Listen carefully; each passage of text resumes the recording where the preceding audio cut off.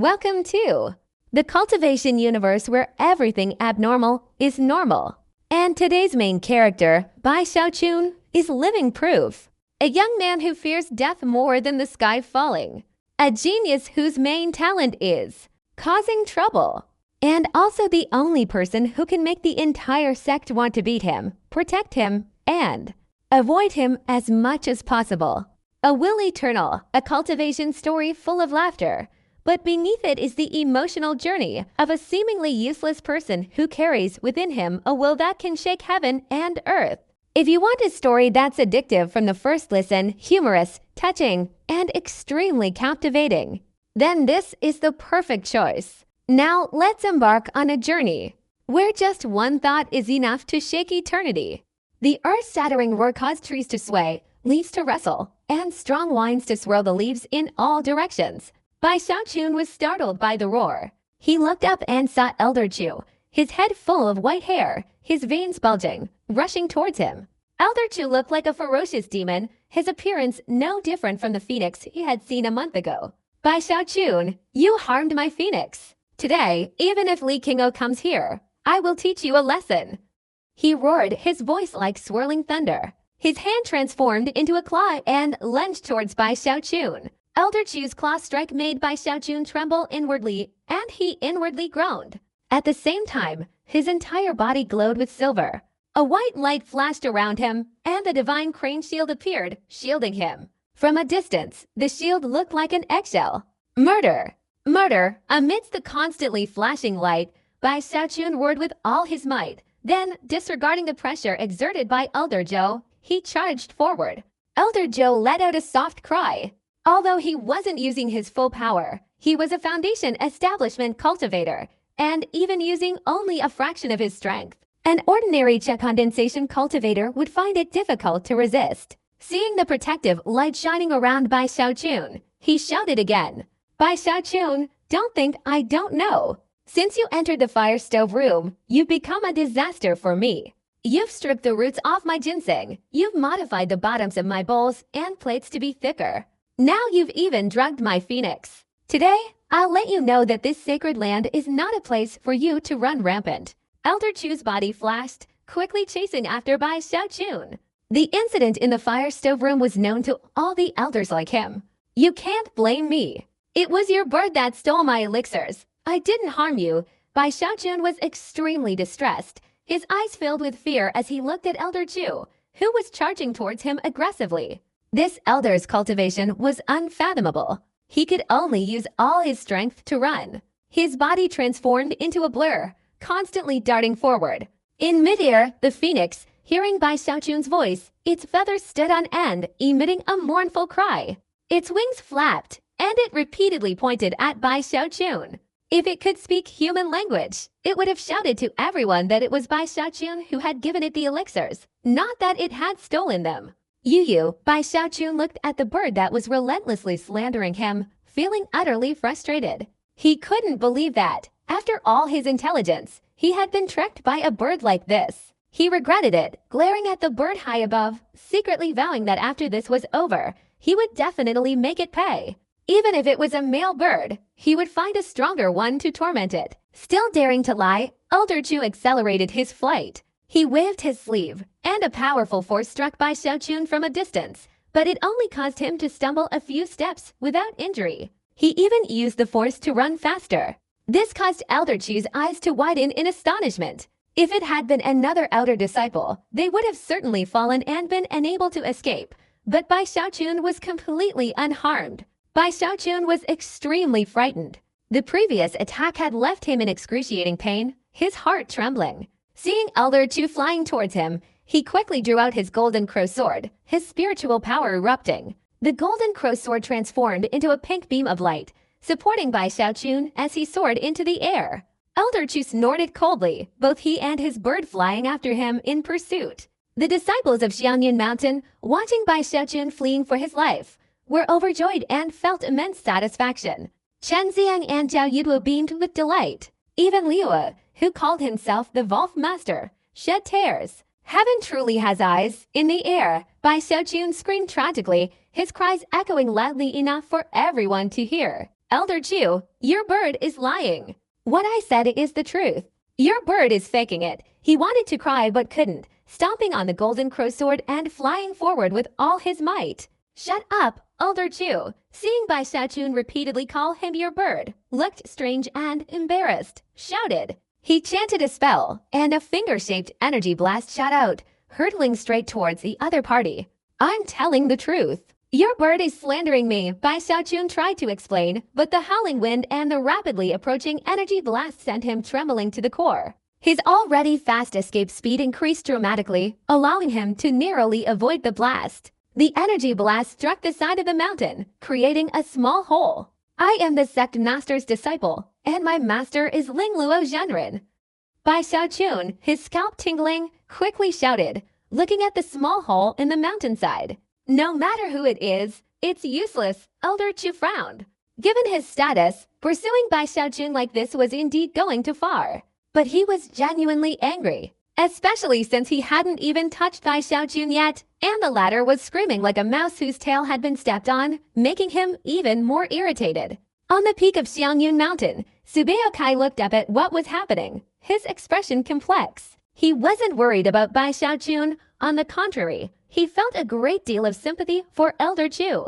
He was recalling past events. Bai Xiaochun, stop right there, Elder Chu accelerated, closing in an instant. The phoenix bird proudly chirped, occasionally pointing its wings towards Bai Xiaochun.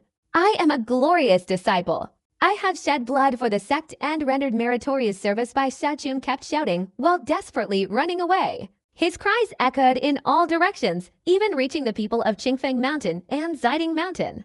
Many recognized Bai Xiaochun being chased, their eyes filled with strange expressions. Then they couldn't help but chuckle. The glory of a disciple is for the dead. Today, I will give you a taste of your own medicine. The chief elder had no intention of killing Bai Xiaochun. He only intended to teach him a lesson. With a threatening shout, he raised his right hand, and a strong wind arose, forming a small vortex around Bai Xiaochun. Hearing this and feeling the vortex engulfing him, Bai Xiaochun cried out even more desperately. His entire body's spiritual power transformed into a stream of consciousness, merging into the golden crow sword, causing the sword's golden light to shine even brighter, quickly propelling him out of the vortex. After reaching the area between Qingfeng Mountain and Changdao Mountain, the light dimmed and faded. Bai Xiaochun's entire body flashed with silver light as he shouted and ran at full speed. He knew that Li Qingno was not currently in the sect, and his only support was his senior brother, the sect master, so he ran straight towards the Dao Seed Mountain. Seeing Bai Xiaochun repeatedly escape his pressure, Elder Zhou couldn't help but be surprised, thinking to himself that Bai Xiaochun, who had managed to return alive from the Luo Chen family, truly had something extraordinary about him. But there were too many onlookers around, and he couldn't afford to lose face. Embarrassed and angry, he unleashed his full cultivation power and chased after him again. Senior brother sect master, save me, Bai Xiaochun shouted, his speed increasing even more. While shouting, he dodged Elder Zhou's pursuit. His body was incredibly agile, leaping here and there like an eel, making it impossible for Elder Zhou to catch him. In reality, if he were to use the special techniques of a foundation establishment cultivator, it wouldn't be difficult for Elder Chu to capture Bai Xiaochun. However, he wanted to teach the other party a lesson. If he used those divine abilities without proper control of his strength, he feared he wouldn't be able to save Bai Xiaochun's life. Even so, he hadn't actually laid a hand on Bai Xiaochun, yet the latter always put on such a pathetic act that it angered him. He formed a hand seal and pointed upwards. Dark clouds rolled across the sky, and thunder roared. A bolt of lightning appeared, striking towards Bai Xiaochun. Bai Xiaochun's eyes widened. He was terrified by the lightning strike, which carried such immense power. He felt an intense sense of danger. His mind went blank, his eyes turned bloodshot, and he suddenly formed a hand seal and pointed upwards. From above his head, a swirling mass of death energy surged towards the lightning. Elder Chu was shocked. The old man had only intended to intimidate the opponent. The lightning bolt looked like it was going to attack Bai Xiaochun, but in reality, it would strike a spot next to him. However, the opponent's counterattack caught the old man off guard, preventing him from withdrawing his power in time. Purple energy emanated from Bai Xiaochun's body, colliding with the lightning bolt in midair. A faint purple cauldron appeared, clashing with the lightning. A deafening explosion reverberated in all directions. The purple mist collapsed, and the lightning bolt dimmed, its force reduced by half as it continued to strike. Bai Xiaochun's face turned pale. He continued to scream desperately, running as fast as he could. "Senior brother, save me! Master, save me! If you have any spirit in heaven, please save my life." Elder Zhou suddenly stopped, looking at the sky and then at Bai Xiaochun with a terrified expression. The lightning strike just now, even though the old man had withdrawn half of his power, the remaining force was enough to severely injure a Cha condensation cultivator. Yet, this Bai Xiaochun only showed a slight change in expression. His face turned pale, and his blood circulation was slightly disrupted, but he wasn't injured at all. That is the purple Cha transformation peak. Du Lingfei and Hou Yunfei mentioned before that Bai Xiaochun had mastered the purple Cha transformation peak. Its power surpasses the capabilities of a 7th-level Cha condensation cultivator. Indeed, he has enough power to fight a 9th-level Cha condensation cultivator. His gaze was that of someone who had just witnessed something beyond their expectations. Bai Xiaochun was such a genius disciple that the old man's anger had subsided considerably. However, the opponent's incessant, ear-piercing screams left him both amused and exasperated.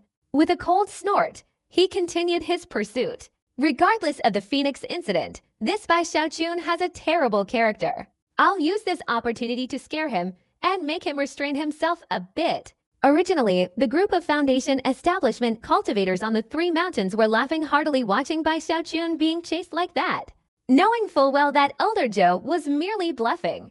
But when they saw Bai Xiaochun dare to confront the lightning, their expressions suddenly changed, and they were about to rush out to stop him, only to find that Bai Xiaochun was completely unharmed. A strange glint flashed in everyone's eyes. This guy is extraordinary to be able to survive the pursuit of the Luo Chen family. Bai Xiaochun obviously has something remarkable about him. He's a good seed. Although he can't compare to Shangguan Tianyu, he's on par with Lu Tianli and Zhou Xinqi. While everyone was still agreeing with each other on the Dao Cultivation Mountain, the eyes of Sect Master Zhang Yuandong also lit up. He had witnessed everything that had just happened, and in fact, as soon as Bai Xiaochun shouted, he had already scanned the area with his divine sense. Bai Xiaochun's performance greatly surprised him, but he intended to see how much potential Bai Xiaochun ultimately possessed, so he had no intention of intervening. At this moment, he nodded slightly, his eyes filled with admiration, and in a flash, he appeared in front of Bai Xiaochun, who was frantically running for his life. "Sect Master, Senior Brother, save me. Elder Zhou wants to kill me." My little life was almost lost. Catching sight of Zhang Yuandong, Bai Xiaochun quickly hid behind him, giving him a pitiful look. Zhang Yuandong quickly cleared his throat. Seeing Bai Xiaochun's pitiful appearance, he inwardly chuckled bitterly before looking up. At this moment, Elder Zhou also arrived, glaring fiercely at Bai Xiaochun before bowing respectfully to Zhang Yuandong. Their eyes met. Both were old foxes, immediately understanding each other's intentions. The matter of the Phoenix was minor. Making Bai Xiaochun a fearsome figure in the sect was the real issue. Otherwise, with only Li Qingou coincidentally away at the time, no one in the sect could subdue Bai Xiaochun. After all, he had great merit, was a glorious disciple, and was the sect master's junior brother. Even if sect master Zhang Yuandong were to lecture him, it would be a bit excessive, and Bai Xiaochun might run to the painting and cry his heart out. "Please, sect master, don't bother with this matter. Please hand Bai Xiaochun over to me." Elder Zhou glared at Bai Xiaochun, a ferocious expression on his face, and sneered coldly. Your bird Bai Xiaochun's scalp tingled, and he was about to explain. Hearing those 3 words, Elder Zhou's face darkened, and Bai Xiaochun quickly fell silent, looking at Zhang Yuandong with a wronged expression. "Senior brother, I shed blood for the sect. I rendered great service to the sect." Zhang Yuandong's face twitched, and he quickly coughed. "Elder Chu, let's consider this matter settled. Although Bai Xiaochun is a bit flawed, he is inherently kind. So if he causes any more trouble next time, I will absolutely not stop him and will definitely handle it. How about that?" Elder Chu reluctantly nodded slightly, then took his leave. Before leaving, he glared fiercely at Bai Xiaochun. Bai Xiaochun sighed, stood up, but a hint of doubt appeared on his face. He was intelligent, but everything had happened so suddenly. Now that he had reacted, He felt something was amiss, though he didn't dare confirm it. He looked towards the sect master. At this moment, the sect master continued calmly. Those phoenixes were raised by Elder Chu's companion. During a battle, his companion perished while saving him, and Elder Chu narrowly escaped death. The pain of losing his loved one has severely damaged his mind, causing him to occasionally become delirious. Outsiders only see his obsession with herbs, but they don't know that if he weren't so obsessed, he wouldn't be able to suppress his rampaging murderous intent. He can only use his obsession to delay the damage to his mind. Therefore, you shouldn't provoke him. Once he goes mad, I'm afraid it will be difficult to save you in time. At this point, Zheng Yuandong glanced at Bai Xiaochun. Bai Xiaochun, having heard these stories, felt a pang of pity for Elder Chu, but then felt a chill run down his spine. He nodded, his voice filled with resentment. I truly didn't poison him. It was his birds that falsely accused me. Everything has its cause and effect. No matter what, if the cause stems from a person, there's no point in trying to uncover the truth. Zheng Yuandong patted Bai Xiaochun on the shoulder and calmly turned to leave. Bai Xiaochun sighed, feeling incredibly unlucky, and thought to himself that if he ever encountered Elder Chu again, he would have to avoid him. He cautiously made his way back to Xiangyun Mountain, quickly returning to his small courtyard and locking himself inside. As for the bird that dared to falsely accuse him, he thought about it for a moment, but worried about provoking Elder Chu, so he gritted his teeth and abandoned the idea of revenge. What good man would fight a bird? Bai Xiaochun consoled himself before sitting in his wooden house. He then took out the 10 purple Che Ascension pills he had just refined, and recalled Elder Chu's attack earlier that day, his eyes filled with admiration. Foundation establishment cultivators are truly formidable. They almost made me vomit blood. Fortunately, I have the immortal skin, Bai Xiaochun said with a touch of emotion. After examining the purple Che Ascension pills and checking his surroundings, he took out the turtle pattern cauldron and began refining the pills. Very quickly, he had refined all the pills 3 times. Looking at the faint silver patterns on the pills, Bai Xiaochun sighed. If only I had 4-colored fire. He had secretly researched 4-colored fire materials before, so he knew that while they existed in the sect, they were rare and required a significant contribution point. After all, there were a few cases where refining medicine requires specific fire manipulation methods, making 4-colored fire extremely extraordinary. The market at the foot of the mountain wouldn't normally sell them. Perhaps only at the annual auction would 4-colored fire materials occasionally appear, but even then, they were very rare. There aren't many spirit tales left either. Bai Xiaochun examined the documents from Ling Wei for a moment, then swallowed a purple Che Ascension pill and began cultivating. Day after day passed, and Bai Xiaochun cultivated, swallowing 1 purple Che Ascension pill after another, his cultivation level rapidly increasing. Just as the pills ran out, in the dead of night, thick clouds obscured the bright moon. Inside the wooden house, Bai Xiaochun's entire body emitted a series of powerful explosions. These sounds didn't travel outside but resonated throughout his body. His whole body trembled, and in that instant, his spiritual power converged at countless points within his body, forming a great river, like a dragon surging through his entire being, blasting open countless meridians. When a complete cycle of energy circulation was completed, the spiritual power within his body expanded significantly compared to before. Impurities from his body surged out through his pores, followed by a feeling of lightness and refreshment. Bai Xiaochun's spirit suddenly surged, his eyes widening, shining brightly like dazzling spakes in the darkness. 8th level of Che condensation. Bai Xiaochun laughed heartily, stretching in the courtyard. He had joined the Lingxi sect several years ago, his body much stronger, though his hair hadn't grown much longer, which bothered him somewhat. However, his appearance hadn't changed much this time. He was still thin and small, with a slightly pale complexion. Now that I've reached the 8th level of Che condensation, my object manipulation abilities will be much stronger.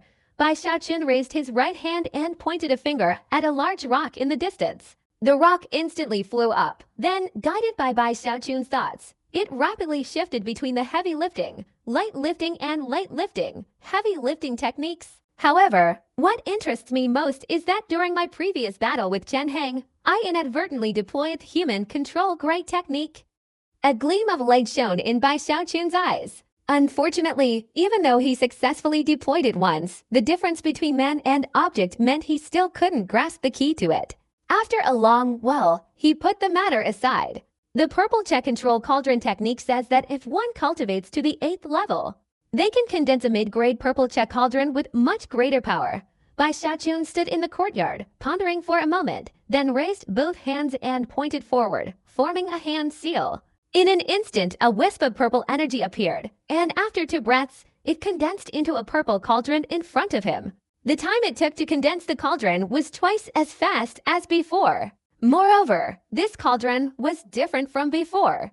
It was no longer hazy but clearly visible, and even the runes on its surface were very distinct. An astonishing pressure emanated from the cauldron, and a strange glint appeared in Bai Xiaochun's eyes. He himself felt that this cauldron was extraordinary. Its power has increased significantly compared to before. At this moment, Bai Xiaochun briefly sensed his cultivation level. If he had previously released the purple energy to transform into a cauldron, half of his spiritual power would have been consumed, and it would have taken a considerable amount of time before he could use it again. But now, he found that his spiritual power was still more than 70%. I can use it 3 times, Bai Xiaochun exclaimed in delight. After the purple cauldron dissipated, he took out the golden crow sword, transformed it into a golden light, and flew out of Xiangyun Mountain to the outside of the mountain gate. Upon reaching the dense forest outside, a series of deep thunderclaps suddenly echoed across the sky, and heavy rain began to fall. Seeing the rapidly changing sky, Bai Xiaochun felt a sense of danger, so he quickly stood in midair and chanted a spell. The purple cauldron reappeared, and he pointed a finger at a nearby rocky mountain. The purple cauldron whizzed forward and slammed down with immense force. A deafening explosion shook the ground, startling countless birds and animals. A deep crater appeared, its edges crisscrossing with cracks extending about 10 meters in circumference. So powerful, Bai Xiaochun gasped. He considered that with his immortal silver skin and the purple check transformation cauldron, if he were to fight Chen Heng, he could probably kill him without much effort. Let's just forget about it. Bai Xiaochun hesitated for a moment. He felt that such reckless killings against opponents of higher levels were truly unsafe, and he really didn't want to continue doing so. After all, he had risked his life once before, almost losing it, so he felt that his enemies should ideally be at least at the 7th level of the Cha condensation realm. In an instant, Bai Xiaochun can obliterate powerful enemies from the 1st to the 7th level of the Cha condensation realm.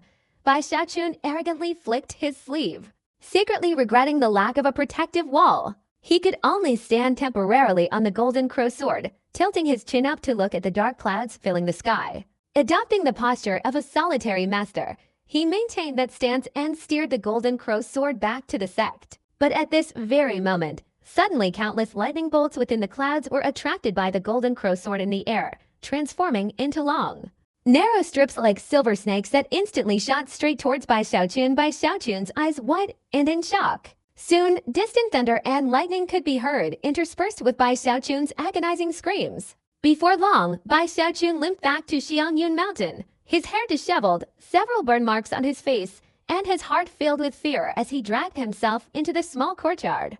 At the same time, the countless lightning bolts chasing him earlier still shuddered in his heart, and he immediately swore he would never again fly on his sword during a thunderstorm.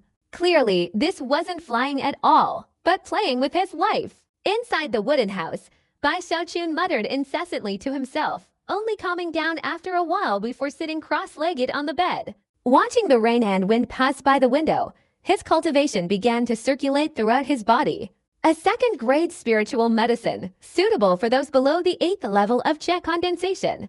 If I want to increase my cultivation further, I'll have to refine a 3rd-grade spiritual medicine, Bai Xiaochun said thoughtfully, resting his chin on his hand. 3rd-grade elixirs are extremely difficult to refine, so you need to be proficient in refining 2nd-grade elixirs first to succeed. Otherwise, with an unstable foundation, the chances of success are not high. Bai Xiaochun opened his storage bag, looked at his accumulated wealth, and sighed.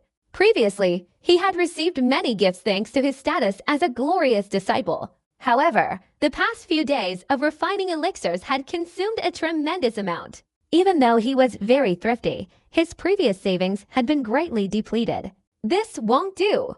When will I ever finish? Bai Xiaochun lowered his head, lost in thought. Actually, I'm already a very powerful alchemist now. I can sell the elixirs I refine myself. Thinking this, Bai Xiaochun immediately became excited. Waiting until the next morning, when the rain stopped, he immediately left the small courtyard to explore the market at the foot of the mountain. After learning the price of the medicinal pills, he bought a large quantity of herbs, even using his sex contribution points to exchange for more. Then he returned to the alchemy pavilion and began refining elixirs. Although the price of second-grade elixirs was much higher, he had no intention of refining them because the consumption during the refining process was considerable. And he also knew that his habit of refining elixirs took a lot of time.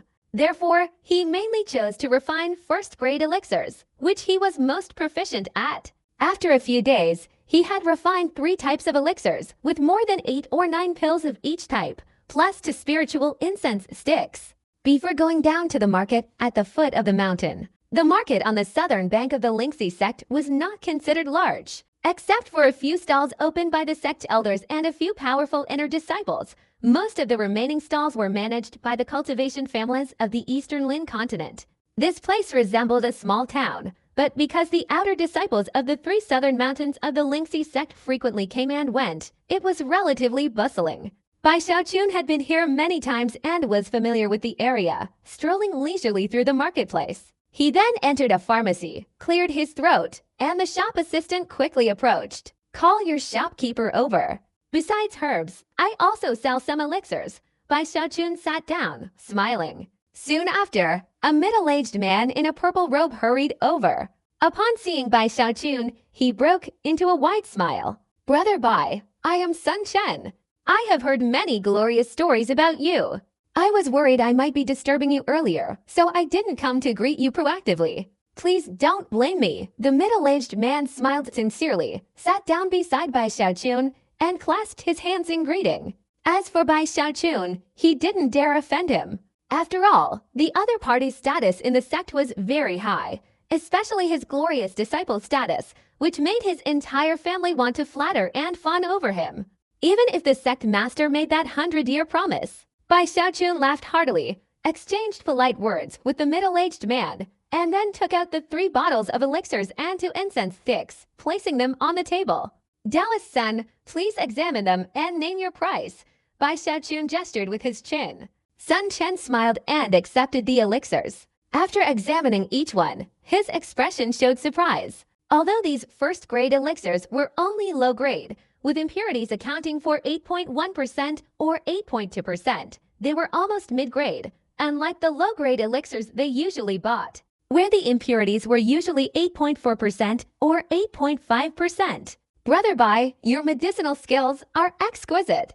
My Sun family will buy all of these. Let's set the price at 120 spirit stones. How about that?"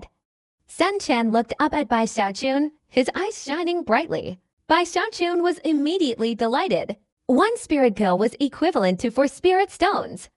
This was considered the highest price for first-grade elixirs. In fact, the cost of refining one of these spirit pills was only about 1.5 spirit stones. With a joyful heart, Bai Xiaochun continued to socialize with Sun Chen, and Sun Chen also tried to please him, so the two chatted happily. In the end, they agreed that for future elixirs, Bai Xiaochun wouldn't need spirit stones anymore, but would exchange them all for herbs of the same grade. Only then did he leave feeling satisfied. Months passed quickly. Besides selling the first-grade spirit medicines he had refined to exchange for most of the medicinal herbs, Bai Xiaochun was also constantly refining various second-grade spirit medicines. Bai Xiaochun's skill in refining second-grade spirit medicines was growing day by day. At the same time, his cooperative relationship with the Sun family's medicine shop was strengthening. Almost all of his elixirs were purchased by this shop. Today, as usual, Bai Xiaochun came to the Sun family's shop to sell elixirs. After exchanging a few bottles of elixirs for herbs, he chatted with Sun Chen and remarked, "Brother Bai, with your alchemy skills, why don't you refine some more second-grade elixirs? The 100 Families auction is held once every few years in 3 months. If Brother Bai can refine second-grade spirit medicines in time, I, Sun, will arrange for someone to bid on your behalf, and the price will definitely be much higher." Sun Chen looked at Bai Xiaochun. Having interacted with him for several months, he found Bai Xiaochun's personality to be exceptionally open and tactful, making their relationship very comfortable. Therefore, he made the suggestion. Bai Xiaochun had also heard of the 100 Families auction, an auction organized by 100 cultivation families in Donglan continent. It was held in 3 locations, first in the market on the North Bank, then in the market on the South Bank, and finally in Donglan City, the place with the most cultivators in Donglan continent. During his time at Lingxi sect, this auction had been held once, but at that time he was just an outer disciple, still secretly eating spirit tail chickens, and had no interest in the auction. After pondering for a while, Bai Xiaochun became somewhat interested and inquired about the time of the auction on the South Bank. He then bid farewell to Sun Chen and returned to the alchemy pavilion. He then sat cross-legged, deep in thought, and made a decision. Sun Chen has a point. Instead of dealing with his petty trading, I might as well take this opportunity to sell at a higher price and exchange it for some more precious herbs, Bai Xiaochun pondered. Several second-grade spiritual herbs flashing through his mind, but ultimately he chose the elixir he was most proficient at, the Purple Chit Ascension Elixir. Having made up his mind, Bai Xiaochun secluded himself in the alchemy pavilion to refine the Purple Chit Ascension Elixir. 2 months passed quickly, and Bai Xiaochun spent 7 or 8 parts of the herbs he had acquired to refine 3 bottles of Purple Chit Ascension Elixir, each containing 10 pills. Moreover, one pill, though similar in size, was not the same light purple as the others. It was a deep purple, its medicinal fragrance not intensely emanating but rather contained within.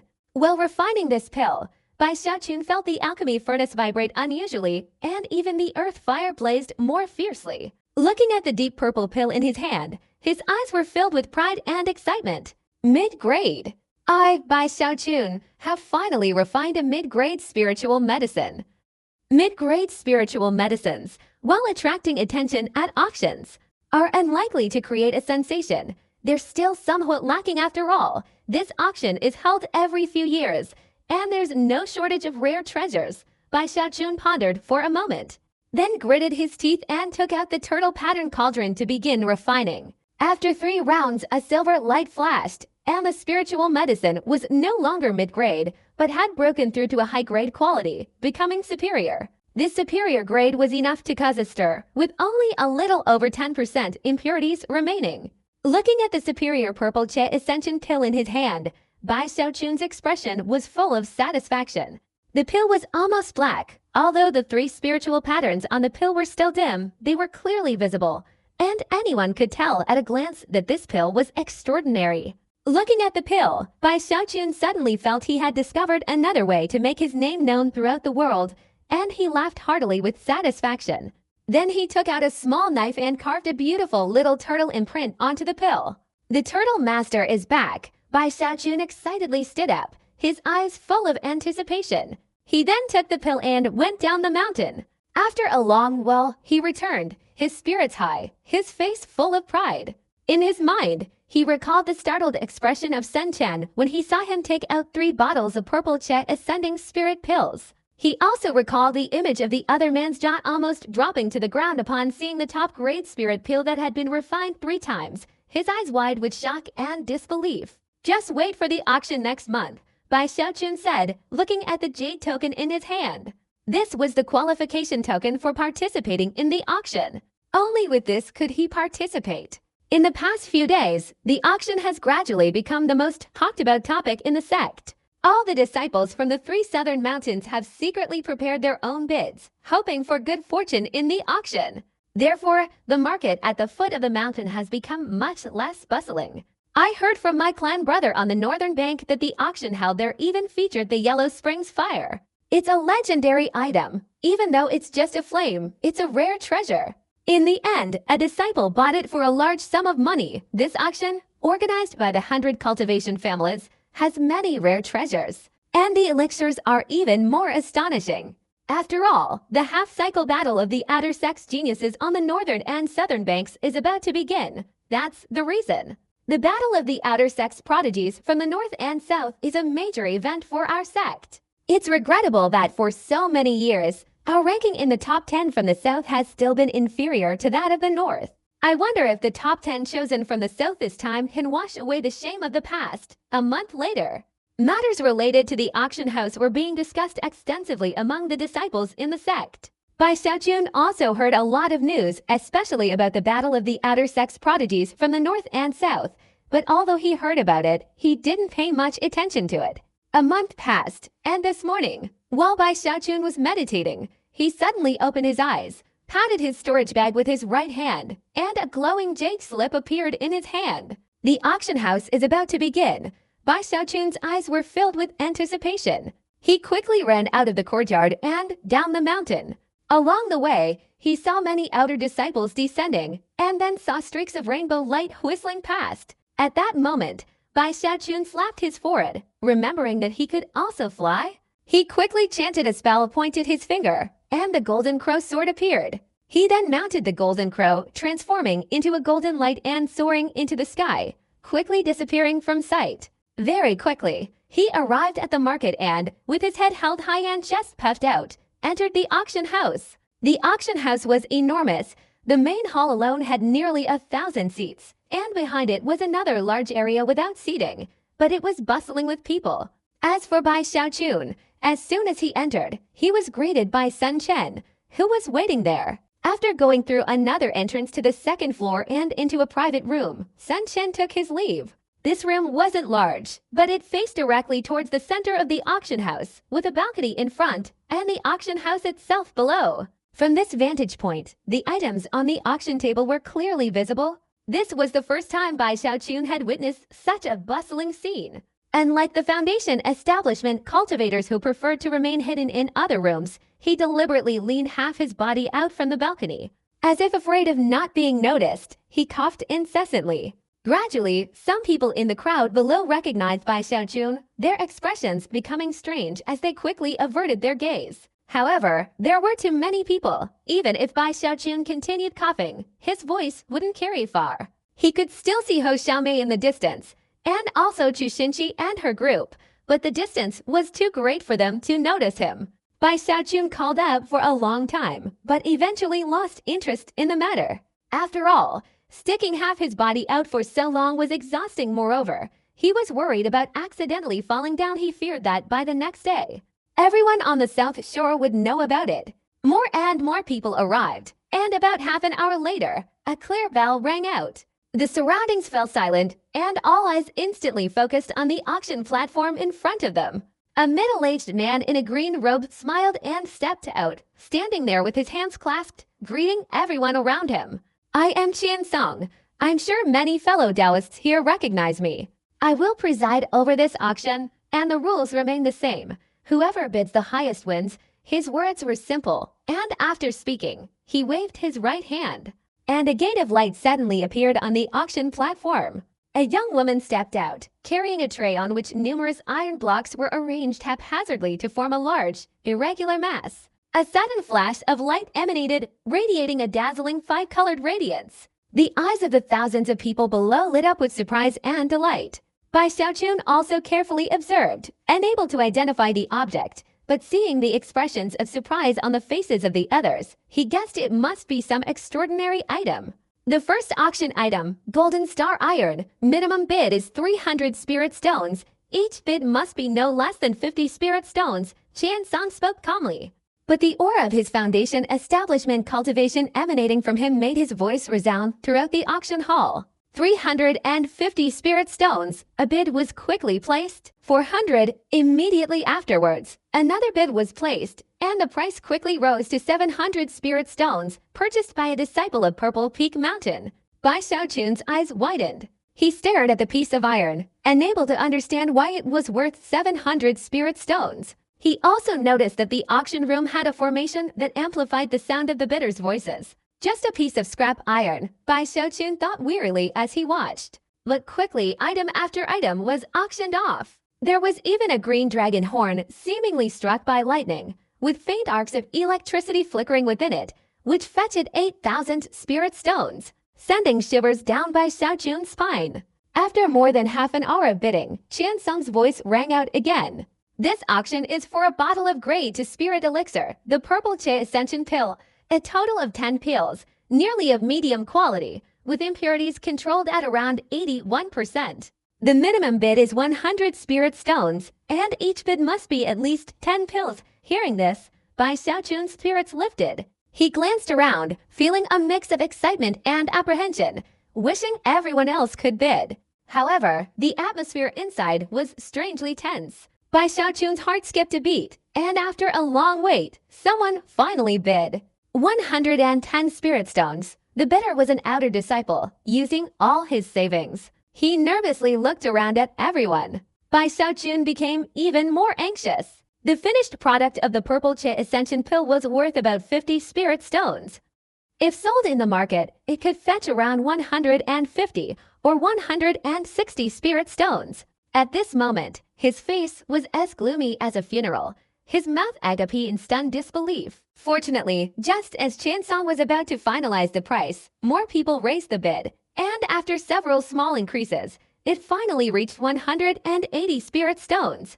180 spirit stones isn't bad. It's 20 spirit stones more than at the market. Bai Xiaochun breathed a sigh of relief, wiping the sweat from his forehead and comforting himself. Actually, this price wasn't low, but compared to the precious items earlier, it was a huge difference. Bai Xiaochun's second bottle of elixir also sold for a slightly higher price, 200 spirit stones, which surprised him a little.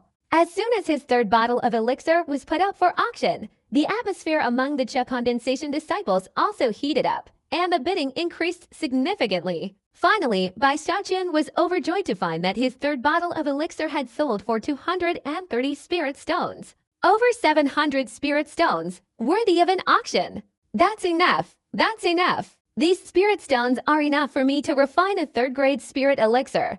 Bai Xiaochun was a very easily satisfied person. Although he was full of worries before, he didn't dwell on it for long. Now, he was overjoyed and eagerly awaiting the appearance of that top-grade spirit elixir. Even if it's my top-grade spirit elixir, can it sell for 300 spirit stones? Bai Xiaochun hesitated a little, as he wasn't entirely sure. 200 would be fine too, he nodded slightly. After waiting for a while, it was already noon, and Qiansong's expression on the auction platform had become unusually strange. Looking around at everyone, he suddenly coughed. The next item I'm going to auction is quite interesting. This is a second-grade spiritual medicine, also a purple Che Ascension pill. But it's a little different. Bai Xiaochun immediately became nervous, his mind racing as he stood on the balcony, his thoughts racing intensely. Everyone inside the auction room showed interest after hearing Qiansong's words, and they all looked back. Only the majority of inner disciples whose cultivation had surpassed the 8th level of the condensation realm paid no attention. Some were talking to each other, while others closed their eyes to rest. First, everyone can take a look at this pill, then I will announce the price. Qiansong's expression became even more peculiar, and he quickly cleared his throat. Then, from within the light gate beside him, a young woman immediately emerged carrying a wooden box. Everyone around became even more interested, vying to see what it was, eager to know what kind of spiritual medicine it was that could make Qiansong so excited. Bai Xiaochun grew increasingly nervous, his breathing quickening as he gazed up at the auction platform. The young woman slowly raised the box, taking out a dark purple pill from within. Her fair hands contrasted sharply with the pill, making it even more striking. When the light shone upon it, 3 shimmering silver runes were clearly visible, along with a small turtle carved beside the runes. At this moment, countless people were watching intently. Time passed, and complete silence reigned. But soon, a commotion erupted. 3 times refined. My God, am I seeing things? She's gone mad. She actually refined a second-grade pill 3 times, and all 3 times successfully. This is insane. She actually refined a spirit medicine 3 times. The intense sound amplified the noise. All the outer disciples were terrified. The commotion instantly spread throughout the entire auction hall. Damn it, who did this? They've ruined it like this. 3 attempts at refining the spirit pill. Only someone with such a bizarre hobby could come up with such a crazy idea. Even the inner disciples, who didn't have the money to bid, were astonished and looked back. After seeing the 3 silver inscriptions on the pill, they all widened their eyes and gasped. Some even stood up, their mouths agape. It's important to know that the success rate of refining a spirit pill isn't high. 1 attempt is perfect, 2 attempts are a bit less than perfect, and as for 3 attempts, well, that depends on luck. Even a grandmother wouldn't dare guarantee success 3 times. In the Lingxi sect, many people suffered immense heartbreak when their magical artifacts shattered during the 3rd spirit refining attempt. Therefore, spirit refining was both love and hate. Anyone who succeeded would undoubtedly attract countless admirers. Furthermore, if a magical artifact underwent 3 spirit refining attempts, its power would be greatly increased, enough to stir the hearts of others and be coveted by countless people. Yet today they had clearly witnessed a pill refined 3 times. And it was only a 2nd-grade pill. This feeling was like a beautiful design. If it grew on a butterfly, it would be considered exquisite and pleasing. But if it grew on a pig, that would be a waste. Their eyes were filled with complex emotions, their minds racing with various thoughts. Some even clenched their fists, their faces turning purple with rage. Especially the inner disciples of Purple Peak Mountain, whose specialty was spirit refining, were now in immense pain. With such luck, they even brought a spirit refining elixir here to show off. Damn it, if I had this kind of luck, it would be a treasure that could be refined 3 times. Even the Foundation establishment cultivators inside the building looked strange, startled by the extravagant display of this elixir. Bai Xiaochun, watching from the balcony, took a deep breath, somewhat shocked. He stared blankly at everyone, their faces flushed with anger and indignation, feeling that he had perhaps gone a little too far. He quickly put on a show of deep resentment, pointing at the elixir on the auction platform and roaring angrily, "This is bankrupt." It's a total bankruptcy. Sun Chen, in the distance, was now smiling bitterly. He had a similar feeling before when he received this pill, but now, seeing Bai Xiaochun's appearance on the balcony, he was startled, cold sweat breaking out on his forehead. At this moment, among the crowd near the auction platform, someone with sharp eyes noticed a small turtle design on the pill in the young woman's hand. Oh, this small turtle design looks somewhat familiar. As soon as he spoke, everyone around looked over. They had all been captivated by the 3 silver patterns earlier, so they hadn't paid attention to anything else. Now, upon closer inspection, they immediately recognized the small turtle design. This small turtle. I remember now. Isn't this the small turtle that topped the 10 stone tablets of the 10,000 medicine pavilion in Xiangyun Mountain? It's identical. The spirit is exactly the same. It was drawn by the same person. Could it be that the person who refined this pill, and even went crazy and refined it 3 times, is none other than that mysterious and unpredictable little turtle from Xiangyun Mountain? Immediately, the crowd around them became even more agitated. These were all disciples of the Lingxi sect, and there were quite a few disciples from Xiangyun Mountain as well. At this moment, after everyone's attention was drawn to Little Turtle, they all exclaimed in surprise. Gradually, more and more people saw the Little Turtle's image. Everyone gasped, and countless people even stood up. It's worth noting that Xiangyun Mountain's Little Turtle, although he had long been in hiding, had a formidable reputation that had spread throughout the sect. And people often speculated about his true identity. Unfortunately, until today, there was still no answer. He was too mysterious, so mysterious that no one could know him, and he rarely appeared. He seemed to have an aloof personality, indifferent to everything outside. And today, he clearly appeared. Moreover, having just appeared, he used this method to shake the auction house, to shake everyone. Chu Xinqi was also among the crowd, her eyes gleaming as she stared at the pill, her chest heaving, her emotions fluctuating intensely. Finally, you've appeared. A genius like you couldn't possibly disappear into the sea of people. You're good at concealing yourself, remaining motionless, but your talent has already decided. No matter how well you hide, you will eventually reveal yourself. I will definitely find you. Chu Xinqi took a deep breath. She had secretly searched for Little Turtle for a long time, and had once suspected Bai Xiaochun, but quickly dismissed that thought. In her heart, she had already associated Little Turtle with an image of someone calm and stubborn, someone who wouldn't be weary of fame, someone who didn't care about worldly gain. In fact, this wasn't just Chu Xinqi's thought. Most people felt the same way, even Hou Xiaomei thought so.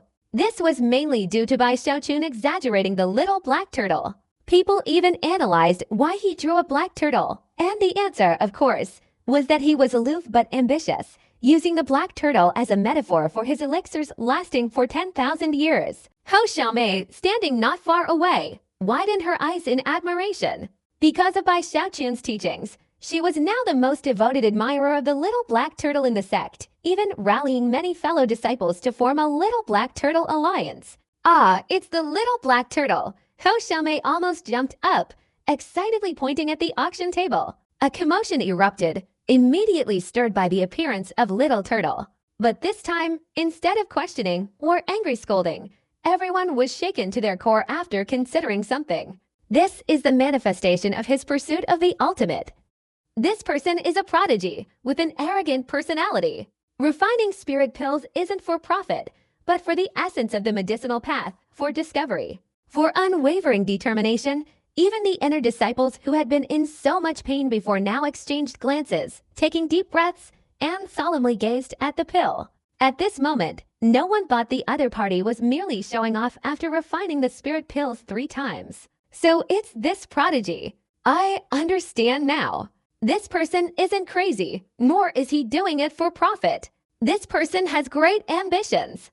This is the manifestation of unwavering determination, unwavering devotion to his own pills, wanting the quality to reach the very end. Extremely powerful and astonishing. This kind of obsession with perfect elixirs, this kind of willpower, is something we should all learn from. 3 times of refining the spirit, it can increase 3 grades. In other words, this pill itself is of medium quality. No wonder Little Turtle's alchemy skills far surpass ours. This pill is worth keeping as a memento. I definitely want it. A fierce light shone in the eyes of each of the inner disciples. This elixir wasn't suitable for them to swallow, but it made them feel a surge of spirit emanating from it. It was as if they were seeing a genius who disregarded fame and fortune, wholeheartedly pursuing the ultimate path of alchemy. Seeing the change in everyone around him, Bai Xiaochun, who had been filled with indignation along with the others, now raised his hand, his eyes wide, staring down in astonishment. Hearing their words, Bai Xiaochun's face suddenly flushed red. They are talking about me. Bai Xiaochun trembled with excitement. He himself hadn't realized how outstanding he actually was. At this moment, he felt like he had suddenly realized something, and he wanted to shout to everyone that he was the renowned Gui family member.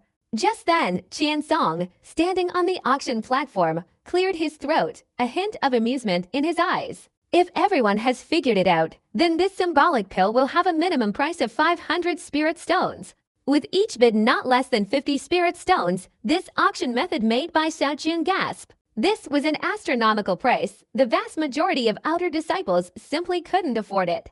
But then, Bai Xiaochun's eyes widened in astonishment. 600 spirit stones, 700 spirit stones. This pill contains the essence of medicinal arts. I must have it. 800. Who dares to compete with me? The inner disciples immediately started bidding, their voices echoing in all directions, quickly igniting a frenzy. Numerous bids poured in, quickly pushing the price up to 1,500 spirit stones. Bai Xiaochun's mouth went dry, his breathing became rapid. He couldn't believe what was happening. They're all crazy, completely insane. Go even crazier, keep going. It's better if you all do this, Bai Xiaochun exclaimed excitedly. 1,800 spirit stones, Chu Xinqi suddenly said from the crowd. Her voice immediately drew the attention of countless people, and Bai Xiaochun also looked back, encouraging Chu Xinqi. This price was the absolute limit for the inner disciples. Each of them, though unwilling, could only sigh in resignation. In any case, the one who stated this price was Chu Xinqi, and she herself was a prodigy in the art of medicine.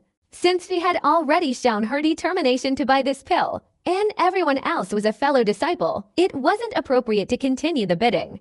Bai Xiaochun was also very satisfied with this price. He wished he could rush over and finalize the price for Qian Song. But in an instant, when everyone around stopped bidding, suddenly, a young girl's voice, filled with arrogance and defiance, carrying a sharp, biting wind, rang out.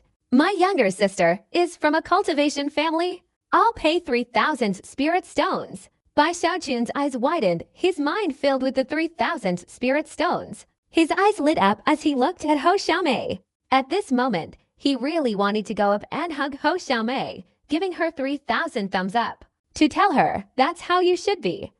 Everyone in the auction room was buzzing with excitement at the soaring price. After Ho Xiaomei's voice rang out, everyone was stunned for a moment, and they all looked towards Ho Xiaomei. They saw a young girl standing there, her slender waist and prominent, soft, white breasts looking very pretty, with a smug expression, like a little chili pepper. She tilted her chin up at Chu Xinqi, her demeanor suggesting, "I'm from a cultivation family. I'm not afraid of anyone. I'm very rich," instead of being off-putting. Ho Xiaomei seemed even more adorable. Many people showed joy, while some were even more astonished. 3,100 spirit stones. Chu Xinqi calmly spoke, her expression turning cold. "Little Turtle is very important to me. Anything related to Little Turtle's elixirs by Ho Xiaomei will spare no expense to acquire. I'll offer for 1,000 spirit stones. I'm from a cultivation family. I have plenty of spirit stones," she emphasized the last sentence. Ho Yunfei, standing beside her, bowed his head, his face embarrassed, his heart filled with worrying. He wondered why his younger sister had become so fanatically devoted to that little turtle over the years. Chu Xinqi's admirers around her couldn't help but speak up, saying that Ho Xiaomei was going bankrupt for such a price for a second-grade spirit elixir. "This young lady has spirit stones. Are you going to bite me?" Hearing these words, Ho Xiaomei immediately became unhappy, puffing out her chest, putting her hands on her hips, and retorting sourly. Bai Xiaochun, watching this scene from the balcony, felt even more certain how correct his earlier decision to guide Ho Xiaomei back to the right path had been. Chu Xinqi frowned. She didn't have that many spirit stones. After a long silence, she sighed softly and gave up. Ho Xiaomei was overjoyed to see Chu Xinqi stop bidding. In reality, she was only putting on a show. She naturally didn't have such a large quantity of spirit stones. However, since she had deliberately said that in front of so many people, the ancestor couldn't help but acknowledge it. Finally, much to Ho Xiaomei's delight, she successfully purchased the 3-stage spirit refining pill. Behind the auction house, several patriarchs of cultivation families were responsible for guarding the place. A middle-aged man among them quickly cleared his throat and gave a wry smile to those around him. My granddaughter has a bad temper, causing everyone to laugh. After saying this, he took out the corresponding spirit stones and placed them aside. How childish! Everyone chuckled. The first day of the auction ended. Normally, such an auction would last for several days. Bai Xiaochun had no intention of staying any longer. His pills had all been sold. At this moment, his mood was high as he quickly left. When he reached the door, he stood there, watching the crowd pouring out of the auction house. These people were all disciples of the sect, each excitedly discussing the purple chit ascension pill they had just bought. Very quickly, Bai Xiaochun spotted Zhou Xinqi, his eyes filled with encouragement and admiration, as if advising her not to lose heart. He was about to approach when Zhou Xinqi was startled by his gaze, quickly avoiding his, and before Bai Xiaochun could get close, she transformed into a rainbow and flew away. While Bai Xiaochun was still feeling dejected, a surprised voice suddenly came from behind him. Brother Xiaochun, Ho Xiaomei, with a joyful expression, cheerfully parted the crowd and walked to Bai Xiaochun's side, swaying her small waist. Ho Yunfei followed behind her, and upon seeing Bai Xiaochun, also showed a smiling expression. Bai Xiaochun withdrew his gaze from Zhou Xinqi's figure, his eyes showing admiration as he looked at Ho Xiaomei, adopting the demeanor of a senior and patting Ho Xiaomei on the head. "Sister Xiaochun, not bad. You should have such a spirit when buying things in the future." The young girl's face immediately flushed red. Then, remembering something, she excitedly took out the purple Che Ascension pill. "Little Kun brother, look. This is a pill refined by Little Turtle. I bought it. Do you want it? I'll give it to you. Didn't you say before that you admired Little Turtle the most? I specially bought it for you." Her eyes sparkled with a captivating charm as she placed the pill in front of Bai Xiaochun, her small face full of anticipation, as if her world at that moment revolved solely around Bai Xiaochun. Seeing this, Ho Yunfei's gaze softened, and he smiled without speaking. Bai Xiaochun was slightly startled, not expecting her purpose in buying the pill to be because of him. He was instantly moved, but seeing the many people around them, he took a deep breath and adopted a serious expression. "Little sister, I want to tell you a huge secret." A look of determination flashed in Bai Xiaochun's eyes as he spoke, casually assuming the demeanor of a lonely, cold master. He possessed the ability to transform into such a form at any time. Little sister Ho was stunned, and Ho Yunfei beside her was also surprised, looking at Bai Xiaochun. What secret? Little sister Ho asked, listening intently. Bai Xiaochun coughed forcefully, raised his chin, and flicked his sleeve. I, Bai Xiaochun, am the one who is renowned throughout the world, mysterious and unpredictable, awe-inspiring and terrifying the great Gui family. Bai Xiaochun laughed heartily, his heart filled with emotion after uttering these words. These words, which he had kept hidden in his mouth for years, could finally be spoken at this moment, and moreover, in front of his most devoted admirer, Ho Xiaomei, especially with many people around. This was truly a moment of intense scrutiny. Most importantly, he believed he couldn't let his admirers remain unaware that their idol was right beside them. Bai Xiaochun looked up at the clear sky, his demeanor arrogant, his ears perked up, waiting for Ho Xiaomei and the surrounding crowd to gasp in surprise. He had already planned what he should say if there was a gasp. But he waited for a long time and no sound came. The surroundings suddenly fell silent. Bai Xiaochun was surprised and couldn't help but withdraw his gaze from the white clouds in the sky, glancing at Ho Yunfei and Ho Xiaomei. Ho Xiaomei was stunned, and Ho Yunfei was also stunned. They both stared blankly at Bai Xiaochun. The disciples leaving the auction room on all four sides all had strange expressions. Little Turtle is someone who doesn't care about fame or fortune, like a white cloud in the sky. Uncle Bai actually calls himself Little Turtle. Haha, never mind, never mind. Bai Xiaochun's face immediately turned ugly, and he was about to explain. Xiaochun, are you all right? Ho Yunfei asked worriedly, patting Bai Xiaochun's head. It really is me, Bai Xiaochun said anxiously. Ah. Good, it's you. It's you. Ho Yunfei's expression was strange, and he nodded quickly. Brother Xiaochun, you told me before that Little Turtle is like a white cloud in the sky, indifferent to fame and fortune. Actually, in my heart, you and Little Turtle are equally important. You don't need to impersonate Little Turtle. Ho Xiaochun's younger sister looked at Bai Xiaochun gloomily and said softly, I really. Before Bai Xiaochun could finish speaking, Ho Yunfei, standing beside him, held onto Bai Xiaochun's arm with a serious expression. Xiaochun, we believe you. I really. Bai Xiaochun's eyes widened, and as he opened his mouth, Ho Yunfei's expression became even more serious. Xiaochun, we truly believe you. Bai Xiaochun's eyes were hazy, feeling utterly disheartened. No matter how he explained, he couldn't. The gap between ideal and reality was too great, leaving him utterly dejected. He turned around, staggering into the distance, not knowing how he returned to the sect. Standing in the courtyard, he stared blankly at the sky, his expression filled with sorrow. I really am Master Gui. He felt wronged, feeling that his dream of publicly declaring his heroic identity in front of thousands of onlookers had completely shattered. And yet, he had finally found the problem. It was that in recent years, he had exaggerated the image of Little Turtle too much. Therefore, in everyone's minds, Little Turtle's image had become one of extraordinary arrogance. To be more precise, thanks to his relentless efforts and those of Ho Xiaomei, Little Turtle had been divined. After a long while, unwilling to accept it, he went to find Subeokai, stood before him, and solemnly revealed his identity. Subeokai was stunned. He kept nodding, saying, I believe you. Bai Xiaochun's face was gloomy, and he returned to the courtyard, lost in thought. A few days later, Sun Chen came to visit. Bai Xiaochun was immediately overjoyed, feeling as if he had found hope, because Sun Chen knew that he was the one who had given him the pill. But before he could speak, Sun Chen, after handing over the full amount of spirit stones, bowed deeply to Bai Xiaochun, his expression serious and solemn. Brother Bai, I didn't know before that the pill was refined by a prodigy from your sect. Even my ancestors were surprised. In the sect now, you're probably the only one who can contact that prodigy. Otherwise, you wouldn't have obtained his elixir. Please convey my regards to that prodigy. My Sun family proposes to forge a long-term relationship with him. In the future, if you need any elixirs, we will certainly do our best to assist you.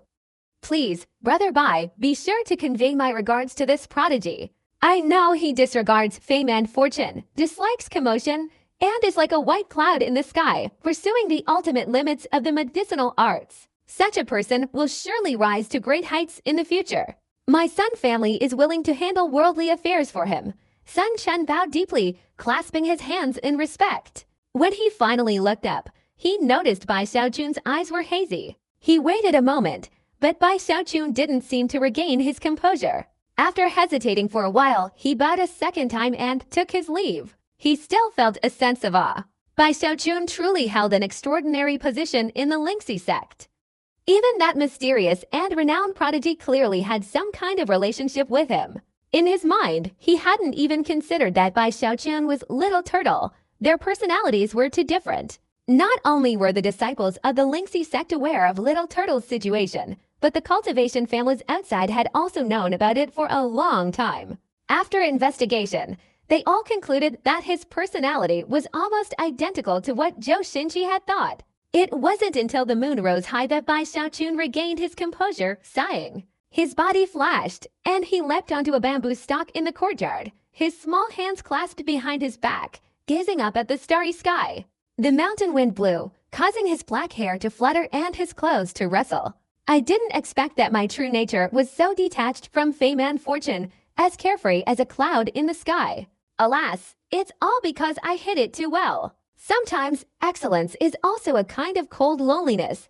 Bai Xiaochun flicked his sleeve, and under the moonlight, his figure truly gave off the feeling of a solitary master. Having acquired enough spirit stones, Bai Xiaochun no longer wanted to dwell on the matter of the little turtle. His heart was riddled with wounds, and he could only recover by immersing himself in alchemy within the alchemy pavilion. As time passed, the success rate of refining second-grade spirit medicines, under Bai Xiaochun's diligent efforts, had increased to an astonishing level. He had now begun attempting to refine third-grade spirit medicines. Since he started refining third-grade spirit medicines, the alchemy pavilion frequently echoed with explosions. Once, for some unknown reason, the furnace even exploded, shattering a wall with a loud crash. And that wasn't all. Another time, thick smoke billowed out.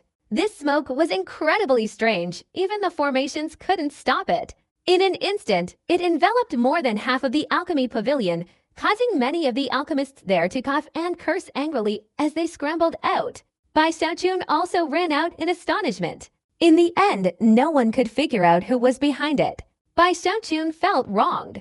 After hesitating for a moment, he carefully and meticulously refined the third-grade spirit medicine.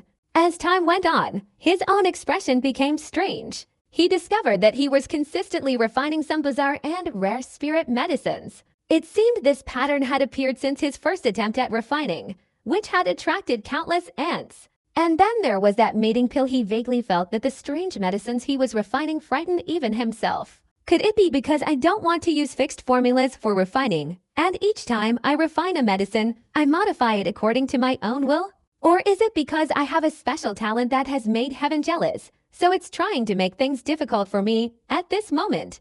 Bai Xiaochun was staring at the 10 brightly colored pills in front of him, his face gloomy. These pills were round, some square, and a few shapeless ones resembling clay molded together.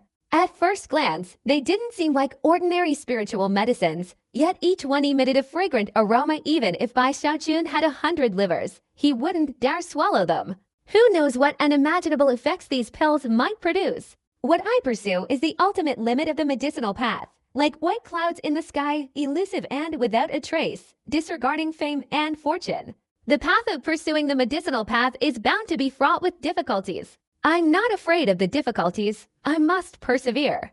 This is who I am, not Bai Xiaochun. Bai Xiaochun took a deep breath, a look of unwavering determination gradually appearing on his face, a look of someone willing to die for their cause. He put away the pills and continued refining. This lasted for over half a year. In the end, the alchemy pavilion was almost devoid of people capable of continuing to practice alchemy. The place was truly too dangerous. Even Bai Xiaochun's room had cracked open after being hit by an exploding furnace. Bai Xiaochun, with a dejected expression, paid some spirit stones in compensation and was politely asked to leave the alchemy pavilion. He was about to use his status as the sect master's junior disciple to argue, when he discovered a message from Zhang Daopan in the jade slip, saying he was outside Bai Xiaochun's residence and asking where he had been. Seeing Zhang Daopan arrive, Bai Xiaochun finally gave up on the alchemy pavilion and walked along the small path of Xiangyun Mountain with a sigh.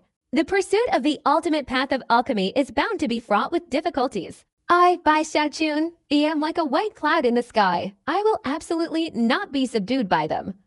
Bai Xiaochun puffed out his chest and held his head high, strolling leisurely, only to find something amiss. It was midday, a time of day when the sect would be bustling, but Xiangyun Mountain was unusually quiet. Looking around, there wasn't a single disciple at the 6th level of the Cha condensation realm. Most were below it. When Bai Xiaochun returned to his quarters, surprised, he saw tall, thin young men pacing back and forth outside his building, seemingly very excited. This was Zhang Dapan, now thinner. Senior brother, Bai Xiaochun rushed over, shouting. Ninth junior brother, Zhang Dapan immediately turned around, chuckling after seeing Bai Xiaochun. Zhang Dapan didn't care about Bai Xiaochun's status as the sect master's junior brother. In his eyes, Bai Xiaochun was simply his junior brother. At this moment, Bai Xiaochun led him into the small courtyard. The two sat in the courtyard, and after exchanging pleasantries about their recent lives, Bai Xiaochun spoke curiously. Senior brother, you rarely come to my place. Why are you here today? If there's anything you need me to do, just say so. Bai Xiaochun truly regarded Zhang Dapeng as his older brother. Every time he recalled the scenes in the fire stove room, Bai Xiaochun felt a warmth spreading through him.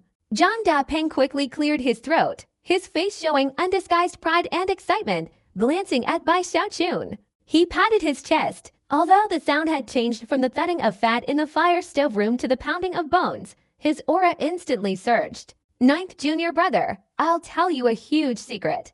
Upon hearing the word secret, Bai Xiaochun's eyes widened and he listened intently, vaguely feeling that the words sounded somewhat familiar. From now on, I, Zhang Dapen, will definitely have a glorious reputation in the Lingxi sect, known to everyone, and even have many disciples flattering me. Even the Foundation establishment elders might have to be polite to me, Zhang Dapen said proudly. Huh? What happened?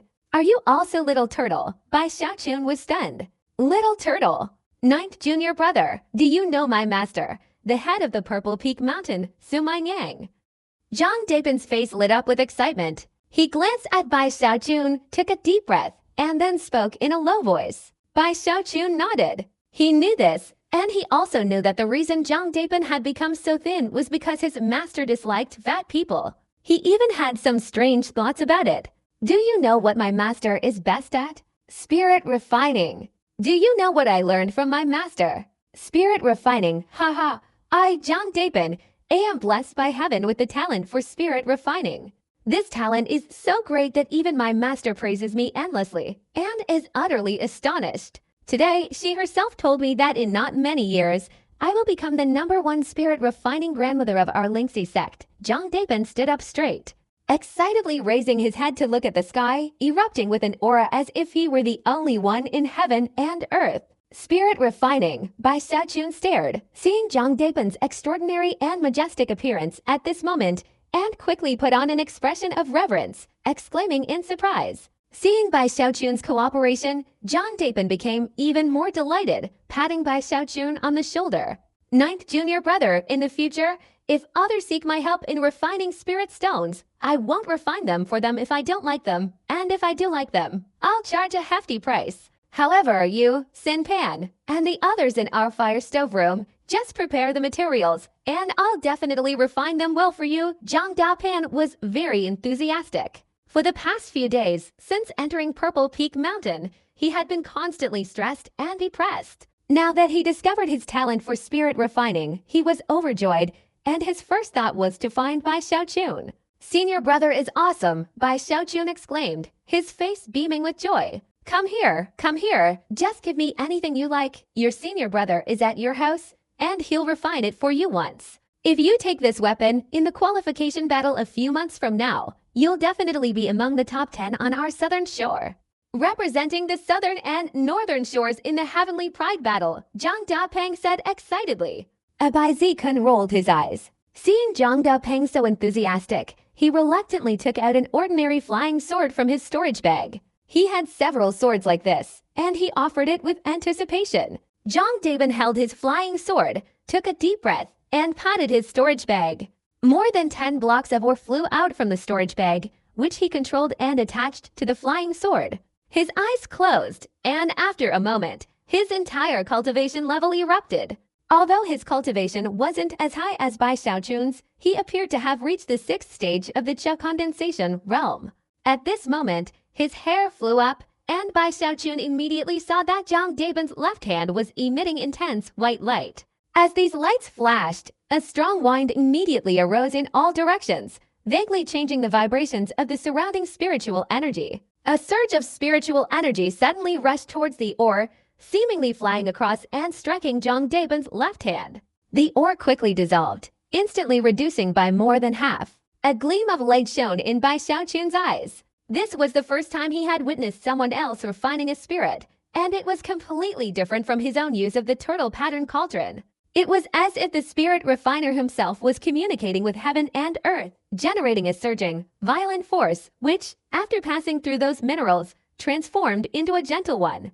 Very quickly, Zhang Dapan's body trembled, lasting for a full half an incense stick's time. He took a deep breath, his eyes wide open, and a dazzling white light emanated from his left hand, sweeping along the sword's blade. Spirit awakening. It seemed as if the surrounding void was shaken, and the white light instantly shot out from Zhang Dapan's left hand, transforming into countless threads that penetrated the flying sword.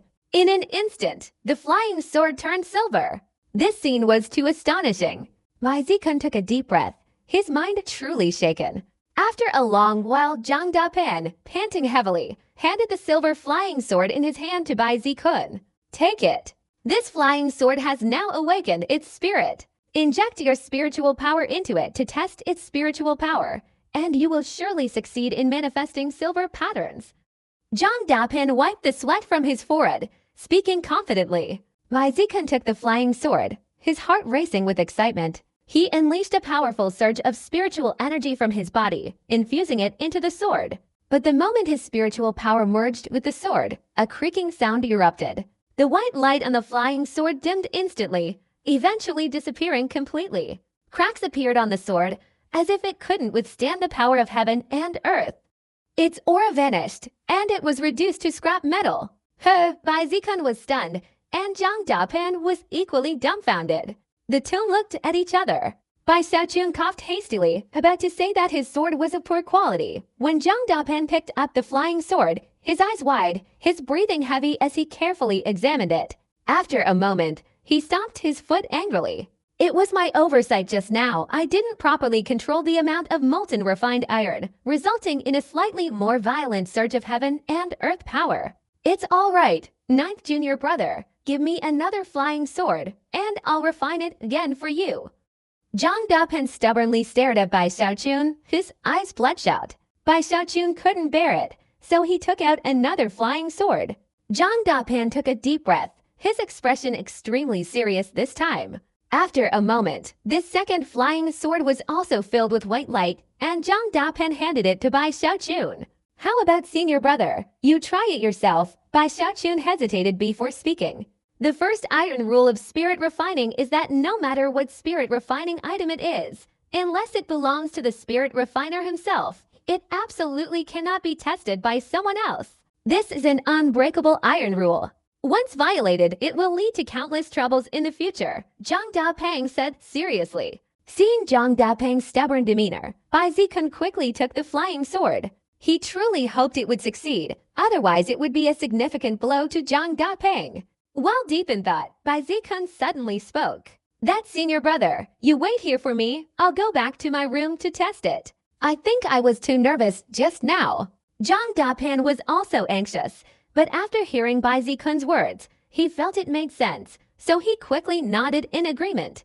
That's right. My master also said that failure inevitably leads to success. Ninth junior brother, you go back to your room and test the spirit. Zhang Dapan coughed, feigning composure. Bai Zikun turned and left quickly.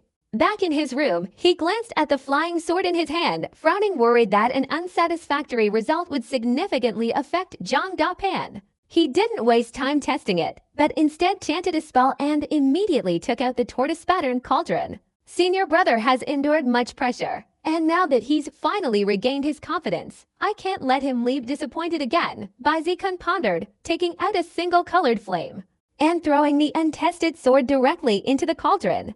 A white light flashed once more, then he retracted the inscribed cauldron, gripped the silver flying sword, and gritted his teeth. Spiritual energy surged from his body, merging into the sword. The white light quickly retracted, finally forming a white light pattern. "It's a success," Bai Xiaochun exclaimed happily. He didn't care whether Zhang Dapeng had successfully refined the flying sword or he himself had, and hurriedly opened the door and stepped out. "Senior brother, it's a success. You're amazing." In the courtyard, Zhang Dapeng was anxious, his face stiff with tension. Upon seeing Bai Xiaochun, his whole body trembled. When he saw the silver light pattern on the flying sword in Bai Xiaochun's hand, he slapped his thigh, then raised his hand to the sky and laughed loudly. "How about that? How about that? I told you so. It's just that I didn't control my power well before. I successfully crafted 3 weapons at Purple Peak Mountain, and even Master said I have extremely high talent. Ninth junior brother, this time you succeeded."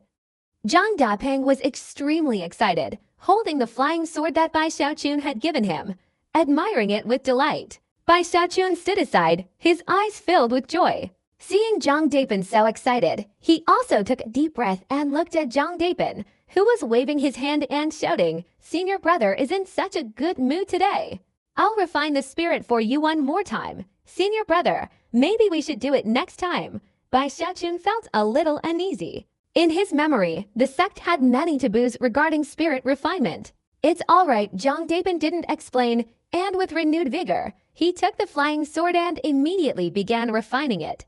This second refinement was much more difficult than the first. He used up all the ore, his body trembled, and he continuously swallowed elixirs to barely mobilize the power of heaven and earth to infuse into the sword. When the sword finally shone brightly, Zhang Dapeng sat down on the ground, panting heavily. A hint of excitement flashed in his eyes, and he quickly handed the sword to his junior brother.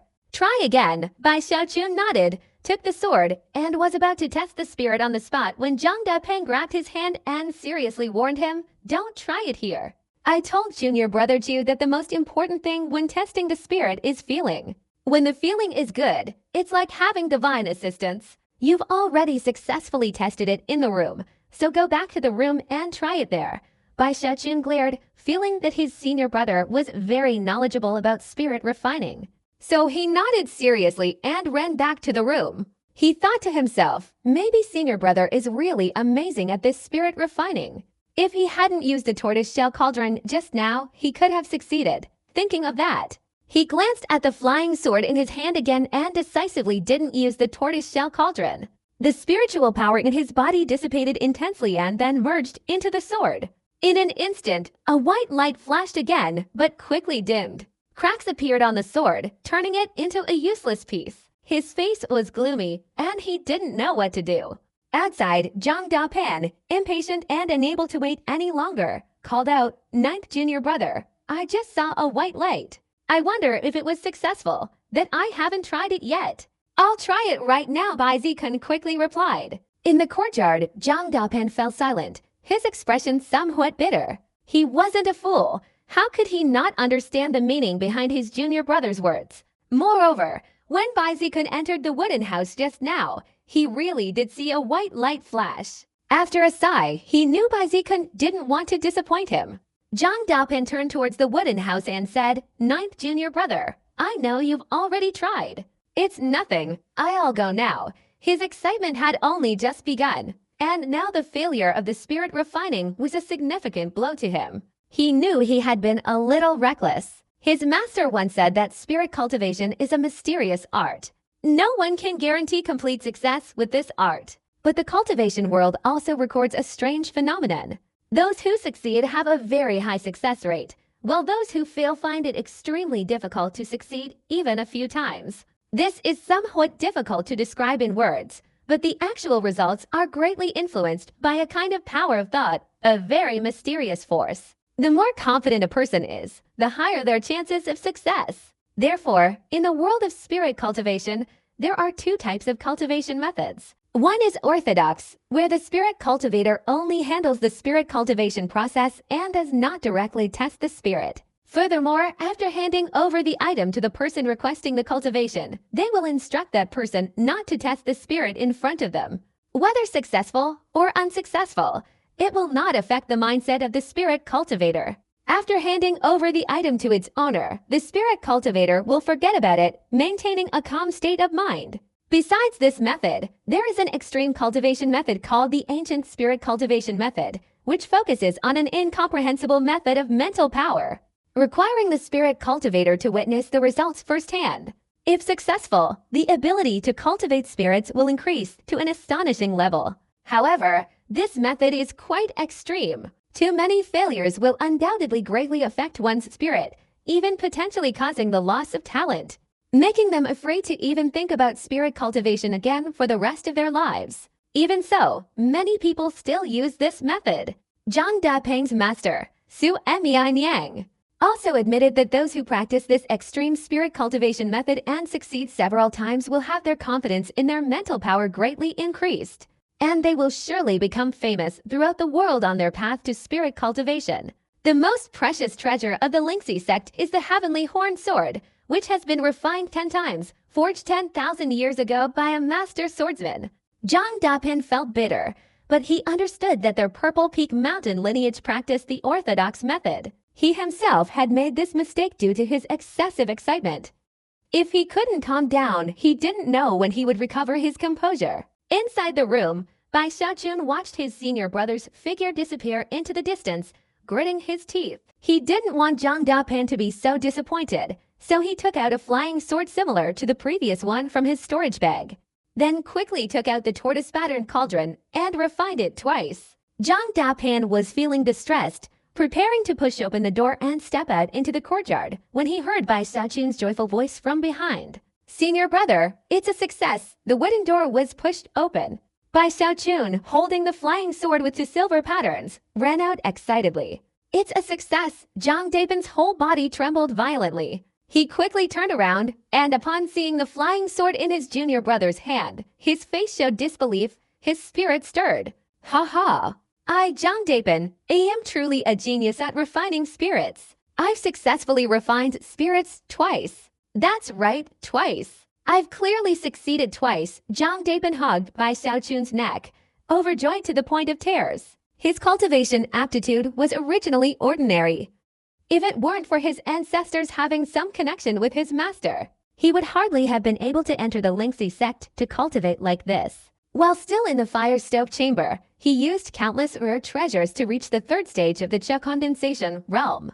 After becoming an outer disciple, he no longer had those treasures, and his cultivation speed slowed down. Seeing He Senpan gradually surpass him, and witnessing Bai Xiaochun's rapid progress, although he sincerely wished his brother well, his confidence was significantly diminished. Today, knowing he possessed a talent for spirit cultivation filled him with immense joy beyond imagination. He felt useful. Unable to contain his excitement, he looked up to the sky and laughed loudly, his heart overflowing with self-confidence. He vaguely sensed a strange force condensing within him. This force was the initial form of mental power. On the extreme path of spirit cultivation, the more successful and confident one becomes, the stronger the mental power and the greater the success. Perhaps those who are not afraid of failure and believe they can succeed will develop that mysterious and inexplicable mental power. Zhang Dapen laughed with excitement. Bai Zikun saw him off for a while, then returned to the courtyard. He didn't know if what he did was right or wrong, but seeing Zhang Dapen so happy, he believed he had done the right thing. A few days later, from Subaotsai, Bai Zikun learned the reason why Xianyun Mountain was so sparsely populated. Because almost all the outer disciples, as long as their cultivation level was from the 6th layer of the condensation realm upwards, were in seclusion with the intention of breaking through to the 8th layer, helping to participate in the Heavenly Pride battle that was held only once every 6 years. The Heavenly Pride battle between the talented disciples on both sides of the river would take place in 3 months. This battle was attracting the attention of the entire Lingxi sect. Cultivation families and small sects in the Eastern Lin continent all attach great importance to this occasion. This battle will select the top 10 to be promoted to inner disciples, but their fame and skill level are incomparable to other ordinary inner disciples. Every 30 years, the top 10 genius disciples become outstanding talents of their generation within the sect, their names renowned far and wide. Other sects of the same level as Lingxi sect pay attention. Disciples who make it into the top 10 of the genius battle are rewarded by the sect. Especially the winner. It is said that they will be rewarded with over 100,000 contribution points, not to mention other rare treasures, and even a chance to enter the sect's secret realm. These things make many people envious. For the mysterious and unpredictable inheritance selection list, the top 10 disciples are also highly valued. Before the genius battle, there will be a qualification battle. Each riverbank will hold its own to select the 10 strongest individuals to represent them in the genius battle. This time, the disciples' cultivation level was limited to the 8th level of the Che condensation stage. Only those at the 8th level of Che condensation were allowed to participate. To become an inner disciple, there were 2 requirements. One was reaching the 8th level of Che condensation, and the other was passing the trials. The usual promotion trials still took place, and the qualification battle before each Heavenly Pride battle was also included in this type of trial. This type of trial was also called the strongest trial by the disciples in the sect, and also the final important trial. Therefore, many outer disciples did not advance to inner sect through the usual way, but waited for the right time, participated in the qualification battle, and achieved one of the top 10 positions to be promoted to inner sect and participate in the Heavenly Pride battle between the 2 sides of the river. People like Shangguan Tianyu, Lu Tianli, and Zhou Xinqi all had this thought, wanting to become one of the top 10 and fight against the Heavenly Pride disciples of the North Bank. After becoming an inner disciple, the next goal is to have the opportunity to be included in the list of successor disciples of the Lingxi sect after a number of years. For 1,000 years, the South has always been suppressed by the North. Every time the outer sect's Heavenly Pride battle takes place, North sect disciples occupy more than half of the top 10 positions, preventing the South from rising to prominence. The first place is even more unattainable. For 1,000 years, it has always been in the North's hands. The main reason for this is that the North has 4 mountains, while the South only has 3. However, 1,000 years ago, the status of these 3 South mountains was completely opposite to now. Whether cultivating spiritual energy or alchemy, they were all pillars of the sect, and no one dared to underestimate them. The sword cultivators of Qingfeng Mountain were considered the strongest fighting force among the mountains of the Lingxi sect. But today, due to several reasons, the situation has completely reversed. The North's position has risen, and each victory brings them even greater resources, making their overall fighting strength even stronger. Furthermore, the cultivation methods of the North and South shores are completely different, which makes it even more apparent to the external sects and cultivation families that the North Shore is stronger and plays a dominant role when assessing the Lingxi sect. The Lingxi sect, the South Bank controls artifacts, the North Bank controls beasts. Just as Bai Xiaojun's introductory skill is the purple check controlling cauldron technique, the North Bank's introductory skill is undoubtedly the heaven-penetrating elephant controlling technique. Therefore, the 10,000 Medicine Pavilion in Xiangyun Mountain not only possesses 5,000 herbs, but also 5,000 spirit beasts. However, in the 1,000-year war between the North and South Banks, the South Bank has consistently suffered defeats. Especially half a century ago, only 1 disciple from the South Bank made it into the top 10, enraging all the elders and 3 branch leaders of the South Bank. They had to step forward themselves, resulting in the emergence of 3 such prodigies, Shangguan Tianyu, Lu Tianli, and Zhou Xinqi. Shangguan Tianyu, Lu Tianli, and Zhou Xinqi are the trump cards the South Bank has prepared for this time. All 3 were taken as disciples by the 3 branch leaders and diligently cultivated. Their cultivation is only at the 8th level of the condensing chess stage, but their combat power can defeat many inner disciples. Shangguan Tianyu was even more astonishing, mastering the Void Dao and considered the #1 outer sect prodigy on the South Shore. Lu Tianli's mastery of the Thunder Dao was also extraordinary. His thunder techniques were so impressive that even his master, Su Manyang, praised them endlessly. She even confidently asserted that Lu Tianli would definitely secure a place among the top 10 prodigies on both the North and South Shores this time. As for Zhou Xinqi, she usually displayed her expertise in medicinal herbs, but her magical abilities were taught by Li Qingou, making her equally formidable. Bai Xiaoqun learned all this from Su Beokai, and hearing it made him feel a little resentful, thinking that the North Shore was truly too arrogant. After I reach the foundation establishment stage, I'll go over to those outer sect disciples on the North Shore and put an end to their arrogance, Bai Xiaoqun thought with heroic pride. But he had absolutely no interest in titles like Southern Shore Warrior or Heavenly Pride Warrior. This kind of love affair involving fighting and killing didn't suit Bai Xiaochun's status. He was a glorious disciple, the sect master's junior brother. His seniority was different from the others, so Bai Xiaochun felt he shouldn't compete with the younger generation. What if I can't win? Wouldn't that make the sect master lose face? It's better if I don't go. Bai Xiaochun quickly cleared his throat, feeling that since he had sacrificed so much for the sect master and the sect, he could now go and light an incense stick for his master and complain a little. Bai Xiaochun felt that was wonderful, so he didn't consider it a big deal anymore. For the next 2 months, he spent his time with Zhang Daping, having him refine his spirit. Each time, instead of testing in front of Zhang Daping, he would continue to refine the pill in the turtle pattern cauldron himself, then excitedly and ecstatically show it to Zhang Daping. At first, Zhang Daping was very surprised, but gradually, his surprise turned into pride. Over time, he became accustomed to it, and he even confidently declared himself a genius in spirit refining. Under this intense self-confidence, his spirit refining method also formed increasingly powerful mental force. After a month passed, 3 days before the battle, Bai Zikun received a notice from the sect requiring all disciples with cultivation at the 8th level of Qi condensation or higher to participate in the qualifying battle, without exception. Bai Zikun glanced at the news on the jade slip, yawned, and continued refining pills without paying attention. It wasn't until 3 days later, early in the morning, when the bells echoed across the south shore, that he staggered into the mountain gate. Seeing the large number of outer disciples approaching with solemn expressions, he braced himself and followed the group. Before long, he arrived at a valley on the southern bank of the 3 mountains. Inside, it was a vast square paved with white jade, surrounded by pillars carved with intertwined dragons, exuding an awe-inspiring aura. Between every 2 dragon-carved pillars stood a statue, all of them ferocious beasts, incredibly lifelike and radiating a fierce, murderous aura that permeated the entire valley. Around this area were cliffs, and a raised platform jutted out, seating dozens of people. Not only were the 3 sect leaders, Li Qingou and Su Manyang, seated there, but even the sect leader, Zhang Yuandong, had come to attend. The battles for qualification between the North and South Shores were not held simultaneously.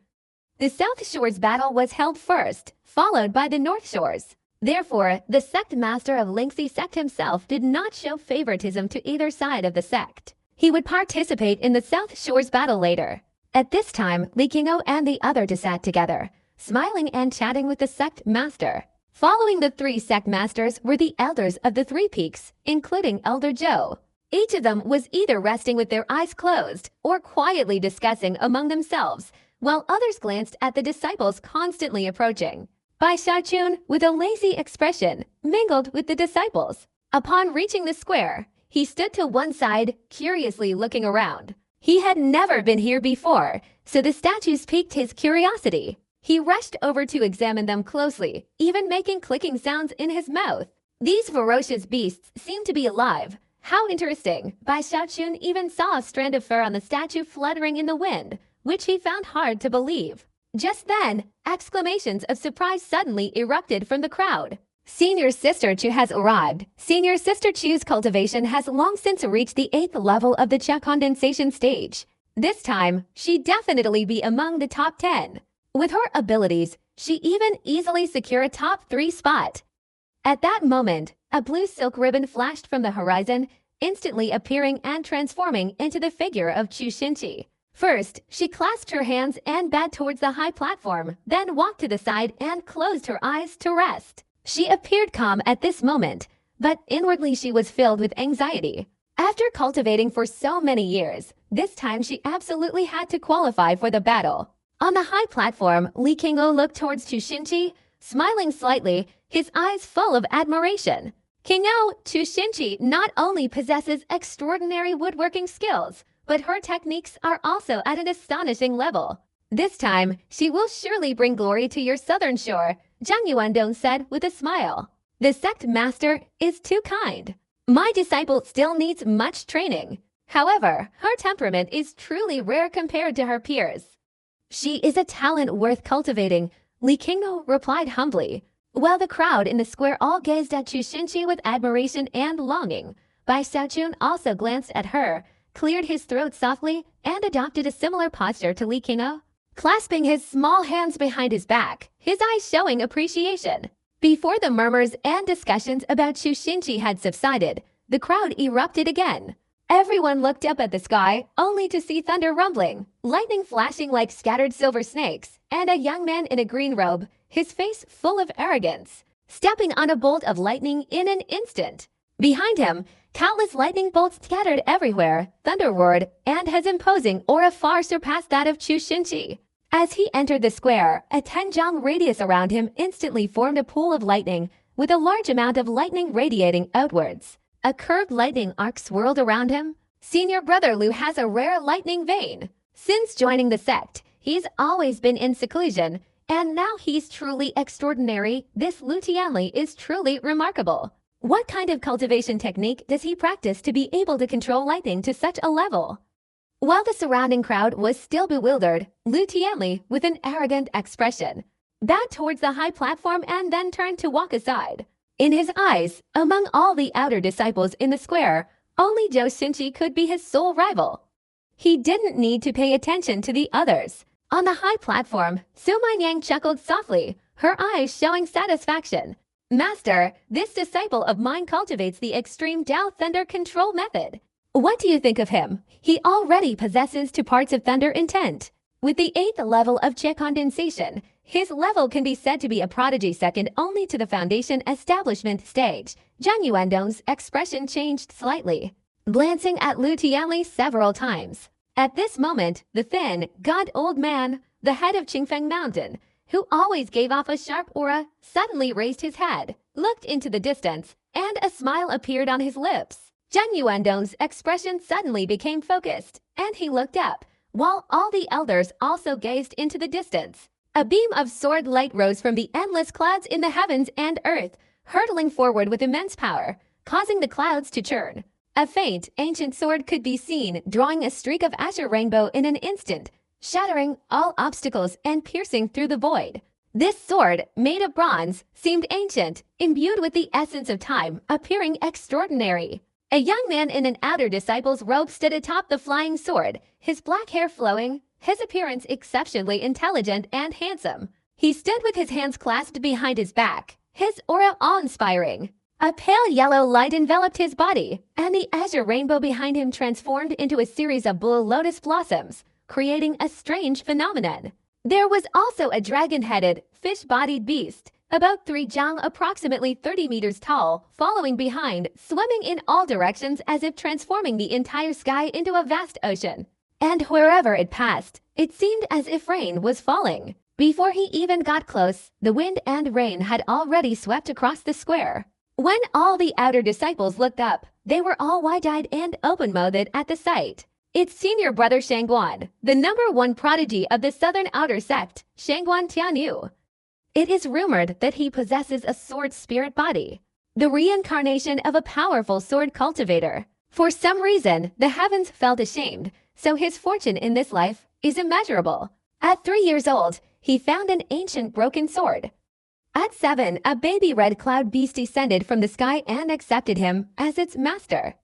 At 13, he had a golden light protecting his body. Hence his name, Qianyu. Chu Xinqi's eyes widened as he looked up at the sky, his face filled with seriousness. From afar, Lu Tianli also suddenly raised his head, his eyes flashing with lightning, arcs of electricity flickering and moving all over his body, his aura overflowing, his gaze full of arrogance. Shangguan Tianyu, greetings to the sect master, my master, the 2 heads, and all the elders. As the rainbow arrived, Shangguan Tianyu clasped his hands and bowed towards the high platform, then casually flew down, smiling and nodding to the surrounding outer disciples. His eyes were full of gentleness, and when he nodded to the disciples, countless people bowed back, and many female disciples looked at Shangguan Tianyu shyly. Good, good, good. On the high platform, Sect Master Zhang Yuandong's eyes shone brightly, and he laughed loudly. He's only at the 8th level of Qi condensation and has already comprehended the realm of sword Qi transforming into a lotus. Is this Shangguan Tianyu some kind of reincarnated powerful being? Even if he possesses a sword spirit body, achieving this below the foundation establishment stage is still extremely rare. You Southern Shore people have truly surprised me this time. Zhang Yuandong looked at the head of Qingfeng Mountain and laughed heartily. Li Qingou and the other two all smiled, and the elders behind them also smiled, showing their intention to avenge the previous humiliation suffered by the Northern Shore. Zhang Yuandong was about to speak further when he suddenly saw Bai Xiaochun standing beside the statue in the square below, his hands clasped behind his back, assuming the posture of a senior. This Bai Xiaochun is really putting on airs. Zhang Yuandong smiled silently. Zhang Yuandong couldn't help but notice Bai Xiaochun. While everyone below was buzzing with excitement, Bai Xiaochun remained standing beside the statue, displaying a senior-like demeanor that set him apart from everyone else. This young Bai Xiaochun has already reached the 8th level of the Che Condensation realm, and he even narrowly escaped death in the Luo Chen clan battle. It seems he could be among the top 10 today, perhaps even vying for a top 5 spot. An elder on the high platform suddenly smiled and said, "That's right, his herbal medicine skills are extraordinary, and his body cultivation is even more astonishing. He might even become a dark horse in this competition." Hearing everyone's comments, Li Qingou and Zhang Yuandong both felt their faces brighten slightly, and they both burst into laughter. This child is quite different from others. His beliefs are very strong, far surpassing those of his peers. Back then, when I took him up the mountain, I asked him why he wanted to cultivate, and he replied that he wanted immortality, Li Qingou said with a smile. When he looked at Bai Xiaochun, a gentle expression appeared in his eyes. He had already exchanged a protective artifact for Bai Xiaochun and planned to give it to him after the battle for qualification on the South Shore was over. Everyone still shouldn't praise him too much. Although this child is my junior disciple, Qing Hao understands that his character is not good and he still needs a lot of training. However, his pure heart and lack of arrogance are commendable. The sect leader smiled. Despite saying this, everyone around could still sense Zhang Yuandong's expectant tone. While everyone was still chatting on the high platform, Bai Xiaochun, standing beside the statue in the square below, looked at the extremely arrogant Lu Tianli and Shangguan Tianyu, who had countless disciples cheering and shouting in admiration. He felt a little intimidated. Lu Tianli's entire body was covered in lightning, and seeing it reminded Bai Xiaochun of the lightning strike a few days ago, making his scalp tingle. Shangguan Tianyu, blessed with extraordinary fortune and wielding an ancient sword, exuded an earth-shattering aura that made Bai Xiaochun gasp. He felt that those two were truly too powerful. However, remembering his own status, Bai Xiaochun quickly cleared his throat again, then smiled and nodded, his eyes filled with admiration. The more prodigies there are, the stronger our Lingxi sect becomes. I am a glorious disciple, the sect master's junior brother, and I cannot compete with these juniors. They are the future of the sect, and I cannot bully them. If we are going to compete, we should wait until these prodigies enter the inner sect before we consider it. Having made up his mind, Bai Xiaochun also showed a joyful expression. More and more people arrived. The outer sect disciples at the 8th level of Che Condensation were cracking their knuckles, and some disciples whose cultivation hadn't reached that level yet still wanted to observe the battle for qualification, as it was a major event. At this moment, over 1,000 outer disciples at the 8th level of the Che Condensation realm were gathered in this valley, spanning all 3 mountains on the southern bank. Among them were many whom Bai Xiaochun had never seen before. After all, not everyone enjoyed the hustle and bustle, and some preferred solitude. Even so, these cultivators hoped to use this momentous event to suddenly gain fame. Around them were many more outer disciples whose cultivation levels didn't qualify them to participate in this battle, so they were simply observing. Each of them looked expectantly at the 1,000 or so 8th level Che Condensation disciples, eagerly anticipating their performance and wondering who would make it into the top 100, or even the top 10. Regarding the top 3 rankings, everyone confidently predicted that they would be Shangguan Tianyu, Lu Tianli, and Zhou Xinqi. Even the ranking order was based on that. As time passed, the more than 1,000 outer disciples at the 8th level of Che Condensation gradually fell silent, as did the surrounding disciples observing.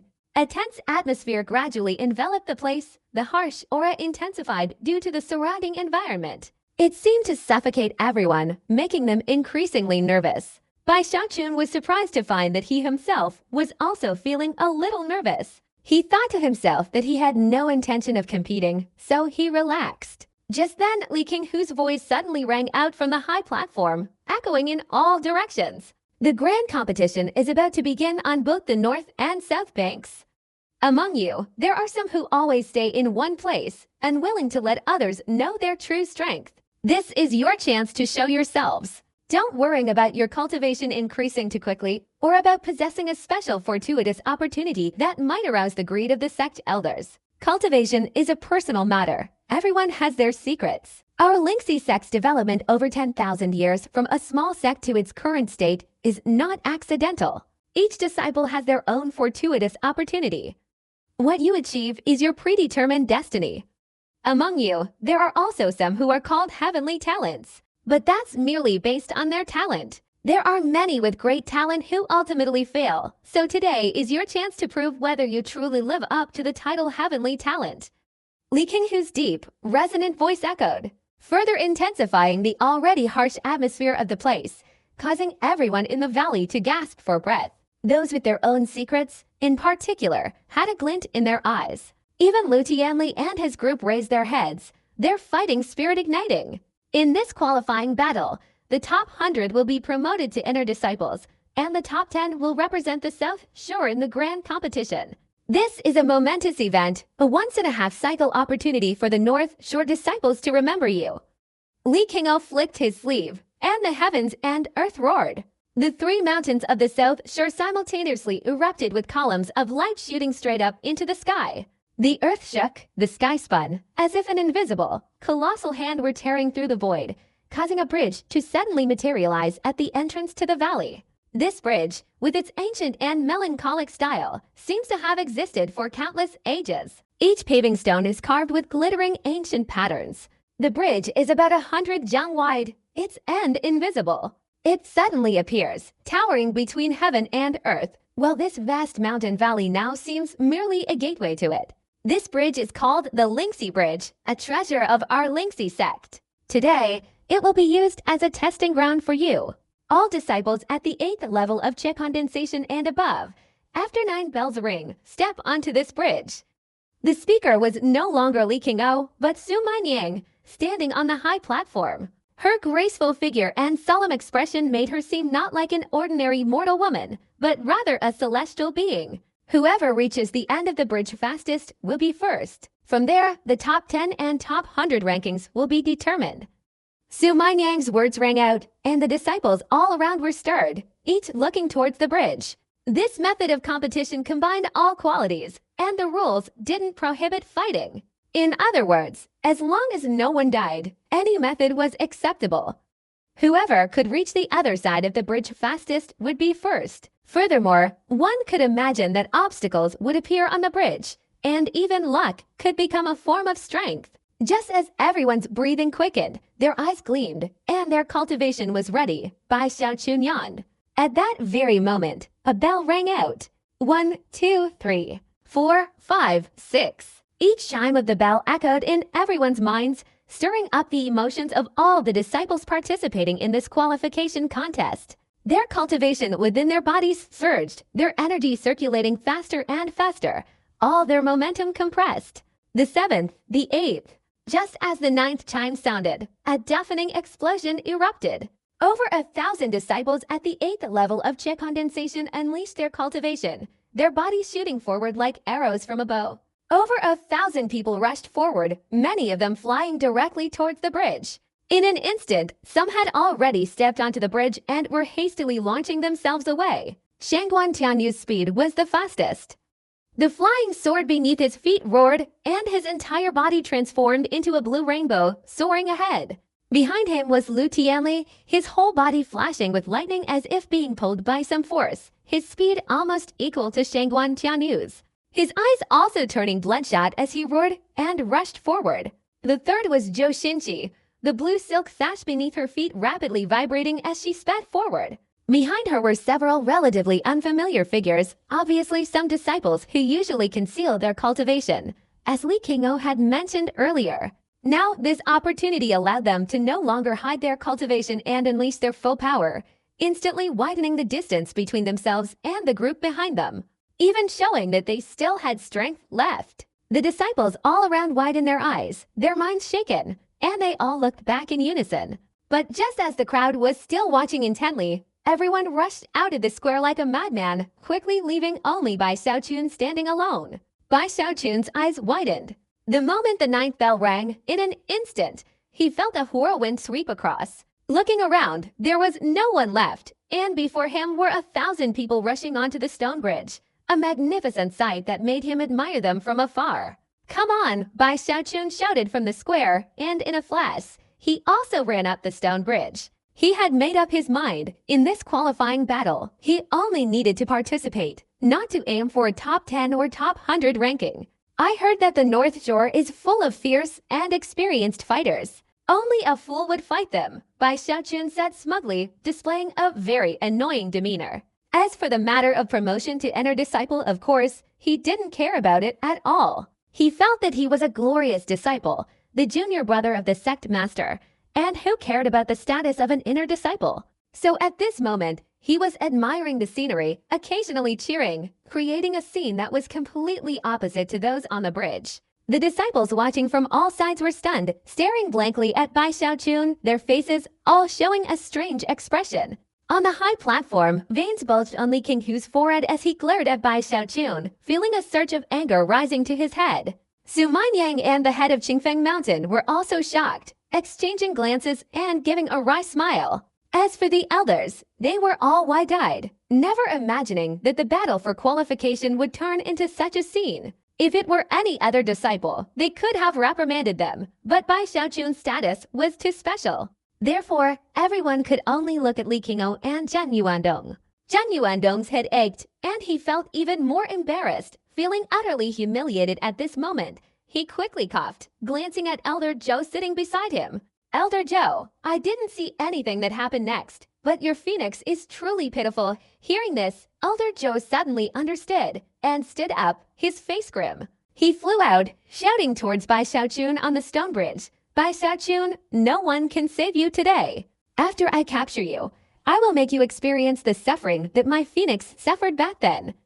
After saying this, he soared like a large bird towards the stone bridge. Hearing such a furious roar, Bai Xiaochun was even more terrified. He quickly turned his head and saw Elder Chu charging towards him with a suicidal look. His eyes widened, and he felt his soul almost leave his body, especially Elder Chu's ferocious appearance. Although the words he roared weren't meant to kill Bai Xiaochun, they made him feel the suffering of that phoenix. Thinking about how that phoenix practically toyed with the birds on Xianyun Mountain all day, not even sparing the spirit-tailed chicken, Bai Xiaochun felt a shiver run down his spine. He couldn't help but fantasize about replacing the phoenix with himself. His pupils dilated violently, his whole body trembled, and he quickly turned and fled.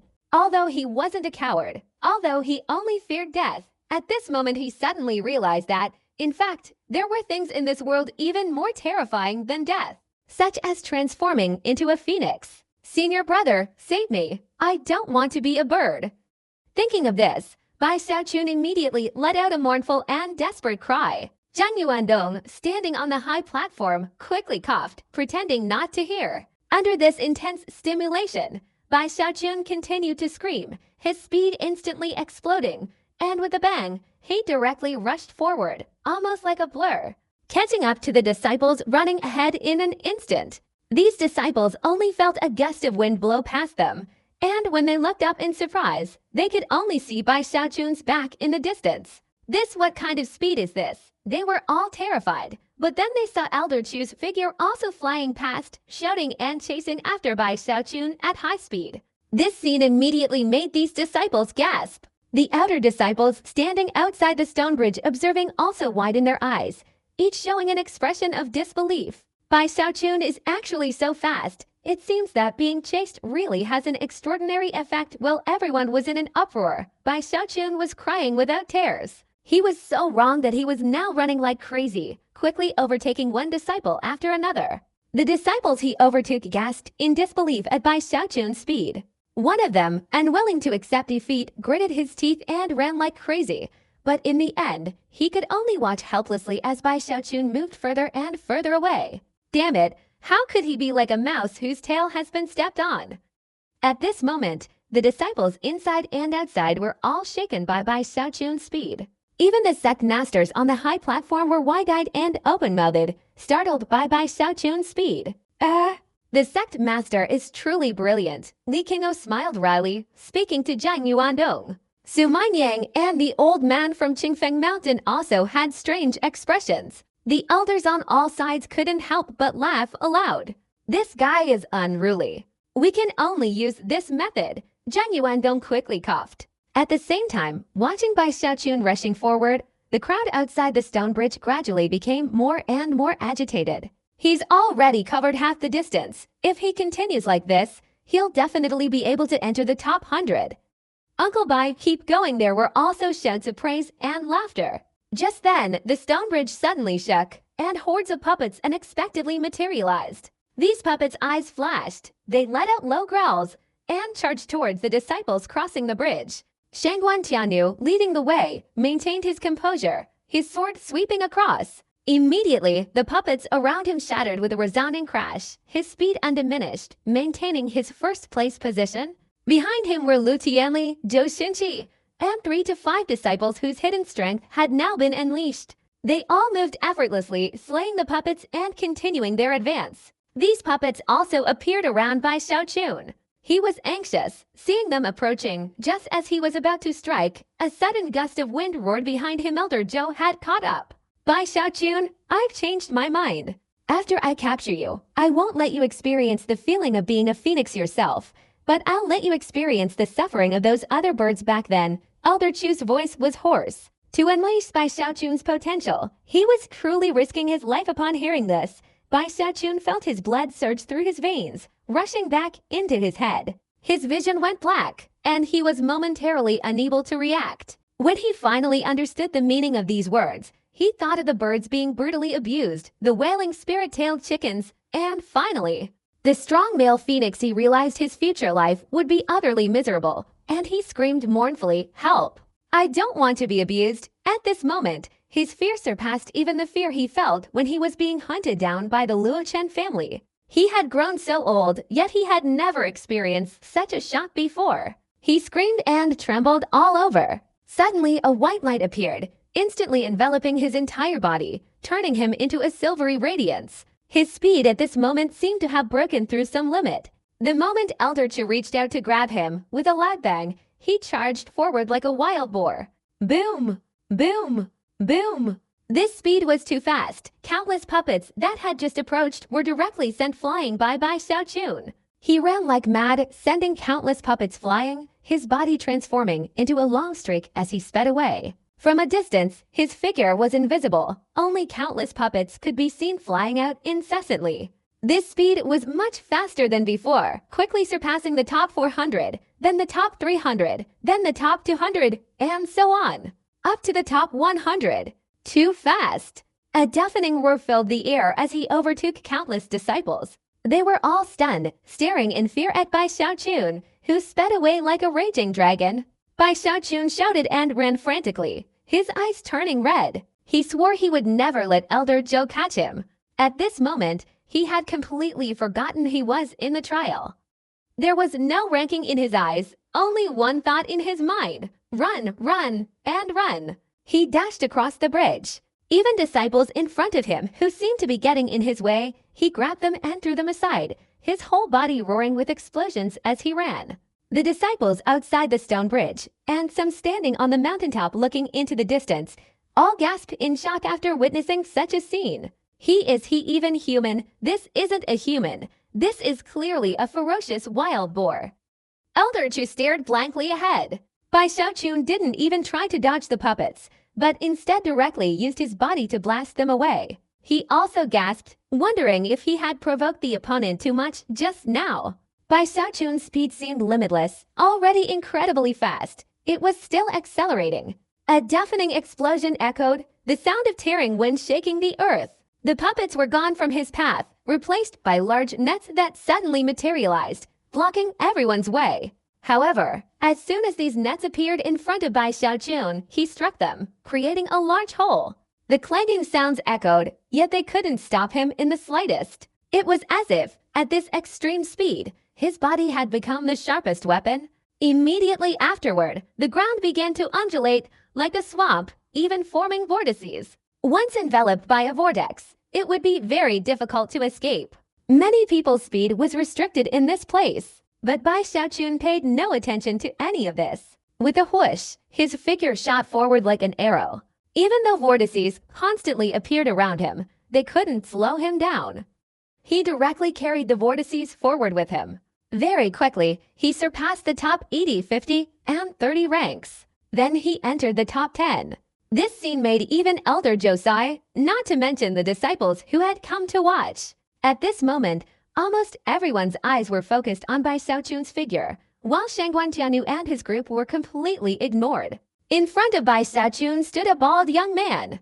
His eyes held a cold, sinister look. He had concealed his true power for years, rarely interacting with outsiders. And today he revealed his strength to show the three so-called great geniuses that there are always greater mountains beyond their own. His entire body shimmered with light, and 3 beats danced rapidly around him, moving with unstoppable force. More than 10 swirling vortices surrounded him, but while they significantly slowed his speed, he knew that once he escaped this area, they would disappear. The stronger the cultivator, the more swirling vortices will surround them upon entering this place. I don't know about those people ahead, but I have over 10 vortices here, which is already astonishing, the bald disciple said arrogantly to himself. Suddenly, he heard a whooshing sound behind him. He was startled, thinking he had misheard. How could there be a whooshing sound in this place? But before he could turn around, he felt a strong gust of wind blowing from behind.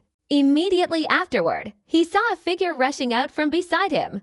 Surrounding that figure were over 100 swirling vortices. His eyes nearly popped out of their sockets as he stared in horror at the figure surrounded by over 100 vortices, yet its speed didn't slow down at all. He felt he had seen wrong, so he rubbed his eyes vigorously and looked again, only to see the figure already far away, only its back remaining.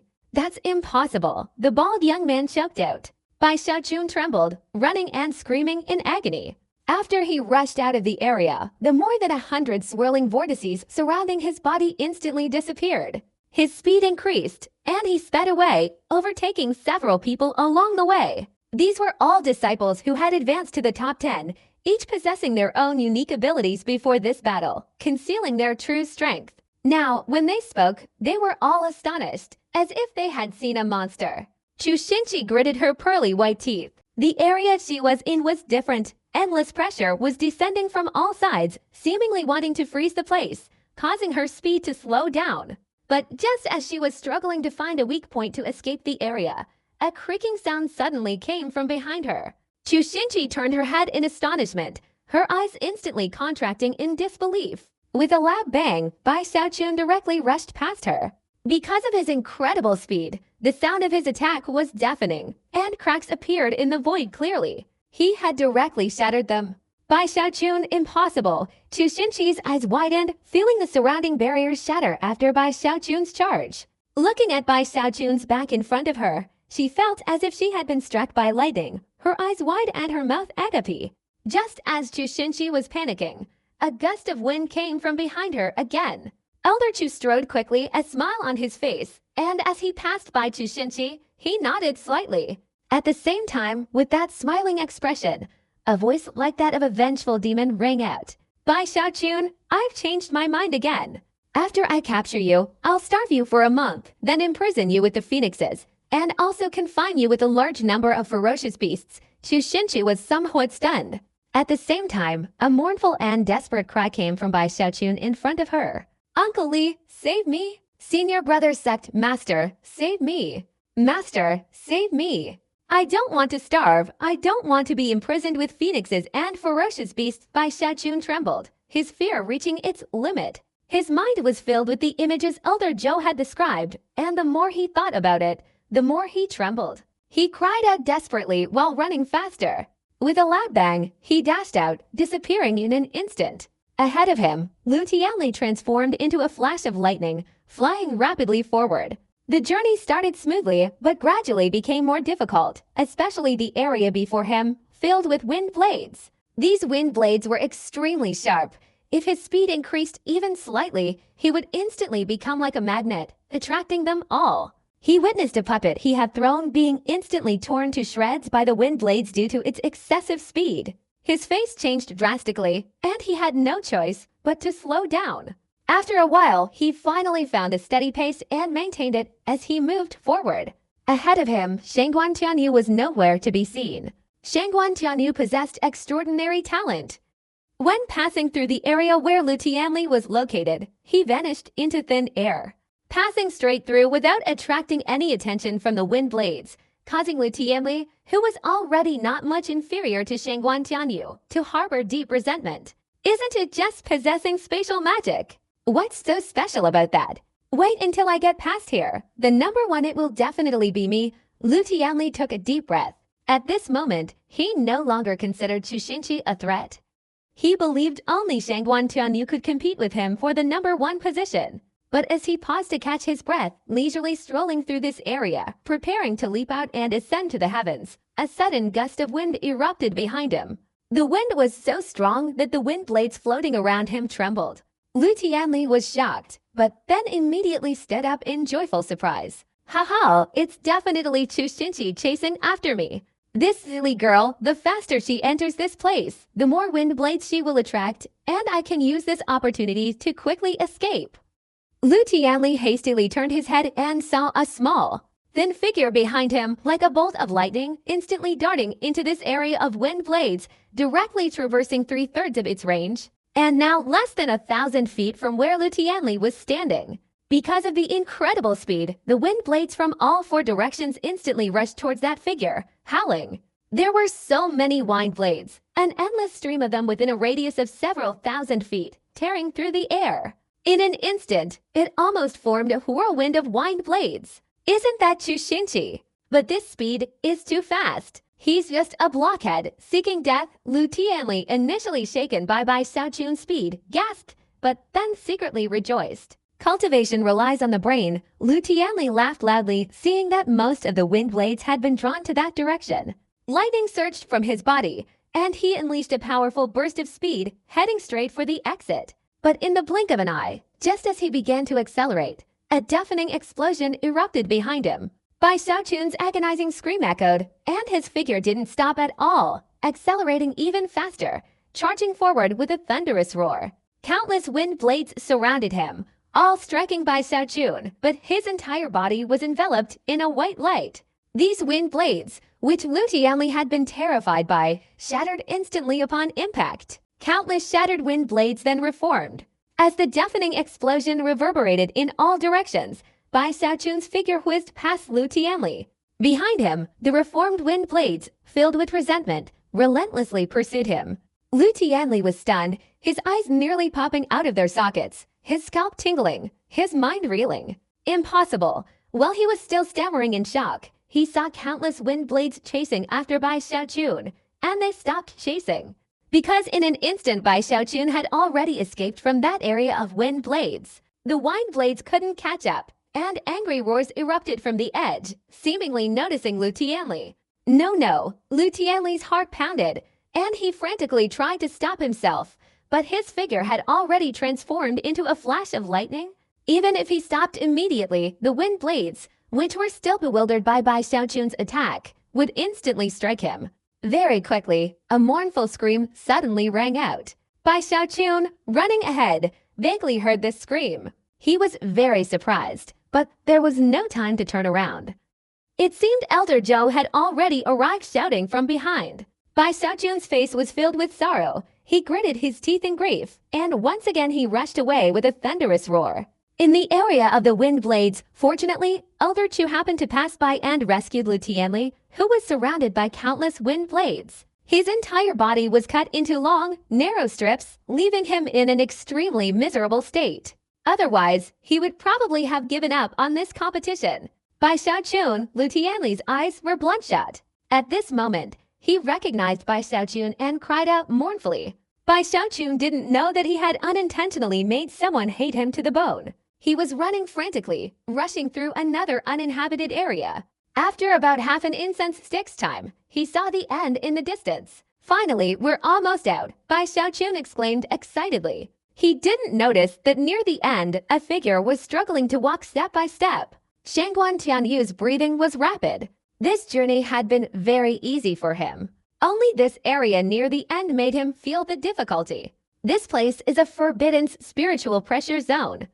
A fierce, ruthless glint appeared in his eyes. Here, spiritual power was imprisoned, and an intense pressure descended, as if he were carrying a mountain on his back. Even more astonishing, with each step he took, it felt like another mountain was added to his weight. Although it was only 100 steps, his entire body trembled. He was nearing his limit. Especially as he got closer to the end, the pressure increased, and the mountain he carried on his back grew heavier. At this moment, he seemed to be only 11 steps from the exit, but he knew the difficulty of those 11 steps was unprecedented. Shangguan Tianyu took a deep breath, his eyes filled with determination. The first place in the competition rightfully belongs to me.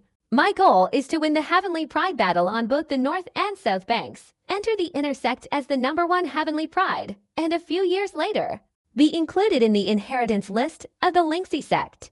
Shangguan Tianyu gritted his teeth, about to take a step forward, when suddenly he seemed to realize something and turned around to look behind him, immediately seeing Bai Xiaochun.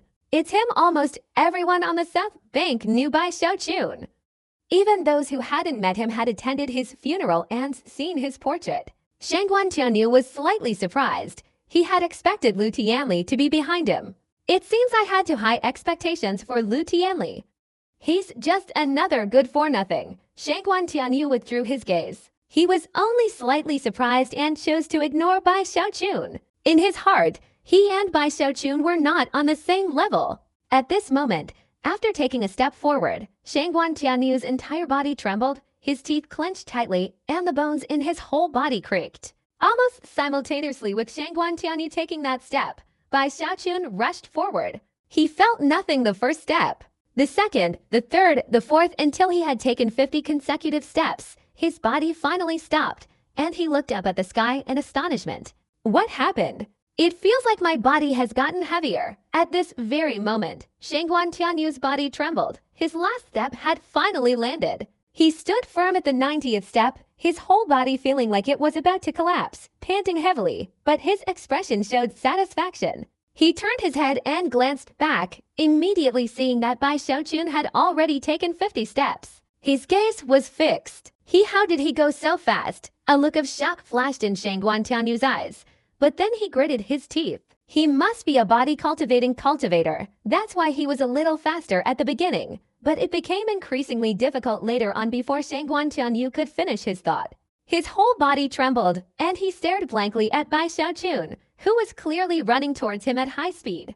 He's running. Shangguan Tianyu's eyes widened, stunned by Bai Xiaochun's rapid progress. He was clearly right in front of him. Hey, why are you so slow? Bai Xiaochun said, turning his head to look behind him. He didn't see Elder Zhou chasing after him, so he breathed a sigh of relief and asked curiously, Don't you feel like there are mountains on your body?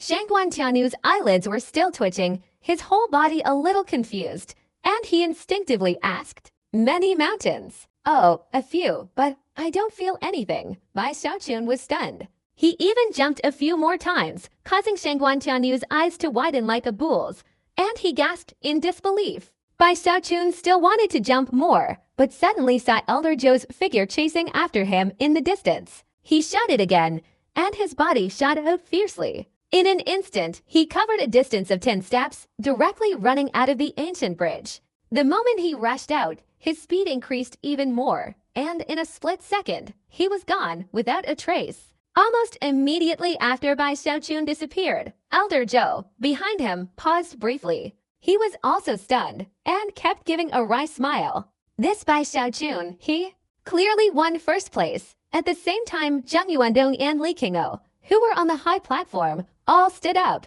their expressions strange. The elders on all sides were also incredulous. Even though they had vaguely prepared themselves mentally when Bai Xiaochun surpassed Zhou Xinqi and Lu Tianli, seeing it firsthand still shocked them. Especially the final stage, Bai Xiaochun clearly passed through so easily. He is #1, Li Qingou whispered. Immediately afterward, the disciples watching from outside also witnessed this scene. Instantly, a commotion erupted in the valley. Bai Xiaochun. He has surpassed Zhou Shenqi, Lu Tianli, and Shangguan Tianyu. He is number 1. My god, this Bai Xiaochun could actually be number 1. Bai Xiaochun's first place ranking is largely thanks to Elder Zhou's crucial role. If it were someone else being chased like that, they would probably also fight to the death. Shangguan Tianyu's face instantly turned pale. A thought flashed through his mind, and his vision went black, as if thunder was rumbling. He watched Bai Xiaochun's back, watching him cross the stone bridge right in front of him. His body trembled even more. Bai Xiaochun, Shangguan Tianyu's eyes turned bloodshot. His pride, his self-respect, everything, at this moment, felt as if it had all been trampled underfoot by Bai Xiaochun. Especially when he remembered that Bai Xiaochun had just asked him why he was walking so slowly. Shangguan Tianyu's blood surged to his head, sword energy erupted from his body, his eyes turned red, and he rushed forward without hesitation. When he had covered the entire 10 steps, he spat out a mouthful of fresh blood. Bai Xiaochun, I, Shangguan Tianyu, did not lose. This time I refuse to accept defeat. In the Heavenly Pride battle, I will show you that among the outer disciples, no one can surpass me. He gritted his teeth, staring intently in the direction Bai Xiaochun had left, his eyes blazing with fierce fighting spirit. Bai Xiaochun, terrified and shivering, flew down the mountain at lightning speed. He even ran outside the sect, wandering around for a long time in the market outside the Lingxi sect's mountain gate. What should I do now? Bai Xiaochun's face was gloomy. He felt extremely wronged, thinking that the bird had clearly come to steal the elixir on its own. But now, no matter how he explained it, he couldn't clarify anything. And Elder Zhou wasn't being reasonable either. However, it seems I'm number 1. Just as Bai Xiaochun was feeling down, he suddenly remembered something and was startled.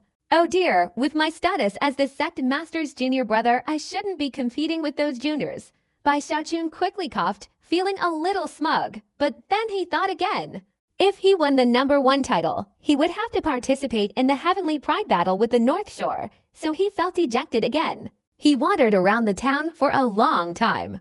Late at night, Bai Xiaochun realized he couldn't stay any longer, so he took out his jade slip and sent a message to Su Beokai. He asked Su Beokai to check outside his courtyard to see if Elder Zhou was standing guard. After a while, upon receiving Su Beokai's reply, he felt a little relieved and cautiously returned to the mountain gate, hurrying up Xiangyun Mountain. From a distance, he saw only Su Beokai's figure outside the courtyard. He carefully observed for a while before quickly approaching. As soon as Su Beokai saw Bai Xiaochun, his eyes lit up with excitement. He was about to speak when Bai Xiaochun pulled him into the courtyard.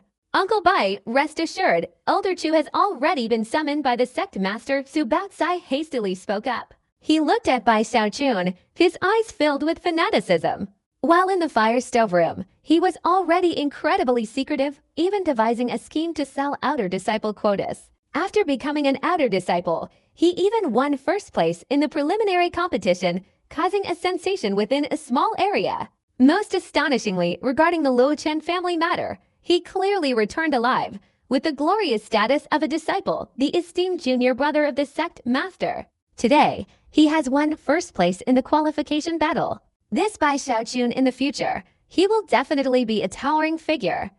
Su Baoxai had witnessed firsthand how Bai Xiaochun surpassed everyone to become first place, and he had been shaken for more than half a day. In his heart, he regarded Bai Xiaochun as an exceptionally brilliant individual, especially when recalling past events, which only intensified his reverence. He immediately clasped his hands together and bowed deeply. Congratulations, Senior Uncle Bai, on becoming the number 1 qualified warrior of our southern shore. Bai Xiaochun looked around the courtyard, breathing a sigh of relief. He glanced towards the mountain where Elder Zhou's cave dwelling was located, secretly vowing that after he reached the foundation establishment stage, he would definitely stew and eat that slanderous bird. Hearing Su Beokai's words, Bai Xiaochun immediately turned to look at him, clearing his throat. This venerable one is a person who disregards fame and fortune, like a white cloud in the sky. I originally had no desire to compete with these juniors for empty titles. I wonder why Elder Zhou has appeared at such an inopportune time. Bai Xiaochun spoke indifferently, displaying the demeanor of a wise senior, as if sighing. If Bai Xiaochun had spoken like this on any other day, even if Su Beokai didn't dare show any expression, he would certainly have felt contempt in his heart. But for now, in his eyes, Bai Xiaochun was already a prodigy among prodigies, so he hastily spoke up. Uncle Bai is always so reserved, but a prodigy like you, even if you're infrequent, can radiate an aura that captivates everyone with a casual wave of your hand. Bai Xiaochun was overjoyed to hear these words. Outwardly he remained reserved, but inwardly he wished Subeokai would say a few more such things. Therefore, he looked at Subeokai with an expression of admiration and encouragement. Sensing Bai Xiaochun's encouragement, Subeokai became even more excited and spoke up. This time, Uncle Bai, representing our South Shore, will be participating in the Heavenly Pride battle against the North Shore. This will definitely dispel the weaknesses our South Shore has had for years, and will surely shake the North Shore. Those 5 great Heavenly Prides of the North Shore are rumored to be the strongest below the Foundation establishment stage. Each one a fierce and ruthless killer, incredibly arrogant. This time, we must make them understand that the true Heavenly Pride is our South Shore, Xiangyun Mountain, Subeokai said excitedly. The 5 great Heavenly Prides, Bai Xiaochun's outward expression remained unchanged, but his heart leapt. That's right. The North Shore has 5 great Heavenly Prides, one of whom is Luo Rifeng Bei Hanli. He cultivates the Luo Riju, one of the 10 secret techniques of our Lingxi sect, and he also possesses a rare nocturnal beast, ferocious and incredibly strong, capable of tearing living people apart. A man and a beast once directly killed a powerful enemy at the 9th level of the Che Condensation realm. They are known as the #1 person in the Adder sect of Luo Ri Peak. Tearing a living person apart, Bai Xiaochun's eyes widened. This is nothing compared to another person, Su Teng of Kangdin Peak. This person was born with a divine body. When he joined the sect master of Kangdin Peak had to pay a huge price to take him as a disciple. He has honed his ability to control ferocious beasts to a terrifying level. It is rumored that he can control 5 ferocious beasts at once. A rogue cultivator in the Che Condensation realm provoked him, and he chased him for 3 months. In the end, he controlled 5 ferocious beasts and devoured the opponent alive for 3 days, leaving only bones.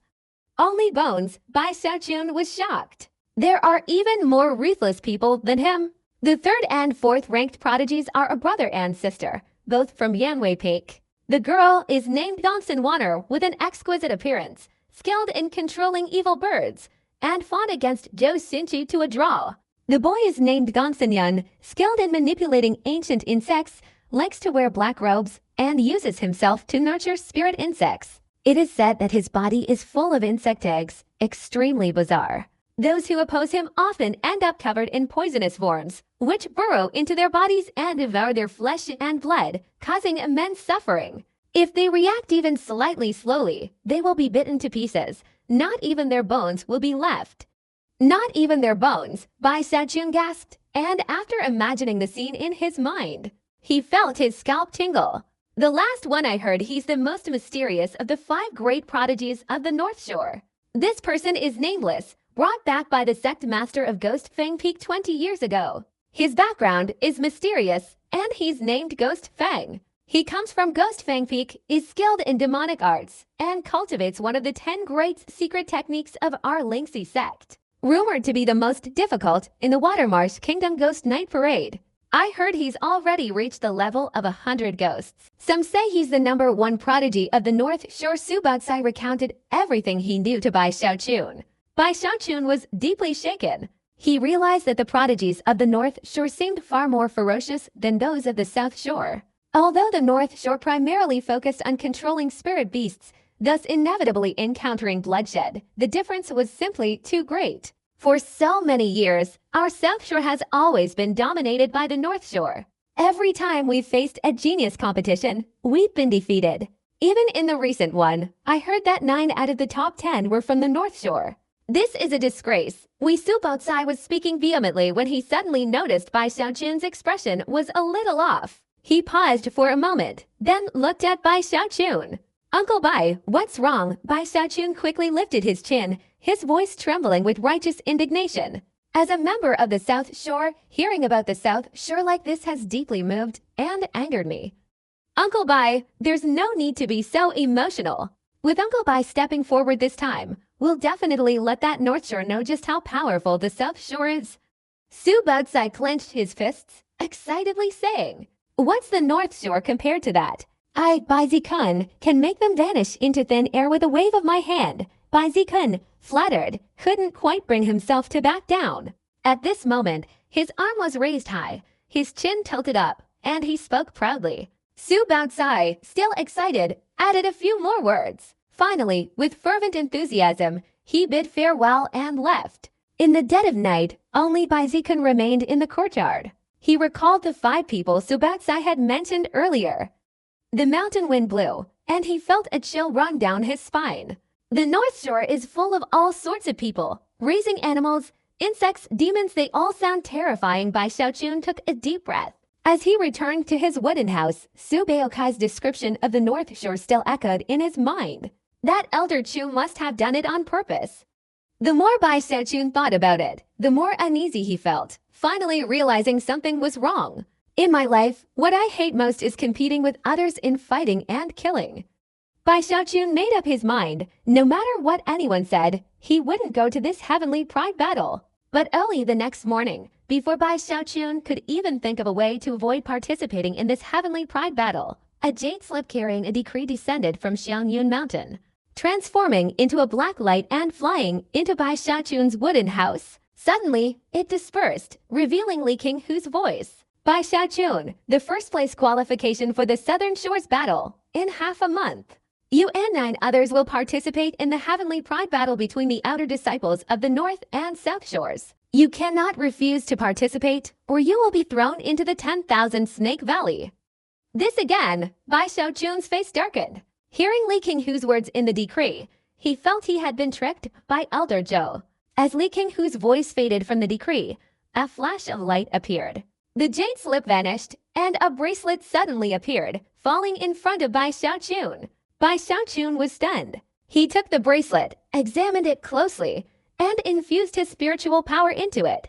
Immediately, the bracelet transformed into a black liquid, instantly enveloping Bai Xiaochun's right arm and spreading throughout his entire body. At the same time, the method for using the bracelet, left behind by Li Qinghu, reached Bai Xiaochun's ears, explaining that it could withstand a full-force attack from an early-stage Foundation establishment cultivator. Bai Xiaochun's whole body trembled. At this moment, he was no longer a newcomer to the sect. He knew very well the value of such a protective item. This bracelet was far more precious than the divine crane shield that the sect master had given him. He couldn't help but look up at the peak of Xiangyun Mountain. Even though Li Qinghu hadn't described the item in much detail, Bai Xiaochun felt a deep warmth emanating from it. He remembered the previous competition and Li Qinghu's expectations. After a long silence, Bai Xiaochun gritted his teeth, his eyes filled with determination. I will participate in this heavenly pride battle. Days passed slowly, and Bai Xiaochun remained in seclusion in his small courtyard, not showing his face outside. It wasn't until 10 days later, when the bells rang throughout the entire sect, that his jade slip emitted a fluctuation. The outer sect's heavenly pride battle between the North and South Shores, 10 days after the qualifying battle on the South Shore, would officially begin. Every 30 years, the outer sect's heavenly pride battle between the North and South Shores is held once again, taking place on the Dao Seed Mountain. Today, the bells on Dao Seed Mountain rang once more throughout the Lingxi sect, and countless outer disciples rushed to the mountain. Normally, there was very little exchange of information between the North and South Shores. Only inner disciples had the right to enter the areas of either side, while outer disciples did not have this privilege. Only today did the Dao sect open its doors to outer disciples to freely observe the battle, so not only the disciples from the south, but also those from the north were extremely excited, quickly rushing in to find the best vantage point to observe this battle of the prodigies. We on the South Shore must avenge the humiliation of the past. Let the North Shore know that we on the South Shore have surpassed our former glory and are now officially entering a glorious era. While all the outer disciples of the South Shore were extremely excited, the disciples from the 4 peaks of the North Shore flew rapidly towards the Dao Seed Mountain, their arrogant voices echoing incessantly. At the same time, Lu Tianli on Purple Peak Mountain looked up to the sky and let out a low roar, his whole body flashing with lightning as he sped away amidst the thunderous cheers of countless disciples. Chu Xinji had also flown out at this time. Today, the three great geniuses of the South Shore all displayed extremely solemn expressions. At this moment, Bai Xiaochun inside the house also looked up, his eyes slightly reddened. He took a deep breath, his face full of seriousness. It's time! A warrior goes to battle, and he must have his battle robes. He slowly stood up, patted his storage bag with his right hand, and 7 or 8 leather robes quickly appeared. His previous leather robes had been destroyed in the Lo Chen clan battle. These were his accumulated preparations over the past few years, and they were of much better quality and more durable. He put on each robe with a serious expression, then waved his sleeve. A brave warrior goes to battle, and he must have his back armor. Following that, Bai Xiaochun also waved his sleeve, and a large cauldron immediately flew out of his storage bag. Zhang Daping's large cauldron had also been shattered in the Lo Chen clan battle years ago. This cauldron was something Bai Xiaochun had rebuilt upon returning to the sect. Now, with a solemn expression, he carried the large cauldron on his back. A valiant warrior goes into battle, always armed with a magical weapon. Bai Xiaochun said proudly to himself, waving his hand. A small wooden sword flew out and he strapped it to his waist. The golden crow sword also flew out and hung on the other side, followed by 3 more flying swords, all attached to his body. Then he pulled out the divine crane shield and placed it in a convenient, easily accessible position. Still seemingly worried, he put on the bracelet Li Qingou had given him. Only then did he lift his chin, his whole demeanor exuding a sense of heroic determination. With a thudding sound of footsteps, he walked out of the large door of the wooden house. Standing before the door, hearing the ringing of bells echoing throughout the sect, he was about to continue straight ahead when he suddenly remembered something was missing. He reached into his storage bag and pulled out a long spear, gripping it firmly. Catching the wind, Bai Xiaochun flicked his sleeves and stepped out into the courtyard. From afar, Bai Xiaochun's entire body swelled up like a sphere, a large cauldron slung over his back, a long spear in his hand, and as he walked, 5 or 6 flying swords tied to his body clashed together, emitting a series of clanging sounds. His hair fluttered in the wind, his aura overwhelming. Wherever he went, all the outer disciples of Xiangyun Mountain were shaken to their core, completely terrified by Bai Xiaochun's appearance. The sound of bells echoed incessantly, growing louder and louder, reverberating throughout the Lingxi sect, stirring up countless emotions in the hearts of the Lingxi sect disciples. Some inner disciples of Lingxi sect also flew towards the Dao Mountain. Bai Xiaochun quickened his pace, and behind him gradually gathered a large crowd of outer disciples, including Subeo Kai, who all cheered and applauded. Uncle Bai's aura is fierce and awe-inspiring. He will surely win. He will surely win. These were all outer disciples who held Bai Xiaochun in high regard, and they were all following him, cheering him on with all their might. Among them was Hou Xiaomei, whose voice was even more prominent and clear than the others. Bai Xiaochun turned his head and glanced at the crowd, feeling a little moved. He nodded to them, thinking that since they cherished him so much, he must also strive to win in return. Thinking this, he tilted his chin up and proudly walked ahead, gradually arriving at the Dao Mountain. The first thing that caught his eye upon arrival was a massive battle platform. The platform was surrounded by the light of a formation, enveloping the entire area. In the distance, on the Dao Mountain, a tall pavilion rose up, and many elders were approaching it one after another. The outer disciples gradually filled both sides of the arena below, often gathering together, with at least tens of thousands of people on each side. The northern side of the arena was filled with outer disciples from the north, their atmosphere brimming with fervor. Furthermore, each disciple on this side carried at least one ferocious beast, making their overall presence far superior to that of the disciples from the south. These beasts varied greatly in appearance, but all displayed a fierce, menacing gaze, appearing formidable. Particularly striking were the 7 or 8 leading figures, both male and female, their faces icy cold, their auras incredibly powerful. The most eye-catching among them were 2 individuals. One a woman of exquisite beauty, dressed in a purple gown, beside her a 7-colored phoenix, similar to the phoenixes Elder Chu cultivated, but seemingly far more noble. With eyes as bright as lightning, she swept her gaze over everyone with the air of someone looking down from above. The other adult wore a long blue robe, his hair flowing freely, his appearance exceptionally handsome, and a prominent sun mark on his forehead stood out. At his feet lay a large beast, clearly a large dog with jet black fur, sharp fangs, and eyes that occasionally flashed with a golden light. The beast's fangs were clearly visible, giving off a ferocious aura. Although it was lying prone, it was already nearly as tall as an average person.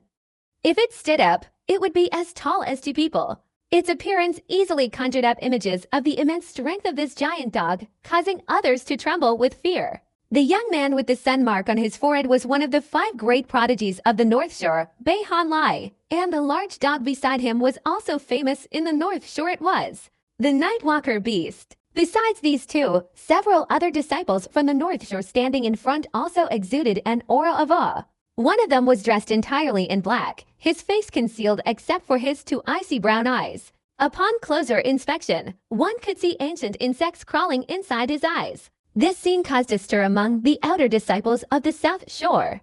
At this moment, all the outer disciples of the North Shore looked disdainfully towards the south of the arena, where the outer disciples of the South Shore were gathered.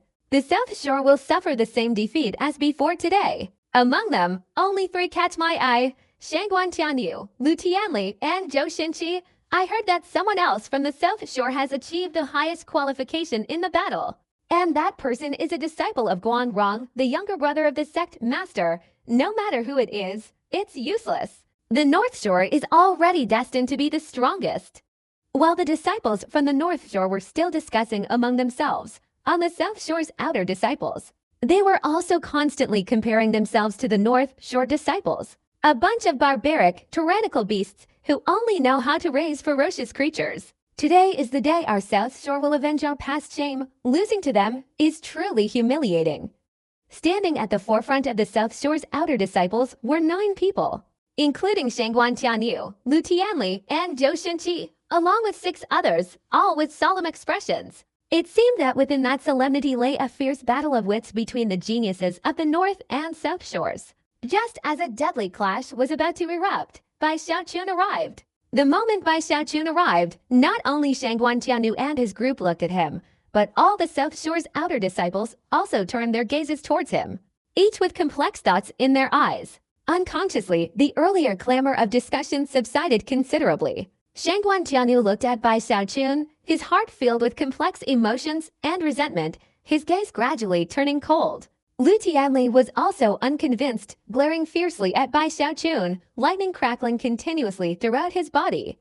Zhou Xinqi also fell silent. But at this moment, she looked at Bai Xiaochun, her eyes filled with careful assessment, as if trying to discern what kind of power existed beneath that pale, slender body. Even the people on the North Shore couldn't help but stare at Bai Xiaochun intently. After all, Bai Xiaochun's name was unfamiliar, and they had all been shocked by his attire. Then, a look of disdain appeared on their faces. Especially the geniuses of the North Shore.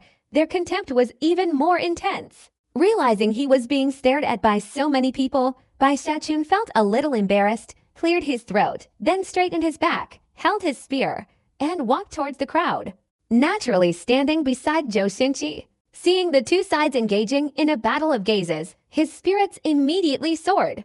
A battle of stares is what I'm best at. Bai Xiaochun's spirit surged, and he glared fiercely at the disciples from the North Shore on the other side of the battle platform, his expression extremely serious. At that moment, a gust of wind blew his hair, and his entire demeanor, combined with the spear in his hand, suddenly increased his aura considerably. As time passed, the number of disciples from both sides who came to observe continued to increase, and soon the place was bustling with people.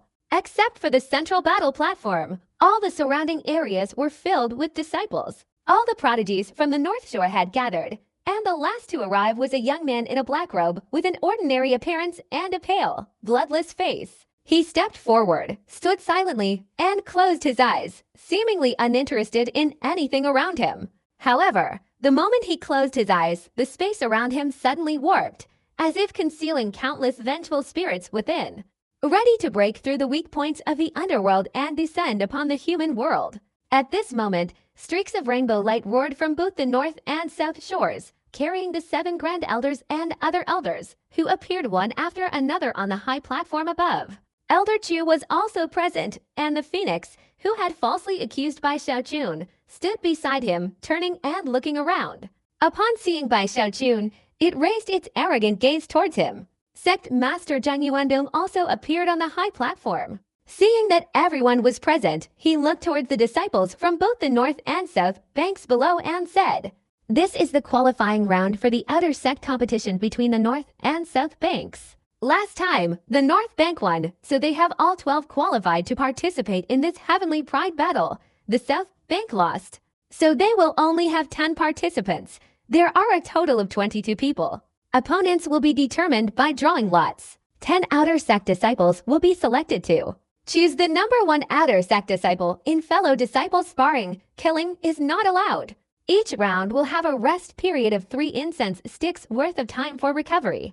If one side concedes defeat, the other side is not allowed to continue fighting. This competition will be presided over by Elder Ayang Ya of the Law Enforcement Hall. You all should do your best to perform well. The 4 supreme elders of our Lingxi sect will also be monitoring this battle with their divine senses. So the outer sect's heavenly pride battle between the north and south begins." As soon as Zhang Yuandong's words were spoken, the hearts of all the disciples on both the north and south shores trembled, and they all unconsciously turned their gaze towards the high pavilion.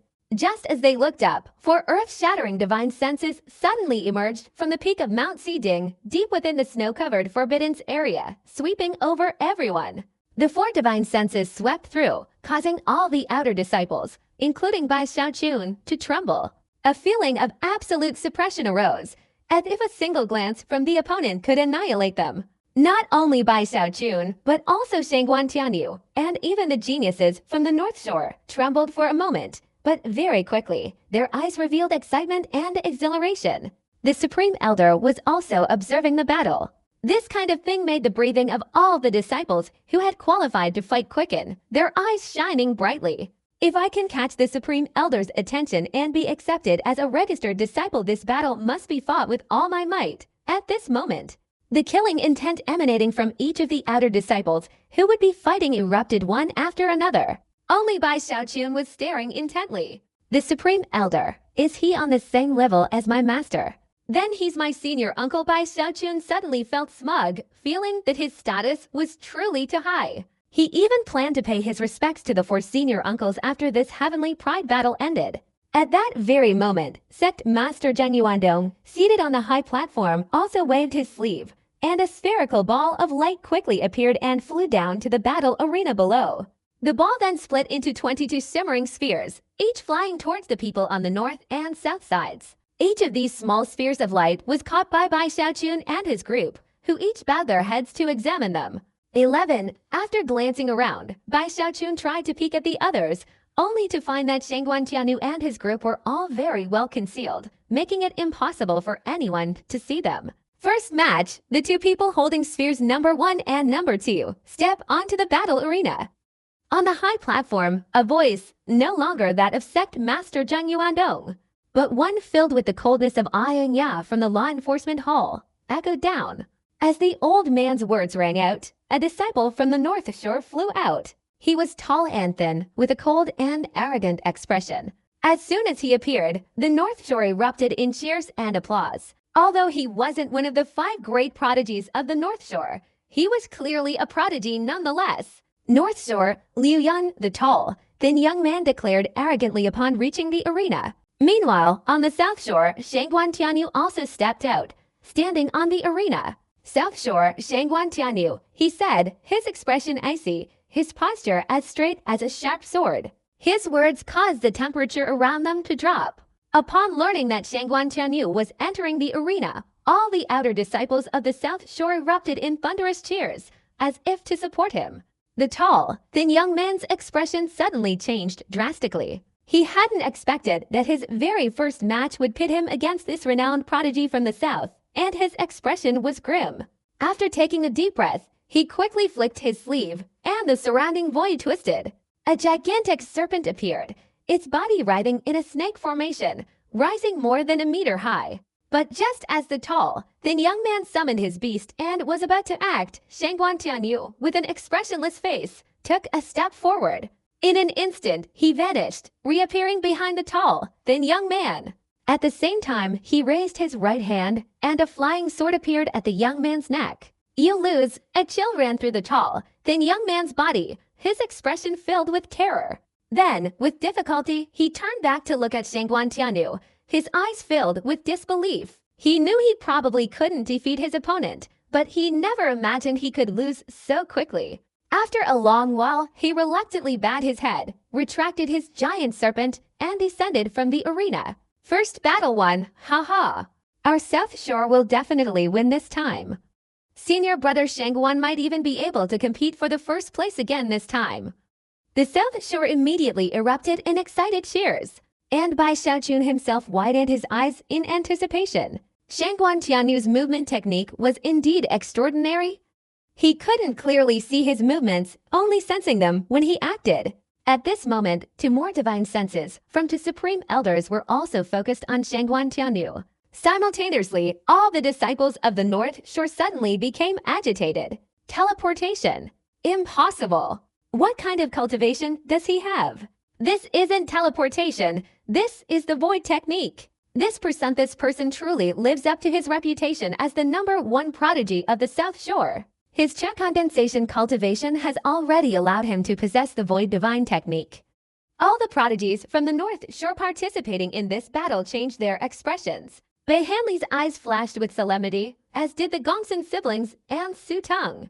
Their hearts sank. Only the young man in the black robe, Gu Ye, remained with his eyes closed, never opening them. The second match, just as the cheers of the disciples grew louder, Ing's cold voice rang out, directly interrupting everyone's discussion. Among the North Shore prodigies, a slightly short and stout disciple swiftly ascended the battle platform. His face wore a sincere smile, a mischievous grin making him seem even more harmless. North Shore, Su Teng.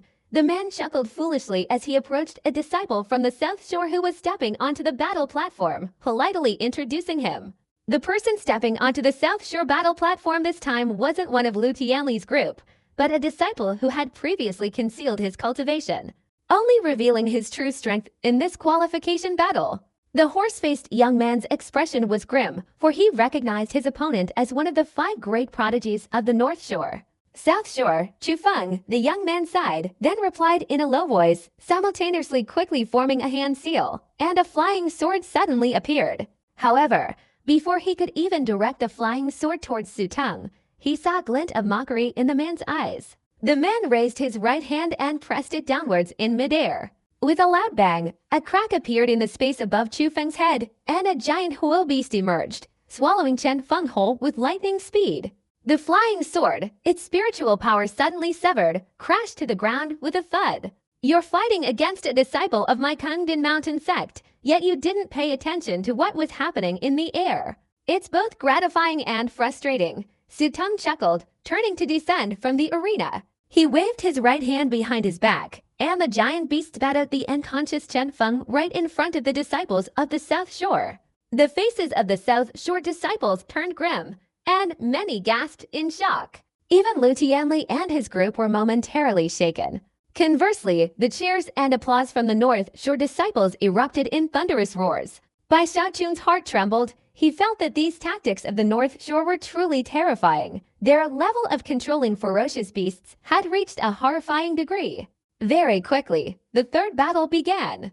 On the North Shore was Shangguan Wan'er, one of the 5 great prodigies. Seeing that the South Shore disciple wasn't Chu Xinqi but another, her expression showed disappointment. She waved her hand, and the 7-colored phoenix accompanying her spat out a cloud of 7-colored mist. The South Shore disciple, struck by the mist, suddenly felt dizzy and began to scream alone on the battle platform, as if fighting an invisible enemy that no one could see. Finally, exhausted and weak, he collapsed. From beginning to end, Shangguan Wan'er had effortlessly won with just a wave of her hand, then gracefully descended from the platform. The people on the South Shore fell into silence once again, their gazes towards the North Shore disciple filled with apprehension, and a feeling of powerlessness gradually arose in their hearts. Only true prodigies are qualified to fight each other.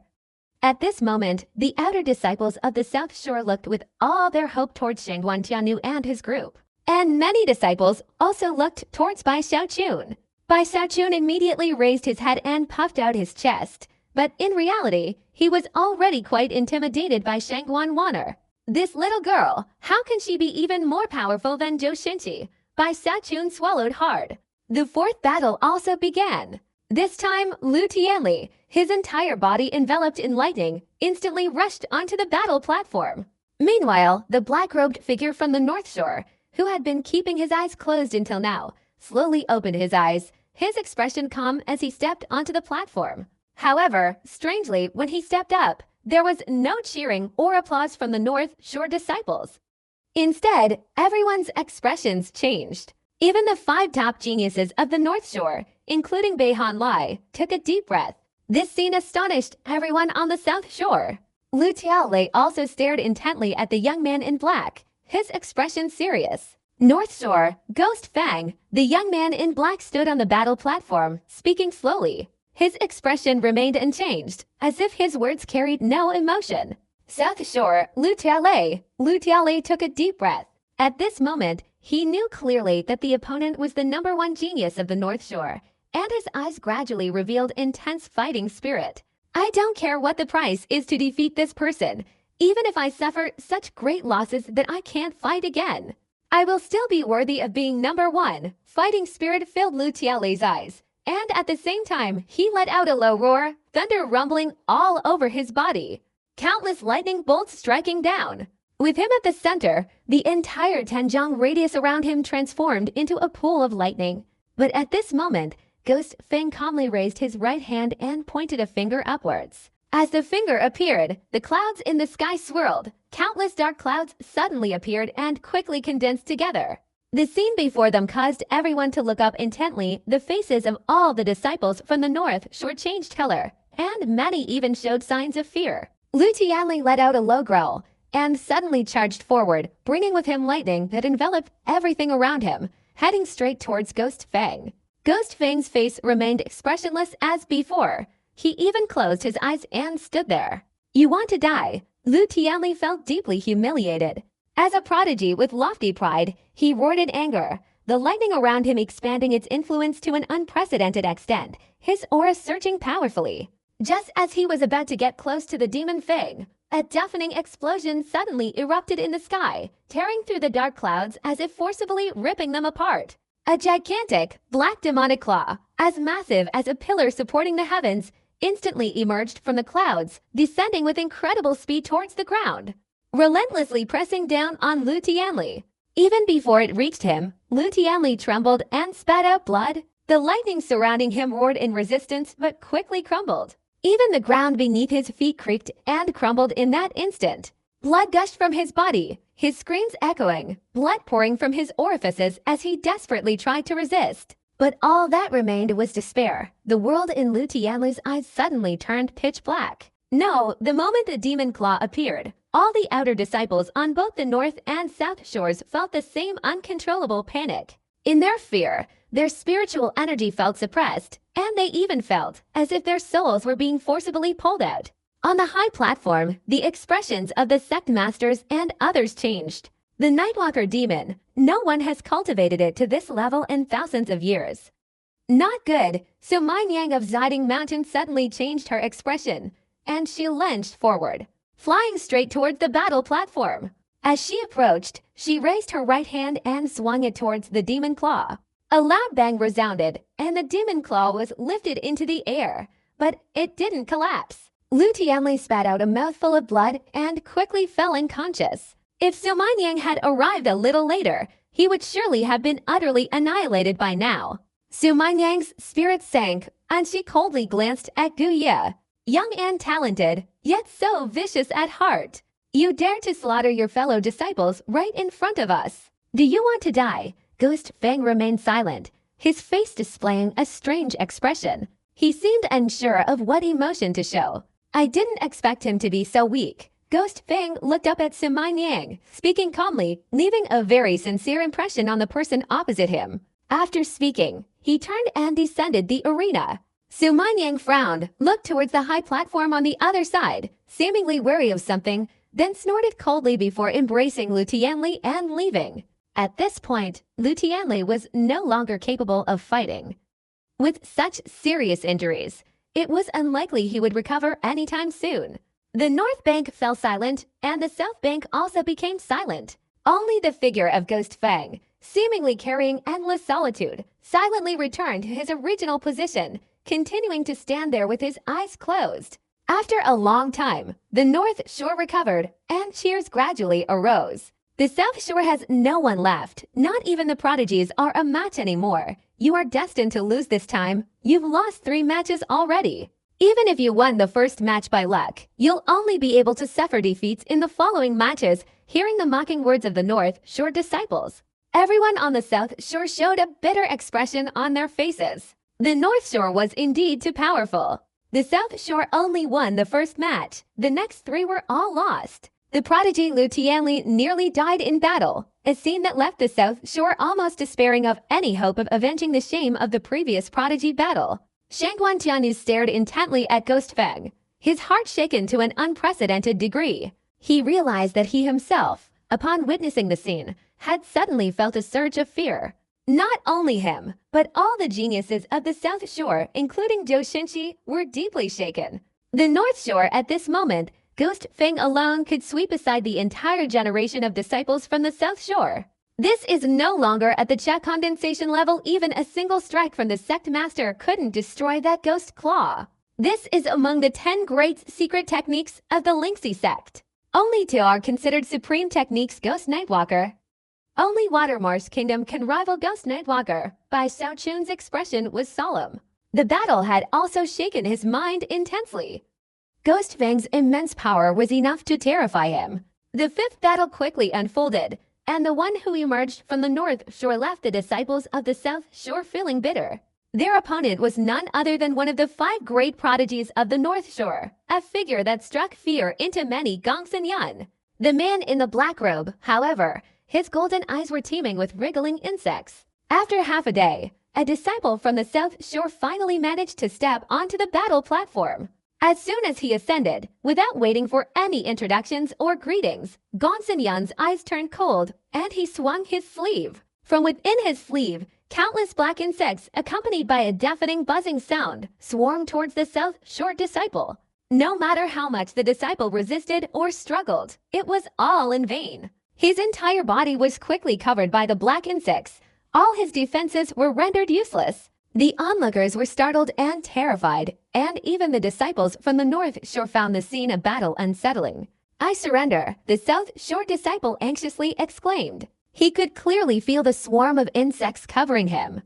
A single thought from his opponent could devour him completely in an instant. Gongsun Yan's eyes were full of mockery as he turned and descended the arena. The black insects, like a tidal wave, surged to the ground and quickly crawled onto Gongsun Yan's body, disappearing into his sleeves. Bai Xiaochun watched this scene with a shiver down his spine. Not only him, but also the hearts of Zhou Xinqi and Shangguan Tianyu sank. We lost this battle. North Shore too powerful. At the same time, another victory caused the North Shore's morale to soar.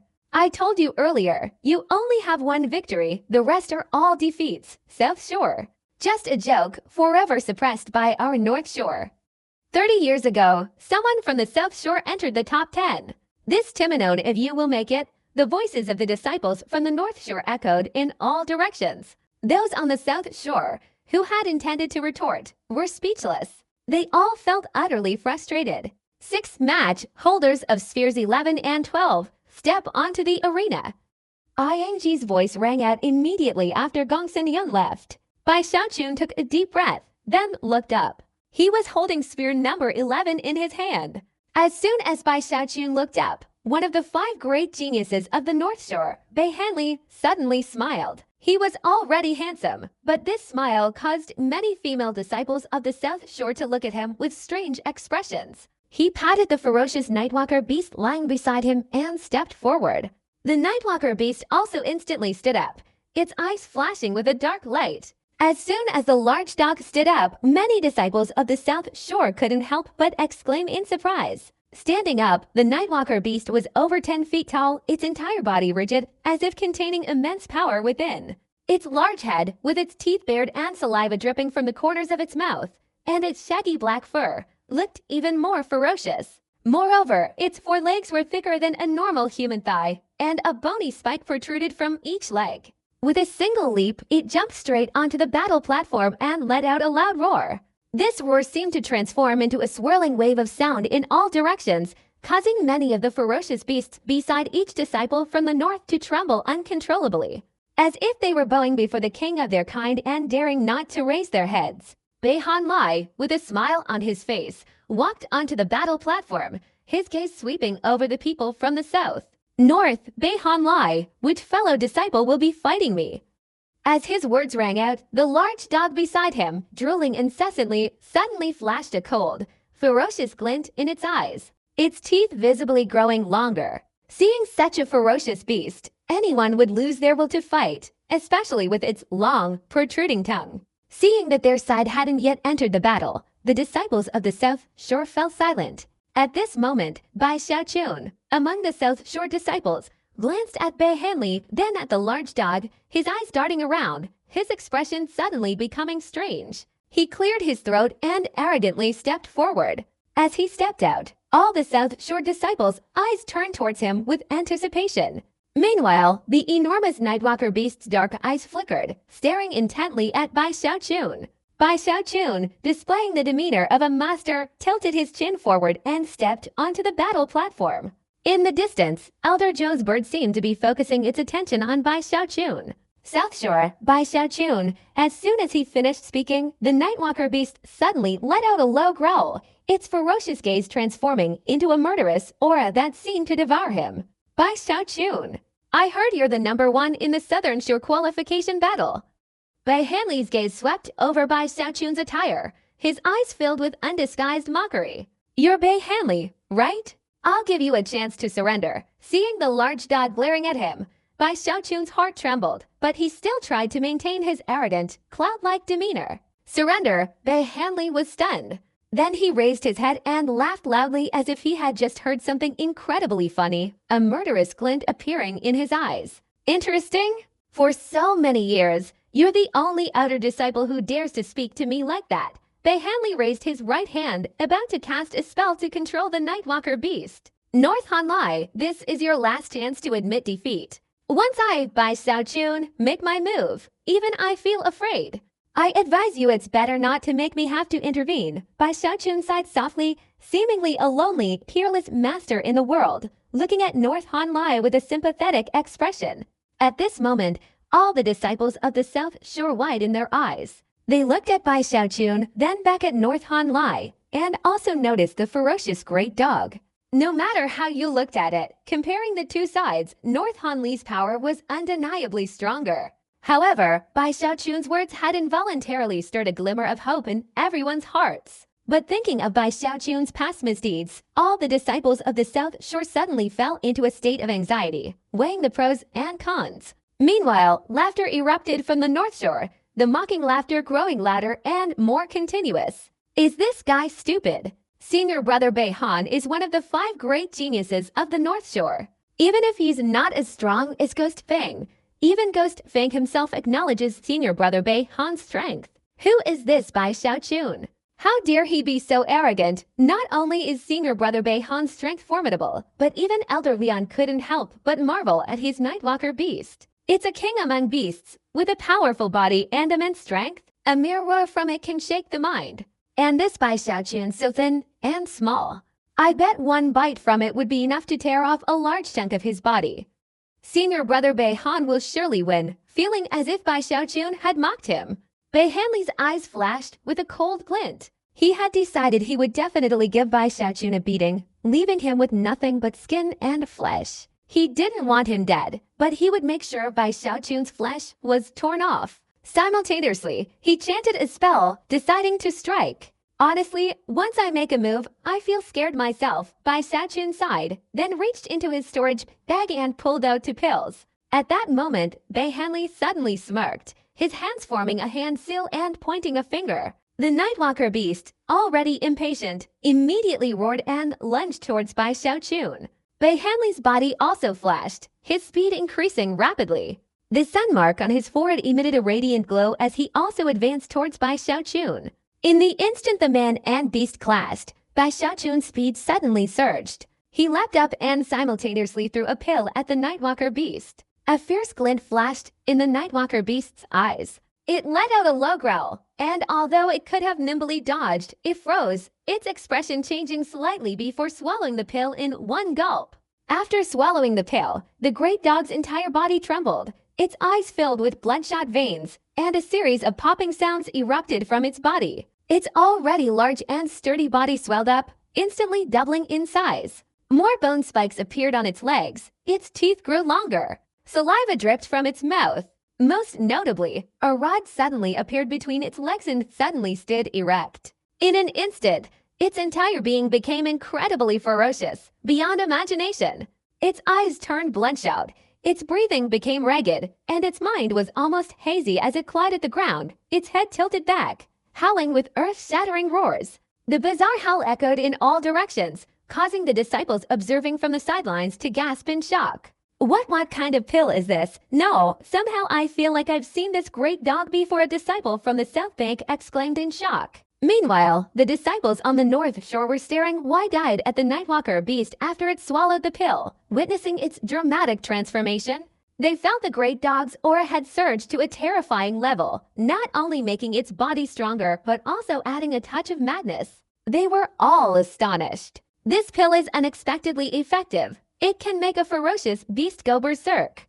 This scene startled many around. Even Bay Hamley was somewhat bewildered, not understanding the situation. He only felt the Nightwalker beast had become much stronger, but for some reason, he always had a feeling something was amiss. Let me give you one more piece of advice. Surrender. Bai Xiaochun said coldly, tilting his chin. Originally, I only intended to sever one of your arms in this battle. Unexpectedly, you're still playing tricks and pretending to be a god or a ghost. In this battle, I'll sever all 4 of your limbs. Killing intent surged in Bei Hanli's eyes. While the battle of the Heavenly Pride didn't necessarily threaten life, broken bones and tendon injuries were unavoidable. As soon as he finished speaking, he suddenly charged straight towards Bai Zikun. Bai Zikun sighed, raising his right hand. The Shu Xiang Din he had refined also flew towards Bei Hanli. Throwing out the pill, Bai Zikun's speed increased, and he quickly retreated to the edge of the battle arena. Standing there, he nervously watched Bei Hanli. Bei Hanli's eyes narrowed, intending to dodge, but the pill spontaneously exploded, turning into a cloud of powder that enveloped everything.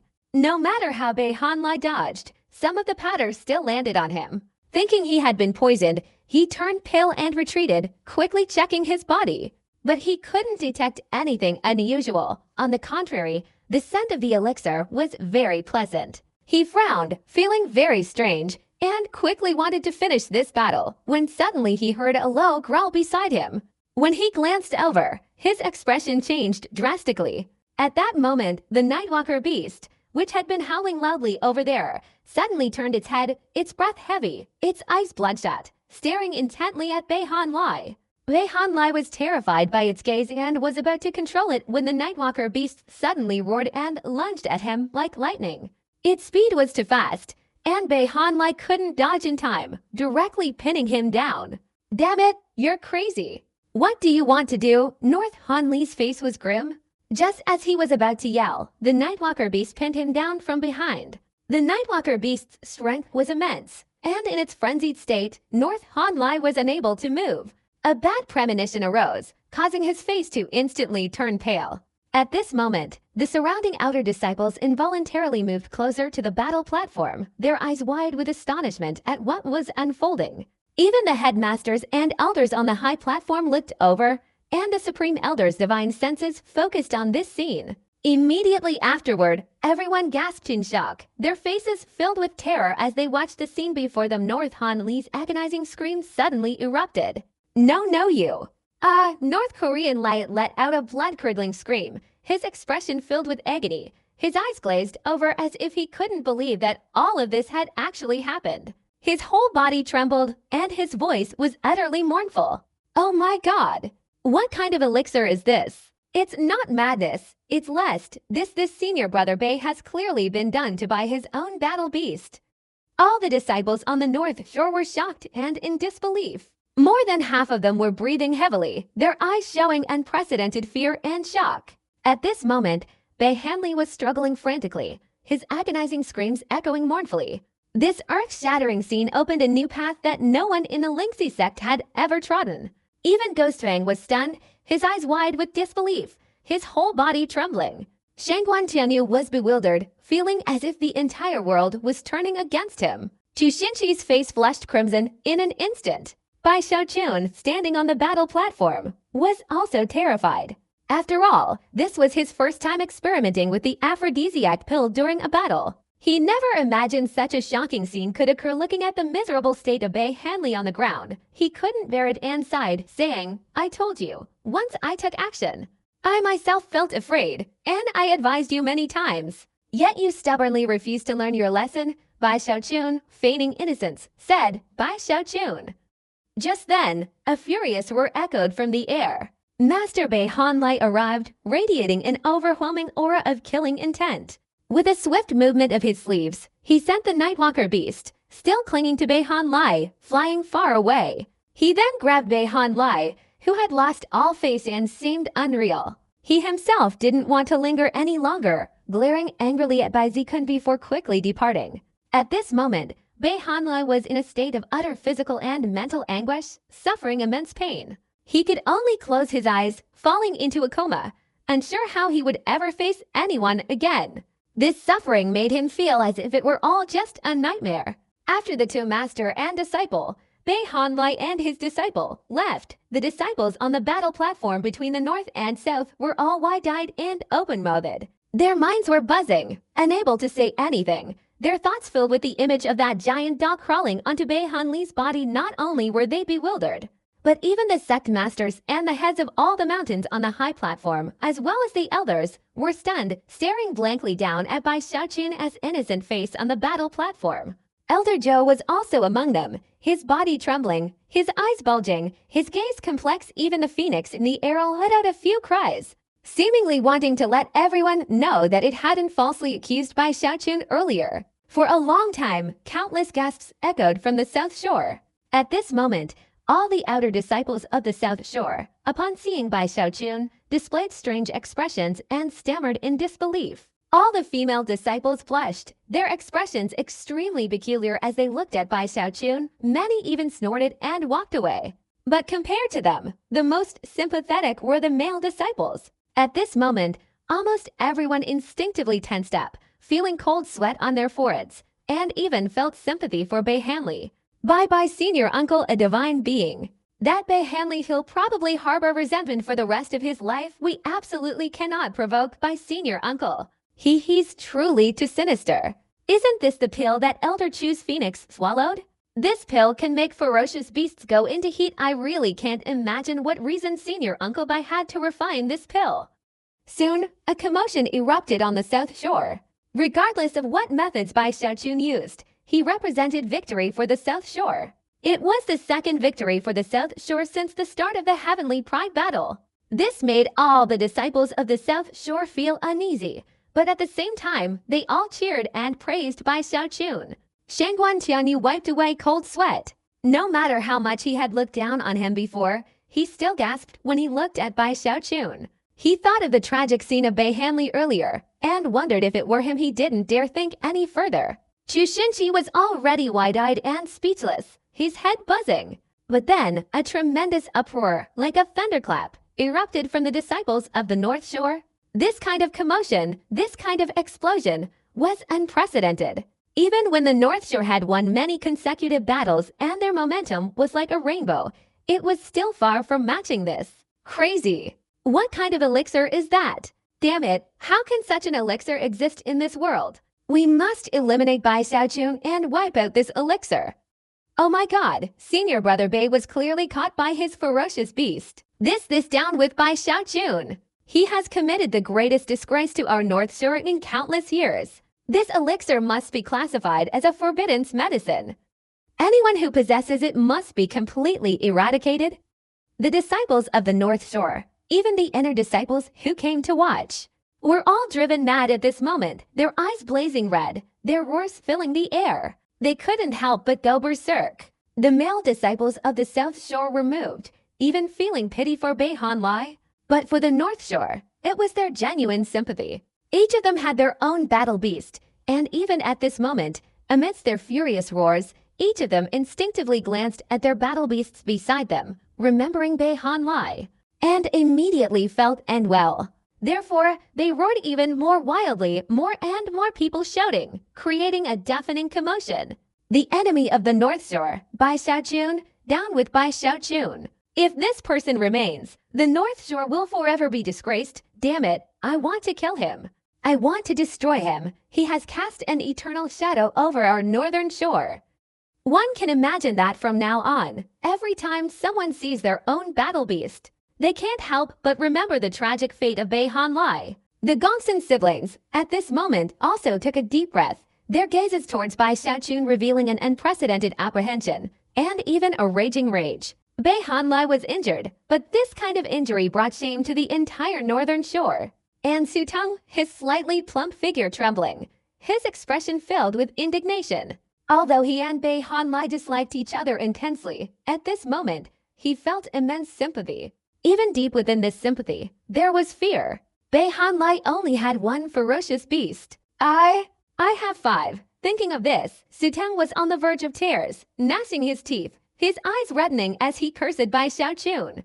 Even the black-robed ghost Fang trembled slightly, his eyes showing solemnity as he looked towards Bai Xiaochun. Seeing that he had stirred up a hornet's nest, causing such a huge reaction, Bai Xiaochun felt innocent.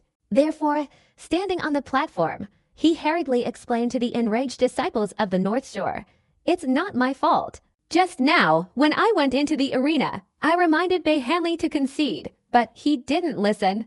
I told him, once I make a move, I'm afraid of myself." Bai Xiaochun truly felt wronged, but he couldn't explain himself properly. His explanation would only add fuel to the fire. "Bai Xiaochun, you're still calling yourself Bai Xiaochun.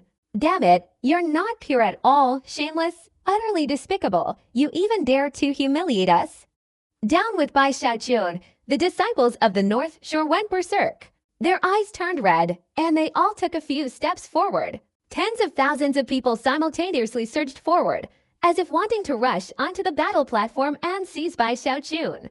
This scene instantly terrified Bai Xiaochun, who hastily retreated, quickly moving closer to the south bank. He sighed, his small chin tilted up, and with a flick of his sleeve, he adopted the demeanor of a lonely master. "I am inherently pure and innocent. I don't know why the world falsely accuses me." Oh well, Bai Xiaochun sighed softly, quickly jumping down from the battle platform. Behind him, countless people from the north bank were fiercely shouting. If looks could kill, Bai Xiaochun would have died tens of thousands of times over by now. Bai Xiaochun quickly coughed, returning to the group of people from the south bank. The disciples of the south bank all had strange expressions. They truly felt the terrifying power of Bai Xiaochun's attraction to anger. At this moment, for everyone on the North Shore, their enemy was no longer the South Shore, but only one enemy, Bai Xiaochun. It was even conceivable that even if the North Shore truly won this time with that display from Bei Hanli, their victory would still be a defeat on the high platform. The sect master's face was awkward. His head bowed as he glared fiercely at Bai Xiaochun below, a feeling of powerlessness rising in his heart. He felt that wherever Bai Xiaochun appeared, no matter how serious the situation, it always changed. As for the other 5 sect masters, the 3 from the North Shore didn't know what expression to show. They had never seen anything like this in their lives. Li Qinghu's face alternated between green and red. His eyes filled with bewilderment. The scene just now was so shocking that even the 4 supreme elders on the peak of the Xidao mountain felt a slight tremor in their consciousness, unable to discern the ebb and flow of their emotions at that moment. Seeing the enraged North Shore disciples and the situation seemingly about to spiral out of control, Ai Li's voice suddenly echoed from above. As the sound appeared, a powerful force struck the battle platform, pushing away the approaching North Shore disciples. The 7th battle begins. Ai Li had no choice. After he spoke, one of the North Shore disciples who had qualified to fight immediately stepped forward. This was a burly man, his eyes bloodshot. Upon entering the battle platform, he roared, "Bai Xiaochun, I want to challenge you. Wait until you make it into the top 10. Then you'll have the right to fight me." Bai Xiaochun tilted his chin up, displaying the demeanor of a master, and spoke indifferently. The North Shore man growled softly, his eyes filled with bloodshot veins. At the same time, a disciple from the South Shore who had qualified to fight stood beside Shangguan Tianyu, gritting his teeth as he stepped onto the battle platform. This battle was filled with continuous explosions. The North Shore went berserk, especially this burly man, the first to fight after Bai Xiaochun appeared. All his anger towards Bai Xiaochun was unleashed, causing the South Shore disciple to repeatedly retreat, forced to concede defeat. From then on, the 8th battle, the 9th battle, the North Shore disciples were like bloodthirsty roosters, their killing intent soaring, attacking wildly as soon as they stepped onto the battle platform. Each of them held a suffocating hope, wanting to enter the top 10, wanting to fight Bai Xiaochun, to wipe away their humiliation. We must win, then in the top 10 battle we'll capture Bai Xiaochun, and let him experience what it's like to be pounced on by a battle beast, damn it. I'd rather violate the sect rules than let him be crippled. Kill him, and Master won't punish you too severely, because whoever eliminates this Bai Xiaochun will be a hero of the North Shore. The disciples who went into battle each unleashed their full power, their fighting spirit erupting in a short time.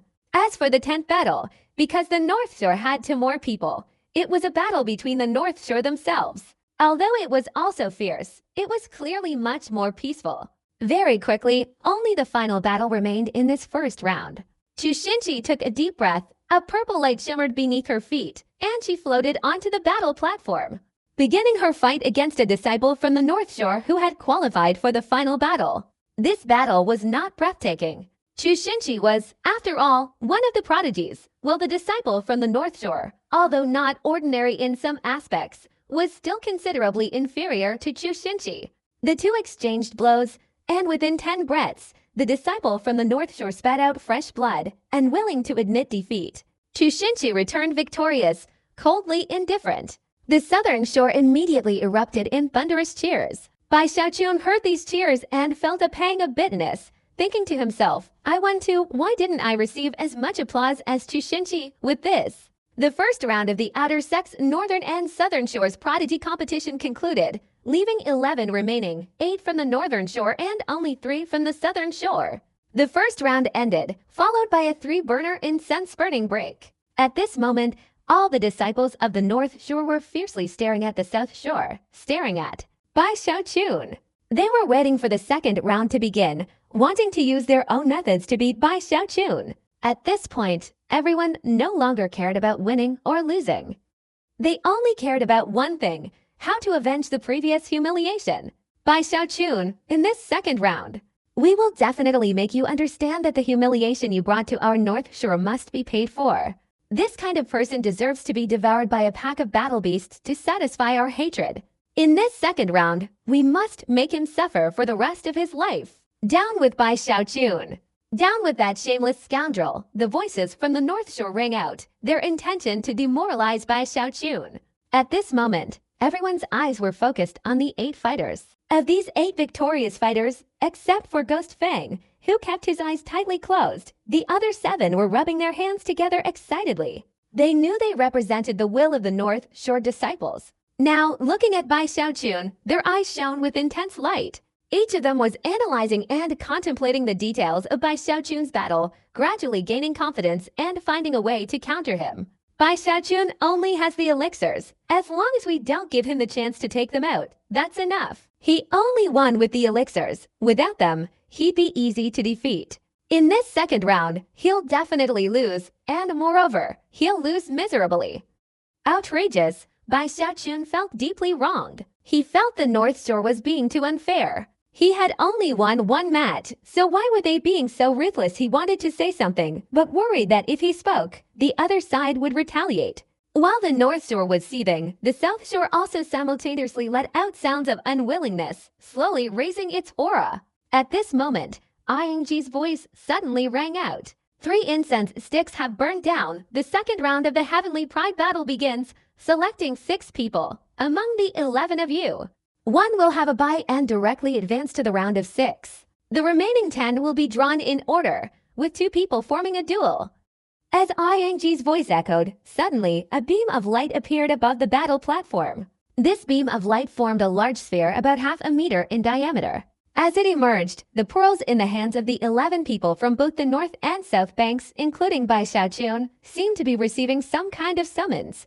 In an instant, they left their hands, flew straight towards the sphere, and merged into it. It was clearly visible that after these beads merged into the sphere, the numbers marked on them were successively replaced with numbers from 1 to 10, while one bead was left blank. The 11 beads spun continuously, faster and faster, until they were no longer clearly visible, and the sphere began to become hazy.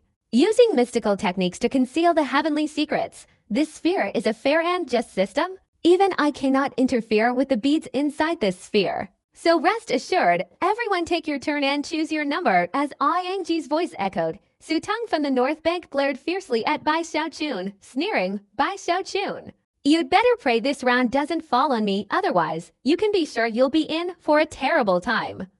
After speaking, he reached out and picked up a bead, holding it in his hand. No matter who you face in this second round, you're bound to lose, and miserably at that. A prodigy from the North Shore gritted his teeth and spoke coldly. Everyone raised their right hands and reached towards the sphere in the distance to grab it. Bai Xiaochun was among them, reluctantly grabbing it.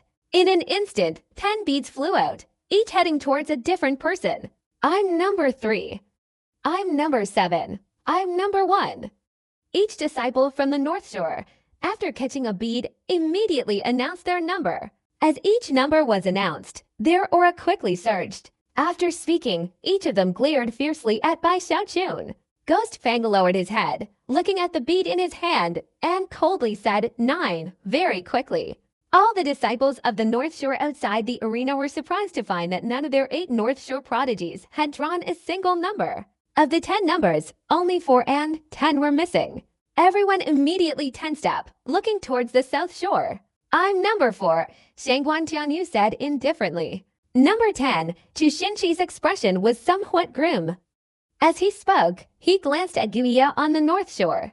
At this moment, excluding Bai Xiaochun, after everyone announced their numbers, everyone on the South Shore showed a strange expression.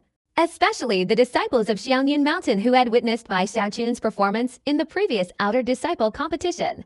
They all widened their eyes. Impossible, they couldn't quite believe it. But there were those who couldn't believe it even more than them, those who had previously been rubbing their hands together, wanting to teach Bai Xiaochun a lesson.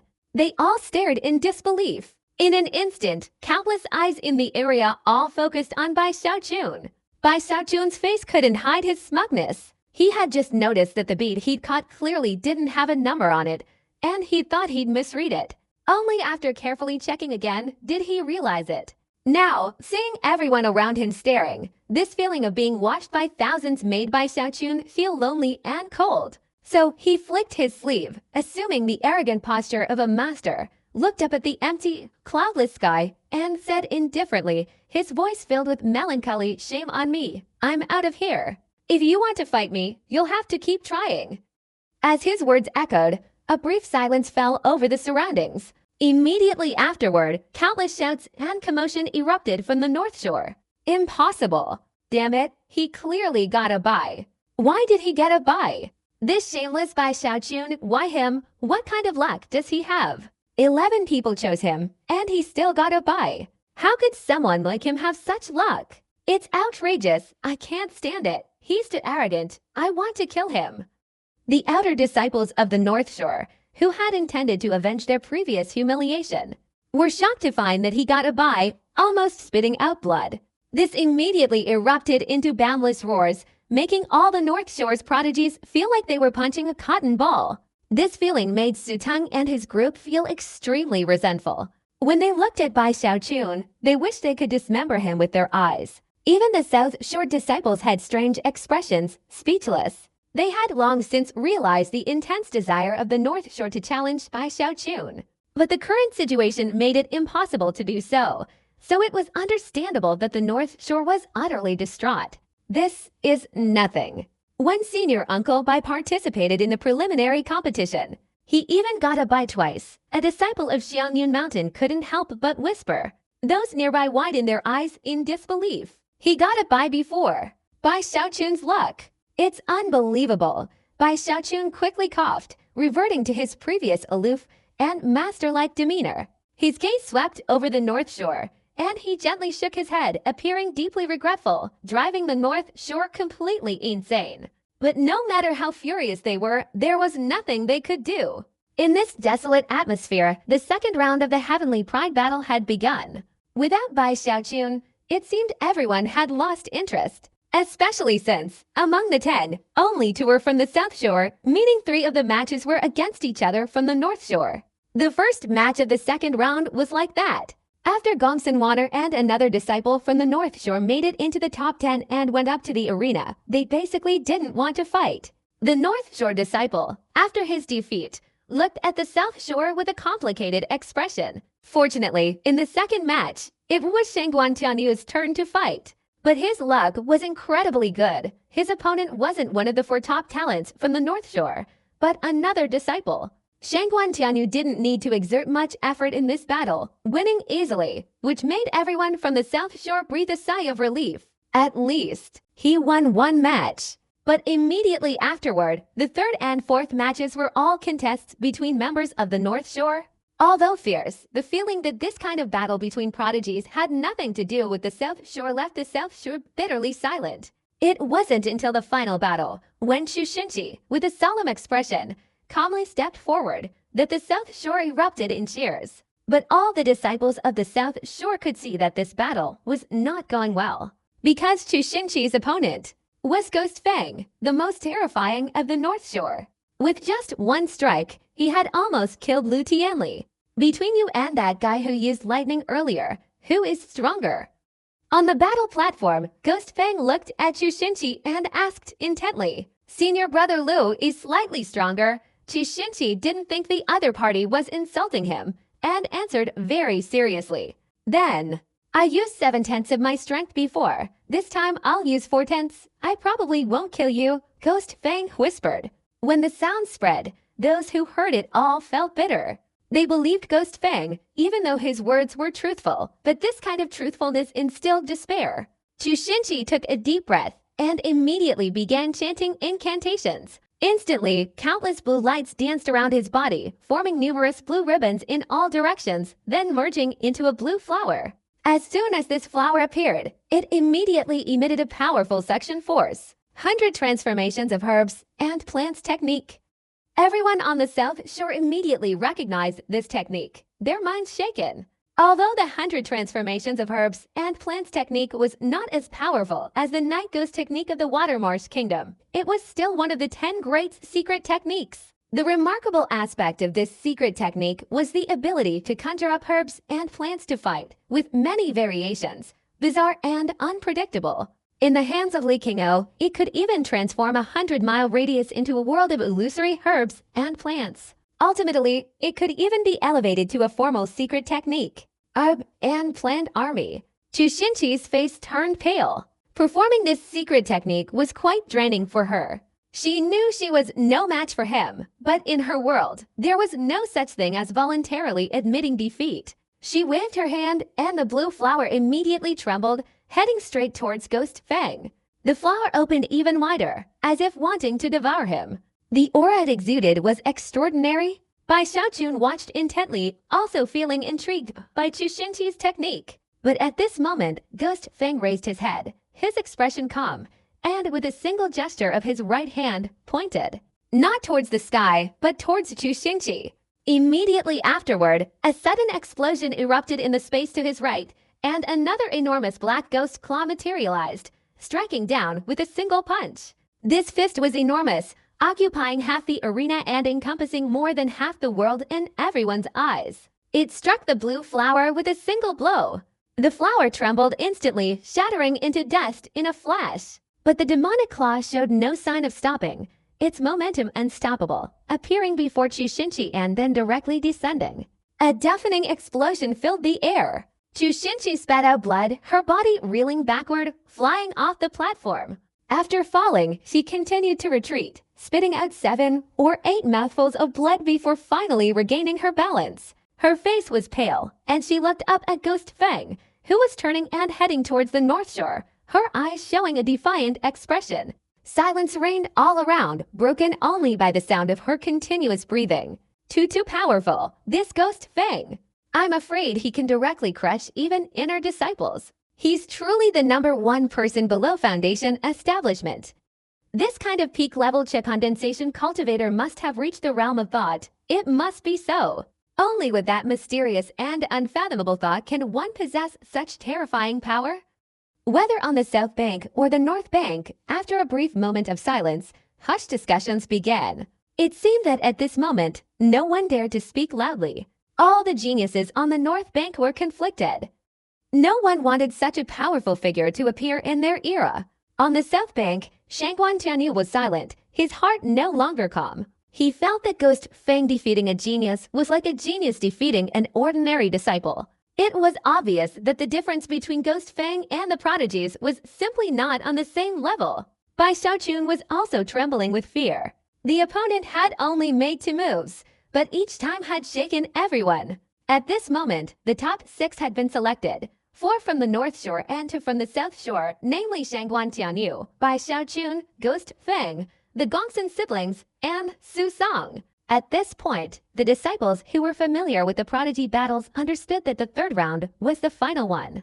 In this round, everyone who made it into the top 6 would have to fight against each opponent in turn, and the ranking would be determined by the number of wins. If they could win all 5 matches, they would naturally be first. For 1,000 years, it was always the North Shore that produced such a sweeping disciple, claiming the laurel wreath. This time, the outer disciples of the North Shore all understood that Ghost Fang was exactly this kind of person, and moreover, he was far more powerful than the previous ones. The South Shore fell silent. If it weren't for Ghost Fang, they felt Shangguan Tianyu still had a chance. But now, looking back, it was very difficult for Shangguan Tianyu to compete for 1st place. 2nd place is also acceptable. The disciples of the South Shore side, and many eyes fell on Bai Xiaochun. They didn't know how to describe their feelings towards Bai Xiaochun. Even if they thought about it, they couldn't recall him fighting. It seemed that since he joined the sect, he hadn't fought anyone. Their only impression was that he survived the pursuit of the Luo Chen family. Besides that, there was nothing else. In the silence, many had given up. They knew that the South Shore had lost again this time, losing to the top 10 in terms of overall rankings, and losing the 1st place. Compared to the South Shore, the outer disciples of the North Shore were all excited at this moment, their eyes filled with anticipation, and even ferocity. They all stared at Bai Xiaochun. The rules surely won't change. This time, Bai Xiaochun is definitely going to suffer. That's right. According to the rules, he has to fight against everyone. In other words, our North Shore has 4 prodigies, each of whom can ruthlessly trample him, venting the humiliation he has brought upon our North Shore. Not only did the ordinary disciples of the North Shore think this way, but Su Tang and Gongsun were also sneering. Their gazes towards Bai Xiaochun were already certain. Bai Xiaochun recoiled, a feeling of unease stirring in his heart. Cultivating immortality is for longevity. Why all this killing and slaughter? He was very helpless, seeing all the disciples of the North Shore glaring at him, and sighed, shaking his head. Just then, Yangji's voice suddenly rang out. The 3rd round of the Heavenly Pride battle, the rules remained the same, based on the number of victories. First match, Shangguan Tianyu and Su Tang ascend the stage, followed by Buya and Gongsun Yan, and finally by Xiaochun and Gongsun Waner, all simultaneously. As his words echoed, a beam of light descended from above onto the battle arena, instantly dividing it into 3 areas, each separated by a seal. Shangguan Tianyu's eyes suddenly gleamed, and his body instantly leapt onto the first battle arena. Almost immediately after his appearance, Su Tang of the North Shore also flew out. The 2 exchanged glances, both seeing the seriousness in the other's expression. Without further ado, after a brief look, Su Tang immediately waved his hand. Immediately, the roars of ferocious beasts erupted from all directions, and 3 different-looking, but all incredibly ferocious creatures appeared, charging straight towards Shangguan Tianyu. At the same time, a gigantic whale-like mouth instantly appeared above Shangguan Tianyu, suddenly lunging towards him to devour him. Beneath his feet, the ground creaked and groaned as tentacles emerged, wrapping around him and lunging forward. Simultaneously, Ghost Fang slowly emerged. Gongsun Yan, standing beside him, remained silent, the ancient insects in his eyes seemingly trembling. He knew Ghost Fang was powerful, but he refused to admit defeat, a glint of determination flashing in his eyes. No matter how powerful you are, I want to fight. He took a deep breath, his robes fluttering, and stepped onto the second battle platform alongside Ghost Feng. Gongsun Water snorted coldly and also stepped out, glaring at Bai Xiaochun. Bai Xiaochun wasn't afraid of this at all, so he glared back fiercely. The two stared at each other like that as they stepped onto the third battle arena. Almost immediately after Bai Xiaochun stepped onto the arena, the outer disciples of the North Shore let out a roar, ignoring the battles in the other two areas, all looking towards Bai Xiaochun. Their eyes filled with rage. "Senior Sister Gongsun, kill this damned Bai Xiaochun, kill him!" A series of roars echoed. A cold glint flashed in Gongsun Water's eyes. Instead of summoning her seven-colored phoenix, she pressed her right hand to her forehead, forming a hand seal. Immediately, a seven-colored aura appeared around her body, and a chilling cold air spread out, frosting the ground. "Give up! Once I make my move, even I will be afraid," Bai Xiaochun glared, feigning kindness as he spoke. The moment his words left her mouth, the image of Bai Hanli flashed through Gongsun Water's mind, her face instantly flushing red with murderous intent. "Shut up! You scoundrel! This time, I'll make you pay dearly!" With that, she suddenly swung her right hand. A blade of ice instantly appeared, hurtling towards Bai Xiaochun. Bai Xiaochun wore an innocent expression. He had merely spoken kindly, and he didn't know why he had been labeled a scoundrel. He sighed, patted his storage bag, and countless talismans appeared, skillfully affixing them to his body. A rumbling sound instantly erupted, and protective shields, each over a meter thick and of various colors, formed. Even more astonishing, that wasn't all. Bai Xiaochun then took out the divine crane shield. Instantly, the shield flashed with light, swirling around Bai Xiaochun, adding another layer of radiance. The bracelet Li Qingou had given him, now on his wrist, was also activated, spreading throughout his entire body, turning him completely black. Combined with the enormous black cauldron behind him, at this moment, Bai Xiaochun had left everyone wide-eyed and speechless. And time and again, Bai Xiaochun produced these things with incredible speed and skill, making it clear at a glance that he frequently did this. The disciples of the North Shore all stared wide-eyed, dumbfounded as the ice blade, after striking Bai Xiaochun's protective light shield, weakened layer by layer. Finally, it collapsed with a thud. Bai Xiaochun, inside the protective light shield, remained completely unharmed. If that were all, it would be fine, but all the disciples of the North Shore were furious to see that Bai Xiaochun, inside the light barrier, stood with his hands clasped behind his back. His chin raised, looking up at the clouds in the sky, displaying the demeanor of a master. "Too weak. In all my previous battles, no one has ever been able to break through my protective barrier." Bai Xiaochun flicked his sleeve, continuing to stand with his hands clasped behind his back. Speaking indifferently, Gongsun Water's eyes almost popped out, and she was completely stunned. She had fought many battles with others, and had encountered people skilled in defense, but compared to Bai Xiaochun's current defense, this was a first. She saw at least dozens of layers of protective light, saw the divine crane shield inside, saw the black object on Bai Xiaochun's body, and saw a large cauldron on his back. She even vaguely saw that Bai Xiaochun seemed to be wearing many layers of leather clothing. She felt unwell all over, her expression becoming somewhat panicked. Shameless. So many protective talismans, and even protective artifacts. Damn it, this is a battle of the geniuses, not about who has more resources. Senior Sister Gongsun must kill him. I want to explode. Just seeing this Bai Xiaochun makes me want to go and fight him. The North Bank roared, and the South Bank also widened their eyes in astonishment. However, some of the disciples of Xiangyun Mountain felt a great deal of emotion. Especially one burly man, after seeing this scene, had tears welling up in his eyes. He felt immense sympathy for the North Shore, for he himself had been tormented to exhaustion by Bai Xiaochun's protective shield during the preliminary competition that year. Even the sect masters on the high platform remained silent, exchanging wry smiles. In the third battle arena, Gongsun Water gritted her teeth, her hands forming a series of incantations. Immediately, a large number of ice blades appeared around her, forming a vortex and hurtling towards Bai Xiaochun. Loud rumbling sounds filled the ear as the ice blades, incredibly sharp, shattered layer after layer of defense. But after breaking through many, the divine crane shield flashed, instantly dissolving them all. "Still too weak," Bai Xiaochun said arrogantly. He was inwardly beaming with pride, feeling a great sense of self-satisfaction at being a powerful expert. This scene only fueled the roars of the people on the North Shore. If they weren't afraid to violate the sex rules, they would all have been tempted to attack and kill Bai Xiaochun together. In Gongsun Wanner's eyes, murderous intent surged, and she gritted her teeth as she attacked.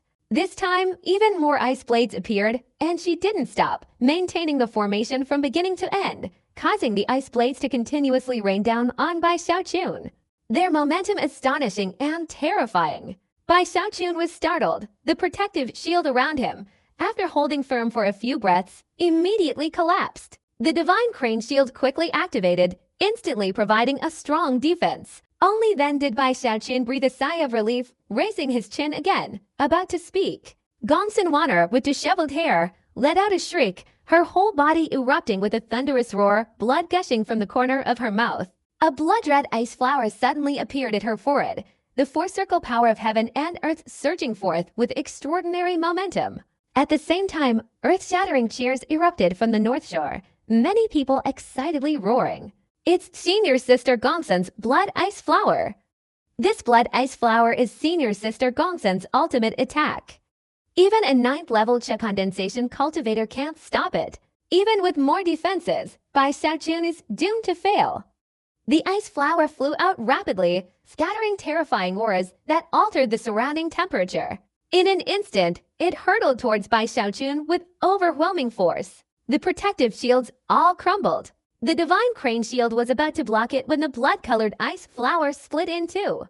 One part was blocked, while the other twisted in midair before appearing in front of Bai Xiaochun, fiercely striking his chest. With a thud, Bai Xiaochun lowered his head in astonishment, feeling as if he'd been hit by a snowball. He was slightly shaken. When he looked up, he saw Gongsun Wanner, her hair disheveled, staring wide-eyed and open-mouthed. "You guys take your time fighting. I'll watch the competition elsewhere," Bai Xiaochun said, then turned around and looked towards the first and second areas, observing with interest, even occasionally shouting encouragement. His demeanor, no matter how you looked at it, deserved a beating. In the second area, at this moment, Ghost Fang had retracted the 2 fingers he had extended. He only needed 1 finger to deal with others, but Gongsun Yun in front of him was able to withstand his first finger. At this moment, Gongsun Yun's face was pale, and he was retreating rapidly, bitterly admitting defeat. Resisting the first finger was his limit. He couldn't afford to be too seriously injured. Although he couldn't compete for first place, he still wanted to compete for second. Gongsun Yun bowed to Ghost Fang and stepped down from the arena, turning to look at Gongsun Wanner, his brows furrowed.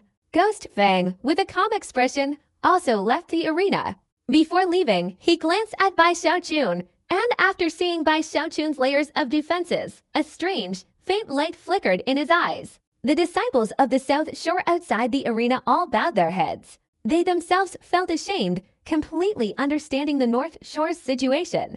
The disciples of the North Shore had gone mad. Gongsun Wanner had also gone mad, screaming and attacking Bai Xiaochun. She used every method, unleashing countless divine techniques and spells, but still couldn't break through Bai Xiaochun's defenses. Especially the final layer, the black bracelet that had transformed into a liquid and enveloped his entire body. This was a life-protecting artifact capable of withstanding an attack from a Foundation establishment cultivator. After the time it takes for an incense stick to burn, Gongsun Wanner spat out a mouthful of fresh blood, her body collapsing from exhaustion, her eyes vacant as she looked at Bai Xiaochun, her gaze filled with despair. She was about to desperately summon the phoenix, but Bai Xiaochun glanced at her, a pill appearing in his hand, tossing it back and forth in his palm. Gongsun Wanner was furious, clenching her fists tightly. "I surrender," she muttered, her eyes filled with intense defiance. Thank you. You understand the greater good. You didn't force me to take action."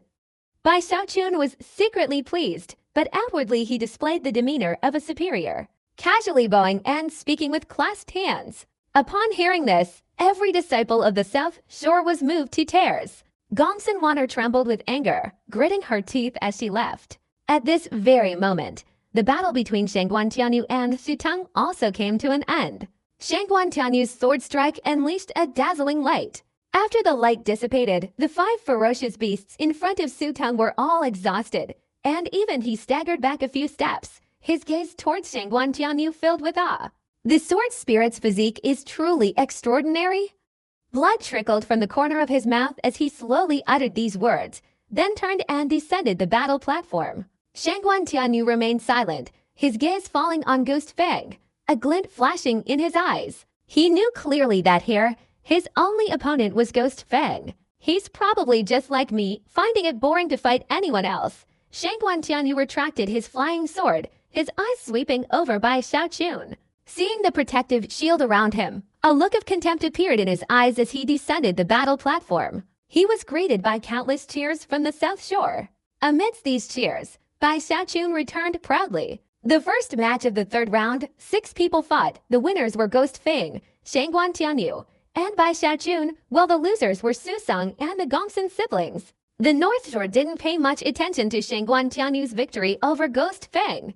At this moment, they had been humiliated by Bai Xiaochun 3 times and were furious. Bai Xiaochun had succeeded in leading the pace of this heavenly pride battle, even creating an immeasurable and enormous influence. The outer disciples of the North Shore, their eyes red with anger, clenched their fists, glaring fiercely at Bai Xiaochun. Being stared at by tens of thousands of people made Bai Xiaochun feel uneasy, touching his nose and pretending not to see. Gongsun Wanner trembled with anger, while Gongsun Yun, standing beside her, whispered words of reassurance. Only then did she grit her teeth and sit down to recover her spiritual power. The others also seized the time to recover. The 3-burner rest period had passed, and the second match of the third round officially began. In the first area, Ghost Fang's opponent changed to Gongsun Wanner. Gongsun Wanner looked at Ghost Fang with a bitter expression. She chose to concede defeat without fighting. She couldn't afford to be injured again, otherwise, her subsequent matches would be extremely difficult. With Gongsun Wanner's defeat, Guya directly secured the victory. At the same time, the second area was filled with the sounds of battle. Shangguan Tianyu battling Gongsun Yun. Gongsun Yun, who had previously managed to withstand a single strike from Guya, now unleashed countless ancient insects from his body, swarming towards Shangguan Tianyu. Shangguan Tianyu's expression was serious. He raised his right hand and a flying sword whizzed out, its sword energy raging. This battle should have been watched by thousands. But now, regardless of whether it was the South or North Shore, almost all eyes were focused on the third area. There, Bai Xiaochun, with an arrogant expression, stepped onto the battle platform. His opponent was Su Teng. Su Teng glanced at Bai Xiaochun, a cold smile playing on his lips. Skilled in alchemy, skilled in defense, huh? But this time, you've met me, and you'll definitely be in a terrible state. As he spoke, Su Teng's right hand swung up. A creaking sound echoed from the surrounding space, and 3 ferocious beasts suddenly appeared. One was a giant ape over 10 feet tall, another a fierce tiger, and the last one a gigantic bat with wings on its back. As soon as these 3 beasts appeared, they unleashed an overwhelming, terrifying aura, each radiating the pressure of a 9th-level condensation cultivator. Bai Xiaochun, let's see if your defenses can withstand the relentless onslaught of these 3 beasts. Su Teng grinned, about to strike. Just admit defeat. Bai Xiaochun sighed, raising his right hand to take out the aphrodisiac pill, looking sympathetically at Su Teng. The same words again, kill Bai Xiaochun. The moment Bai Xiaochun's words rang out, the disciples of the North Shore roared. Su Teng glanced at the pill in Bai Xiaochun's hand, looked up at the sky and laughed loudly, his expression showing contempt and immense smugness. I knew you'd bring out this shameless pill. But do you really think I, Su, have no preparations? These 3 battle beasts of mine were deliberately left behind for you. They're all female. Su Teng was extremely smug. This was what he was most confident about. He was certain that this time he would avenge the North Shore. The disciples of the North Shore, hearing such words, were all overjoyed, cheering and supporting Su Teng. Bai Xiaochun's heart skipped a beat. His eyes darted around rapidly, but his expression remained unchanged, still showing a look of sympathy. He casually uttered a sentence. This elixir of mine can be used on beasts, and it can also be used on humans. After his intimidating words, Bai Xiaochun glanced at Su Teng, then at the 3 female beasts beside him. As soon as he spoke, the disciples on the North Shore fell silent. Each of them was somewhat stunned, and then, involuntarily, they all pictured that scene in their minds. That scene was so tragically beautiful that everyone gasped. Su Teng's eyes widened, a thunderous roar echoing in his head, as if struck by lightning. His face turned pale as he thought of Bai Han Lai of Gongsun Water, and then considered what Bai Xiaochun's words might be true. What if he were to touch the aphrodisiac pill? He swallowed hard, unconsciously glancing at the three battle beasts beside him, his whole body trembling. At the same time, these three battle beasts seemed to possess intelligence, clearly trembling as they looked at Su Teng beside them. Without a moment's hesitation, Su Teng instantly retracted the three battle beasts. He didn't dare gamble, even though he felt Bai Xiaochun's words were 90% false. He still wouldn't dare risk such a thing. The moment Su Teng retrieved his battle beasts, his mind still reeling from the shock, Bai Xiaochun took a step forward, his entire body shimmering with light, activating his protective shield. He moved swiftly, directly approaching Su Teng, and suddenly swung his right hand forward. A powerful force emanated from this swing. Su Teng's strength lay in his ability to control multiple battle beasts. Now, with his beasts unable to be unleashed, his strength instantly diminished by more than half, rendering him utterly powerless to resist. He was directly sent flying by Bai Xiaochun, spitting out blood and staggering backward. A mixture of resentment and rage surged within him as he let out a mournful roar, clenching his fists in surrender. Bai Xiaochun glared, quickly cleared his throat, and after bowing, swaggered away. Behind him, countless shouts and frenzied cries quickly erupted. Bai Xiaochun, you, that damned pill must be annihilated. Heavens, whoever eliminates this despicable Bai Xiaochun. I'll pay 10 spirit stones. I'll pay 15 spirit stones to eliminate Bai Xiaochun. The North Shore went crazy. Countless people shouted, and the total number of spirit stones quickly rose to tens of thousands. The people on the South Shore were stunned, all looking towards Bai Xiaochun with unprecedented respect. This blatant bounty made Bai Xiaochun's face change color. He quickly took a few steps down from the battle platform, feeling it chill down his spine, especially after seeing that the bounty had clearly reached over 20,000 spirit stones. His heart trembled. You're being unreasonable. Every time I, Bai Xiaochun, go into battle, I always advise the opponent to surrender first, Bai Xiaochun anxiously explained. This explanation only made the North Shore even more furious, directly increasing the number of spirit stones offered to 30,000. The phoenix in the sky, with a somewhat smug expression, kept cawing loudly in midair, glaring resentfully at Bai Xiaochun. Even many elders on the high platform had shown interest. I am a glorious disciple. I am the sect master's junior brother. Whoever dares to offer a bounty on me, I will tell my master to expel them from the sect.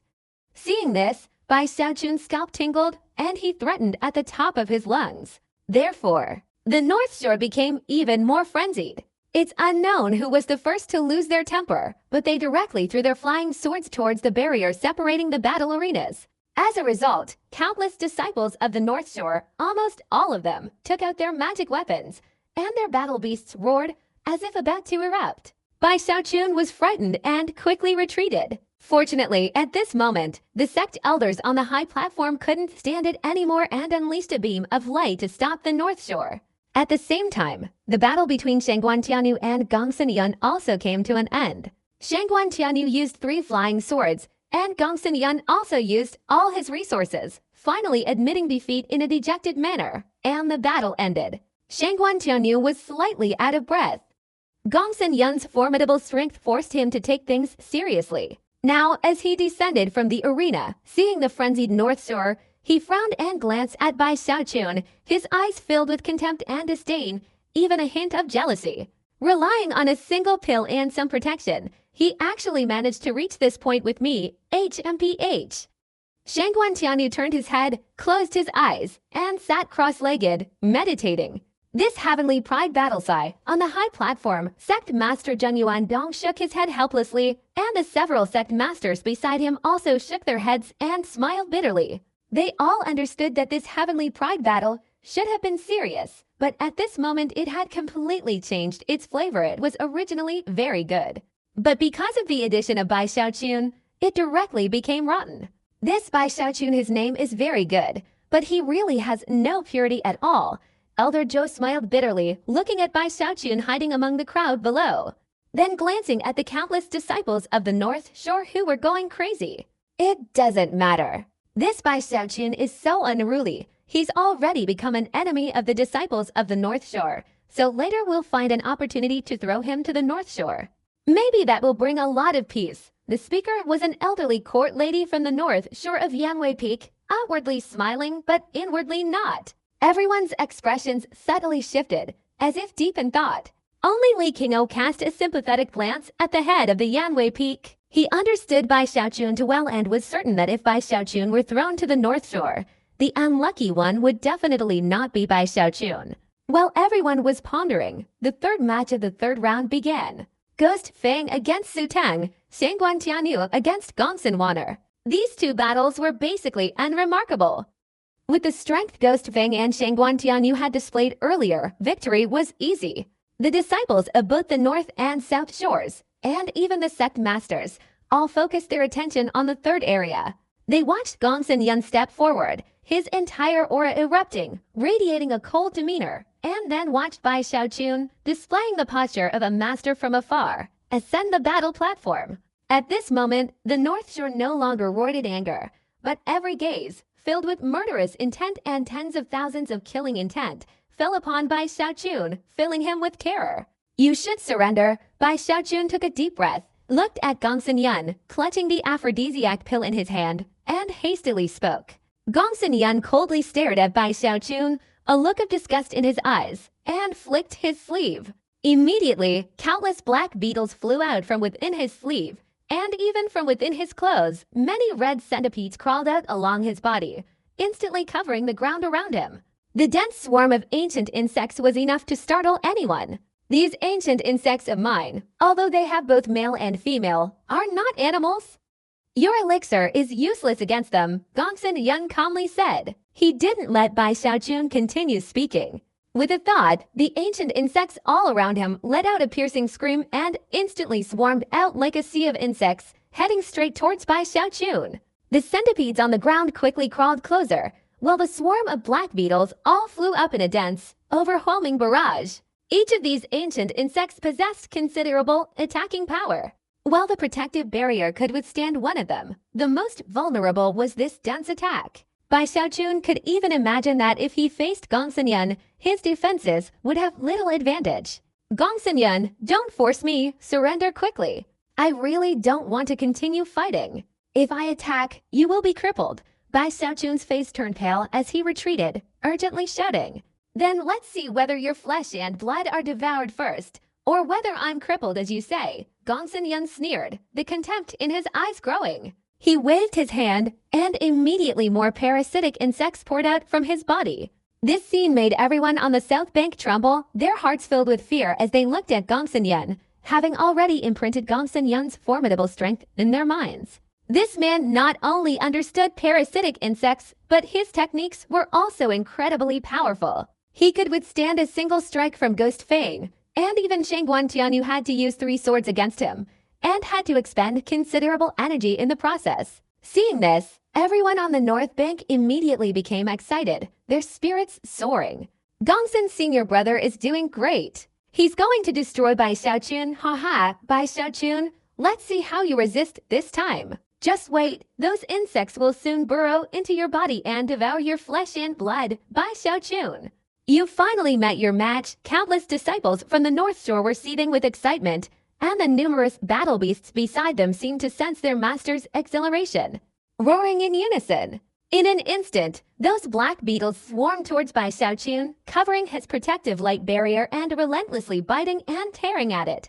The protective light barrier was visibly dimming rapidly. The red centipedes followed suit, leaping from the ground, causing the barrier to dim even faster. These centipedes were even more bizarre. Many quickly burrowed inside the barrier. Bai Xiaoqun's scalp tingled, his eyes turning red. He shouted, Gongsun Yun, you forced me. Bai Xiaoqun was helpless.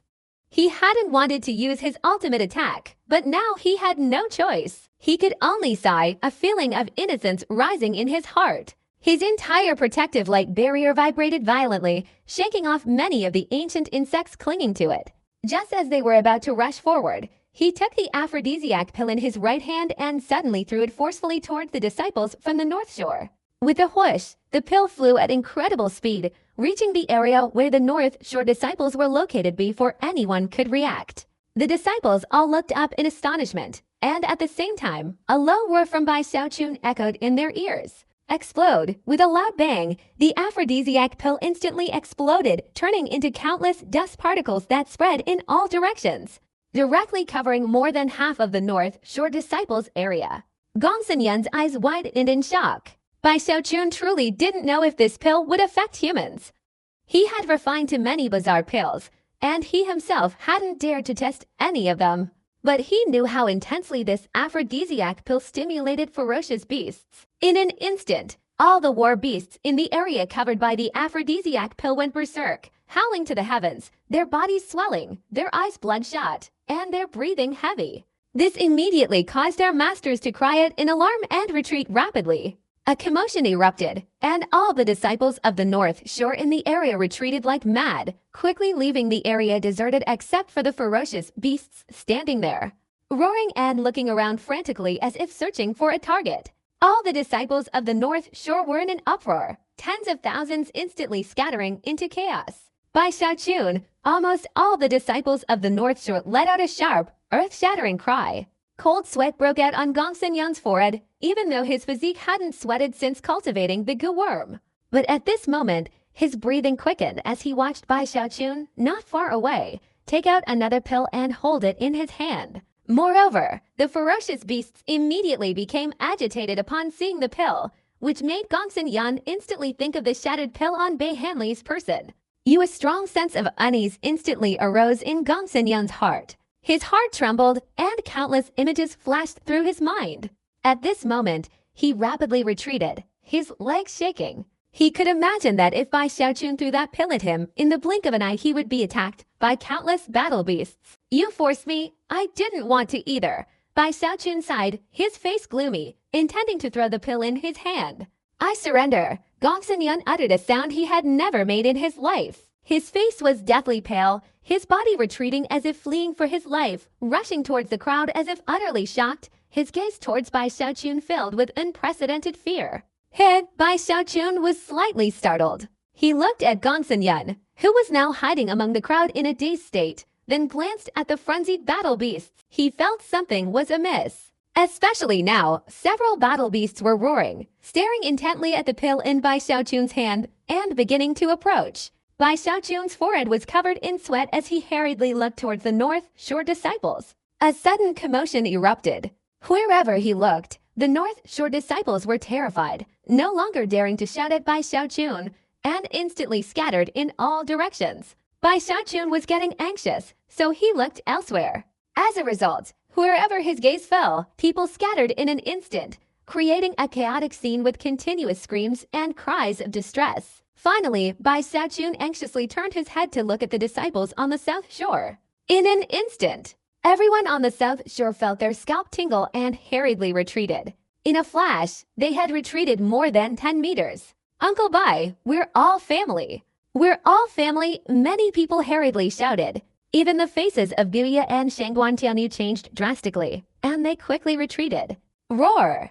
The frenzied battle beasts now had many more approaching, their eyes bloodshot. Seeing this, Bai Xiaochun's forehead was drenched in sweat. What do we do now? What do we do now? I told you all to surrender. If I were to attack, I'd be scared myself.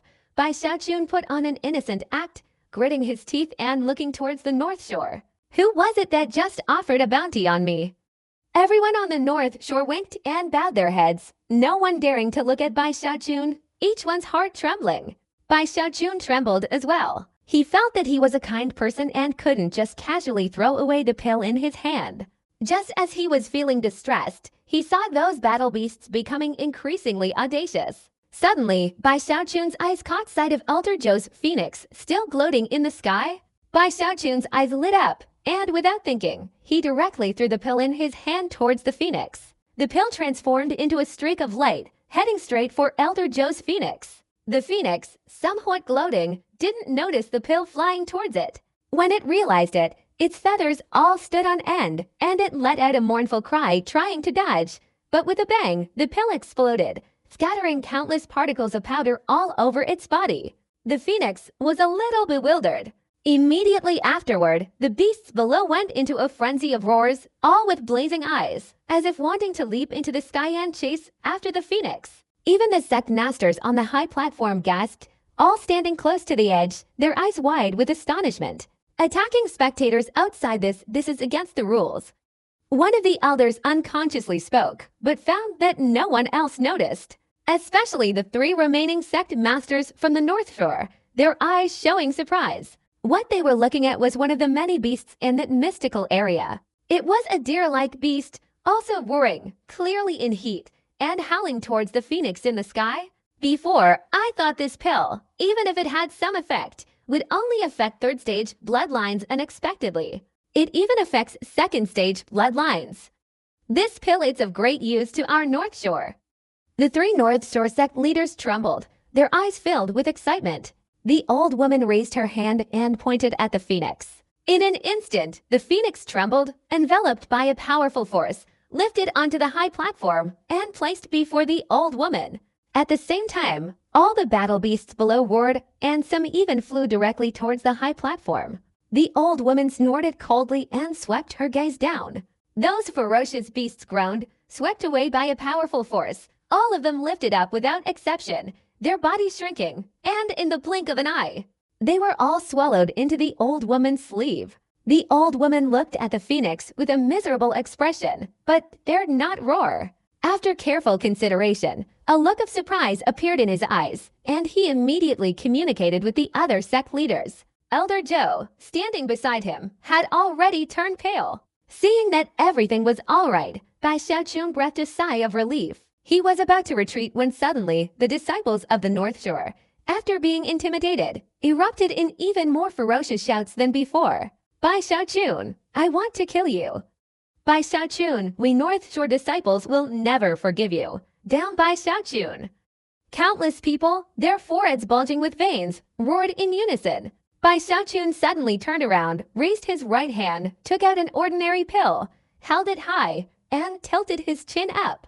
In an instant, all the disciples of the North Shore trembled and immediately fell silent. Bai Xiaochun flicked his sleeve, chuckled, threw the pill into his mouth, and quickly stepped down from the platform. Immediately afterward, behind him, the furious roar from the North Bank erupted, shaking the earth.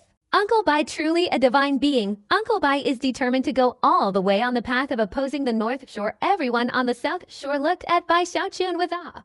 They were all genuinely impressed. Many even felt fortunate that a troublemaker like Bai Xiaochun wasn't from the North Shore.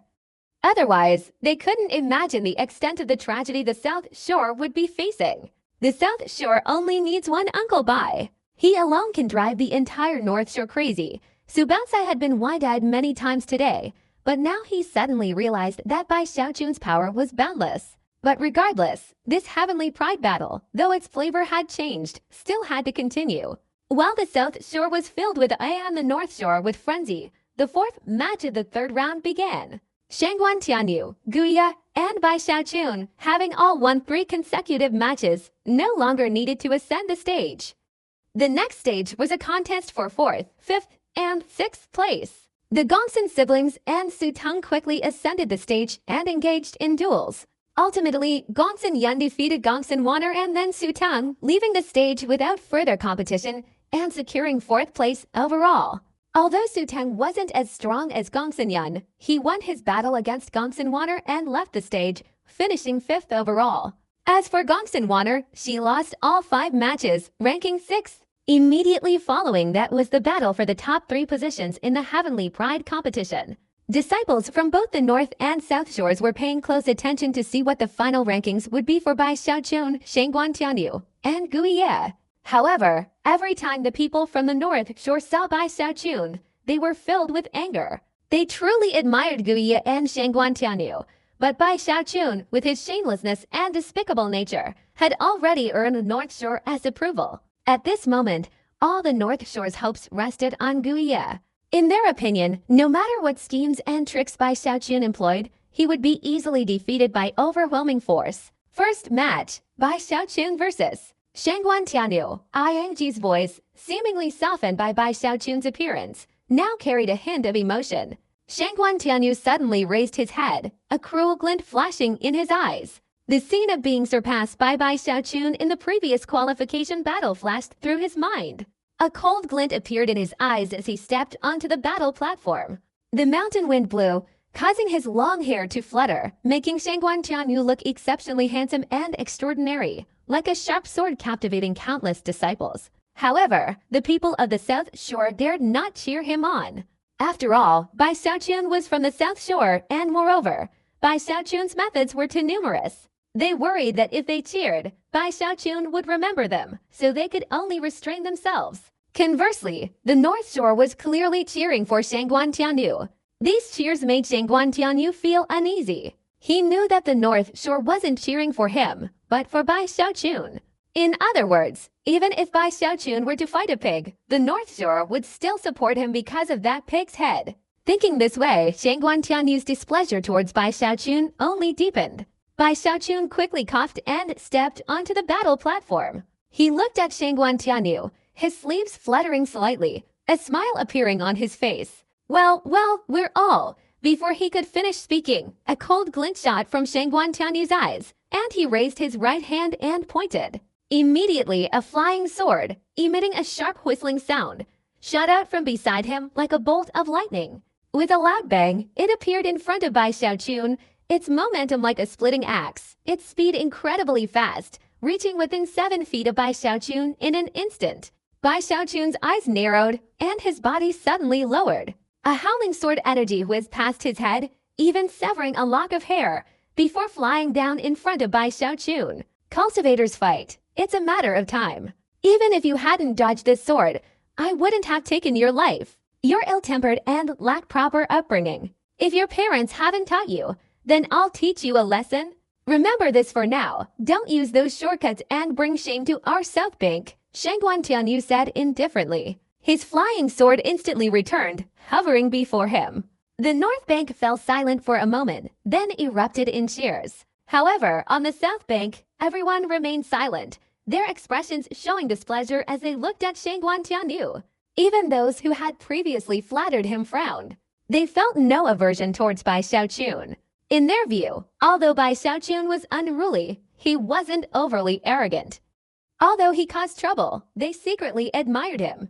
Even though the North Shore hated him to the bone, for the South Shore, Bai Xiaochun represented the South Shore in battle, and everything he did was a source of glory for the South Shore. Everyone could see that when Bai Xiaochun spoke just now, he clearly intended to concede defeat, obviously not wanting to engage in a self-destructive battle with Shangguan Tianyu. But the most important meaning was to help Shangguan Tianyu conserve his spiritual power and maximize his chances of winning the battle against Ghost Fang. Shangguan Tianyu couldn't possibly have misunderstood, yet he still wanted to attack, almost resorting to sneak attacks. He even went so far as to lecture and humiliate his parents. This kind of behavior earned him the contempt of many on the South Shore. Bai Xiaochun crouched down, astonished to see a lock of hair fall before him. The smile on his face vanished as he stood up and looked at Shangguan Tianyu. The other man's words of admonition still echoed in his ears. You're a prodigy. You look down on me. No problem. I don't care about what others think. Bai Xiaochun spoke in a low voice. At this moment, he seemed completely different from his usual self. You ambushed me, so be it. I cultivate for immortality. I don't like killing and slaughtering. Bai Xiaochun raised his right hand, tearing off the gloomy talismans on his body and tossing them aside. In that instant, a faint aura of iron-bloodedness gradually rose from him. Among the people on the South Shore, Ho Yunfei's eyes narrowed, his body trembling uncontrollably. Looking at Bai Xiaochun now, that familiar feeling from his time at the Lu Chen family years ago resurfaced in his mind. But what right do you have to lecture me on behalf of my parents?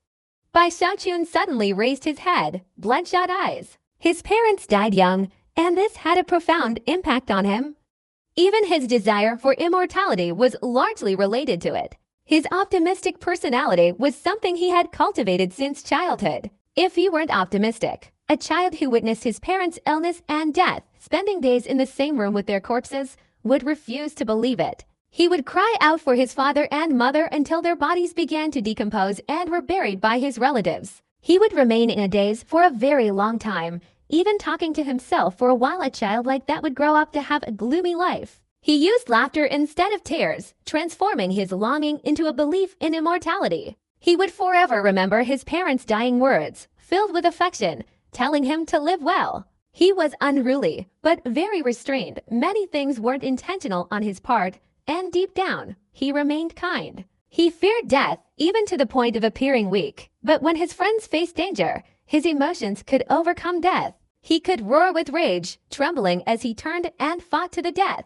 He acted eccentrically, yet he valued loyalty.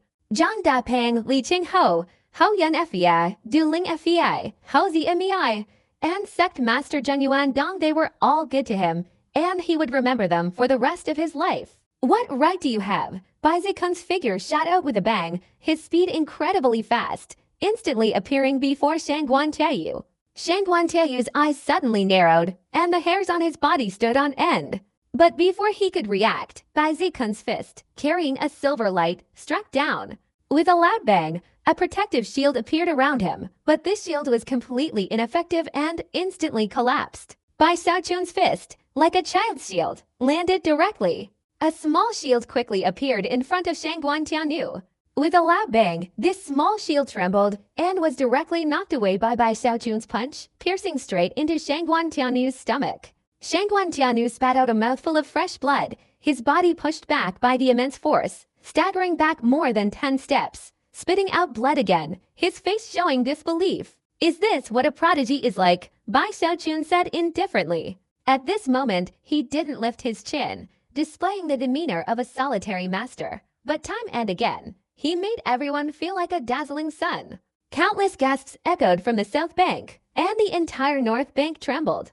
A glint of light appeared in Ghost Fang's eyes. The expressions of the sect masters on the high platform changed, their faces becoming solemn.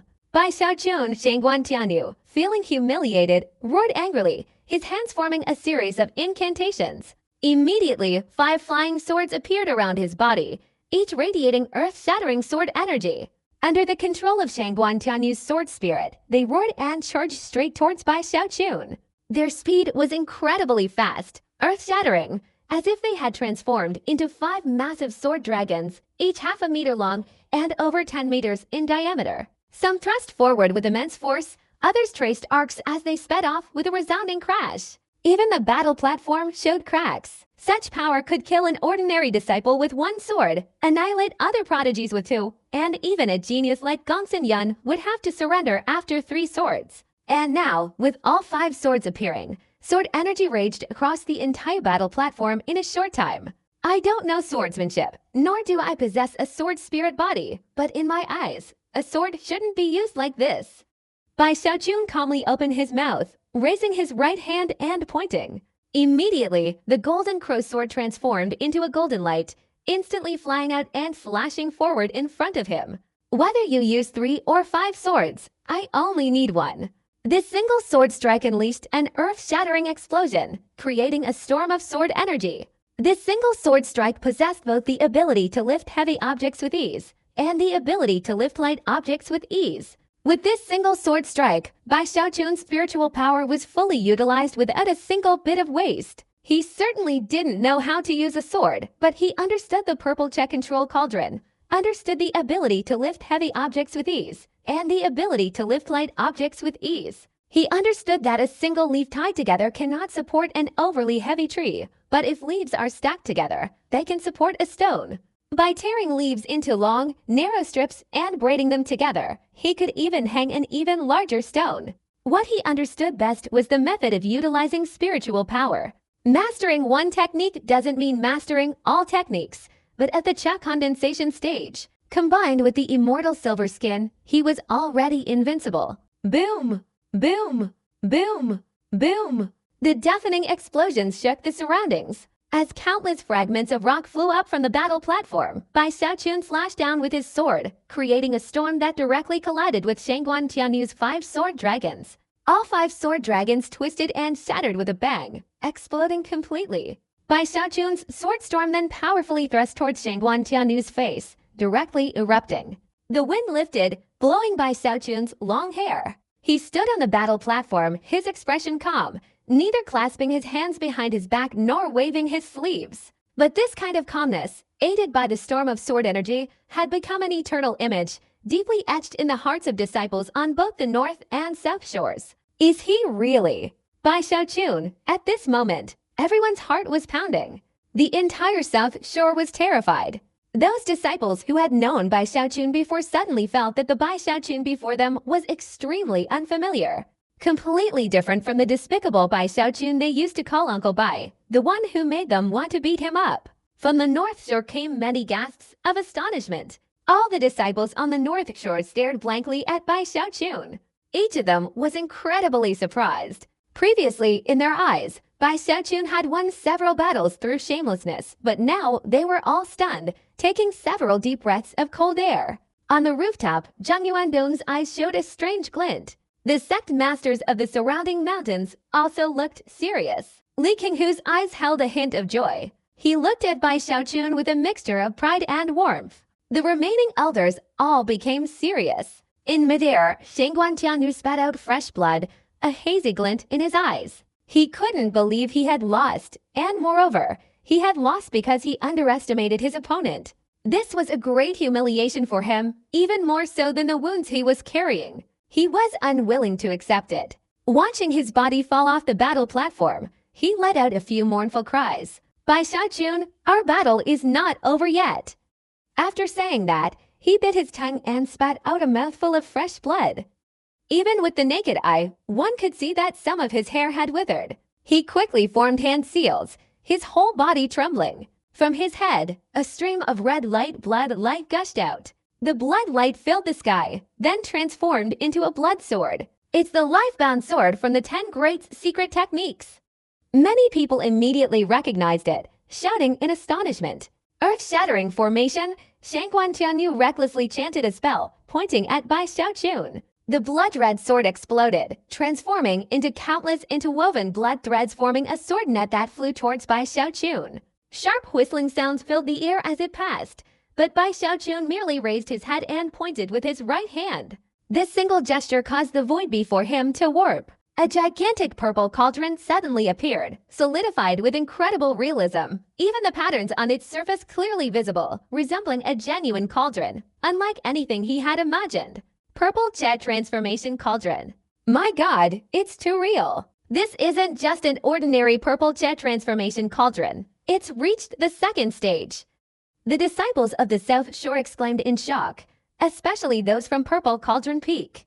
Their expressions even more astonished. The disciples on the North Shore were also in a commotion, all gasping in shock. In their eyes, the clash between the cauldron and the blood-colored sword formation created a deafening explosion. Shangguan Tianyu spat out a large mouthful of blood, let out a tragic laugh, and was then swept away. Bai Xiaochun's expression remained unchanged. He stood on the battle platform, watching the cauldron gradually dissipate in the sky, when from the crowd of the North Shore, Guiya stepped out, his eyes filled with a strange glint, and quickly flew onto the battle platform. Shangguan Tianyu no longer has the strength to fight, so let's save the trouble. Come and fight me. As soon as he finished speaking, Guiya's entire body was enveloped in swirling black mist. The black mist transformed into numerous wailing vengeful spirits that flew towards Bai Xiaochun. Each vengeful spirit had a ferocious appearance, disheveled hair, and green skin. Some were decaying corpses, their heads seemingly gone for countless years, charging forward, creating an extremely terrifying scene. The entire battle arena was shrouded in deathly aura, chilling the disciples on both sides of the river to the bone. At the same time, several figures flew out from the crowd of disciples, their expressions solemn. They were not outer disciples, but inner disciples. They had appeared for this final heavenly pride battle. On the peak of the Sea Dao Mountain, the 4 supreme elders also swept their divine senses across the arena, focusing their attention on the battle platform. At this moment, everyone was focused on this battle. Bai Xiaochun turned around, intently watching Ghost Fang. His expression became serious. In this heavenly pride battle, Ghost Fang had made several moves, and the strength he displayed was truly astonishing. Almost a single blow nearly killed Lu Tianli, and the opponent had only used 7/10 of his strength. If he unleashed his full power, that strength would be unimaginable. Just as Bai Xiaochun looked at Ghost Fang's eyes flashed with a sinister light, and he raised his right hand, pointing it at Bai Xiaochun. At the same time, the earth and sky roared, and a gigantic ghost claw, half the size of a battle platform, suddenly appeared beside Ghost Feng, accompanied by a tearing sound and an astonishing momentum, hurtling straight towards Bai Xiaochun. Its speed was incredibly fast, reaching him in an instant. Bai Xiaochun raised his right hand and clenched it tightly, his whole body emitting a shimmering silver light, and punched towards the ghost claw. From afar, Bai Xiaochun's small body was insignificant compared to the enormous ghost claw, but his fist collided with the claw in an instant, producing an earth-shattering, deafening explosion. Boom! Boom! A sound like rolling thunder echoed in all directions, causing the outer disciples on both sides of the fighting platform to hastily retreat, their expressions filled with fear. Many were so shaken that they felt dizzy and disoriented. A massive force surged from Bai Xiaochun's fist, colliding with the demon claw's claws, creating a creaking sound. Cracks appeared in the demon claw, gradually spreading throughout its entirety. In an instant, the gigantic demon claw shattered into 5 or 7 pieces. A large amount of black mist dispersed in all directions. The entire battle arena shook. A glint flashed in Demon Fang's eyes. His body trembled as he took a step back, then stomped down forcefully.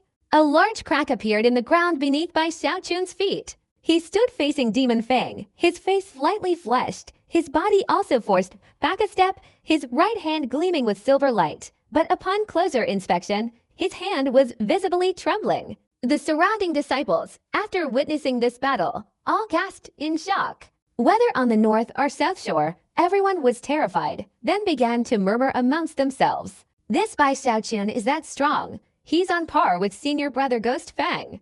I remember now. Back then, when the Luo Chen clan rebelled, he killed enemies beyond his level, returning from a near-death experience. I thought it was just an exaggerated legend.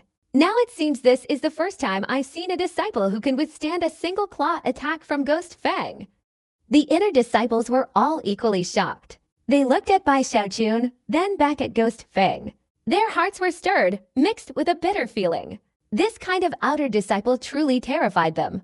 In their eyes, this level of combat power was beyond what an outer disciple could possess. Both of them were monstrous talents. For many years, no such monstrous talents had appeared, and now there were 2 of them at once on the rooftop. The sect master's eyes showed a hint of great joy.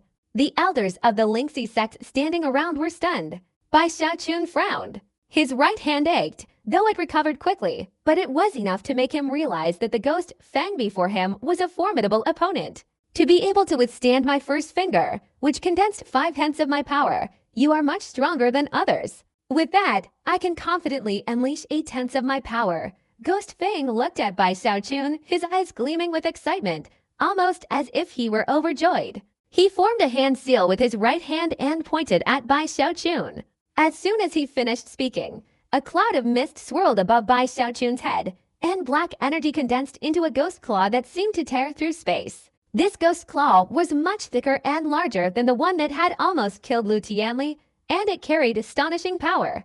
Boom! With a sound, the ghost claw, like Mount Tai crashing down, charged towards Bai Xiaochun.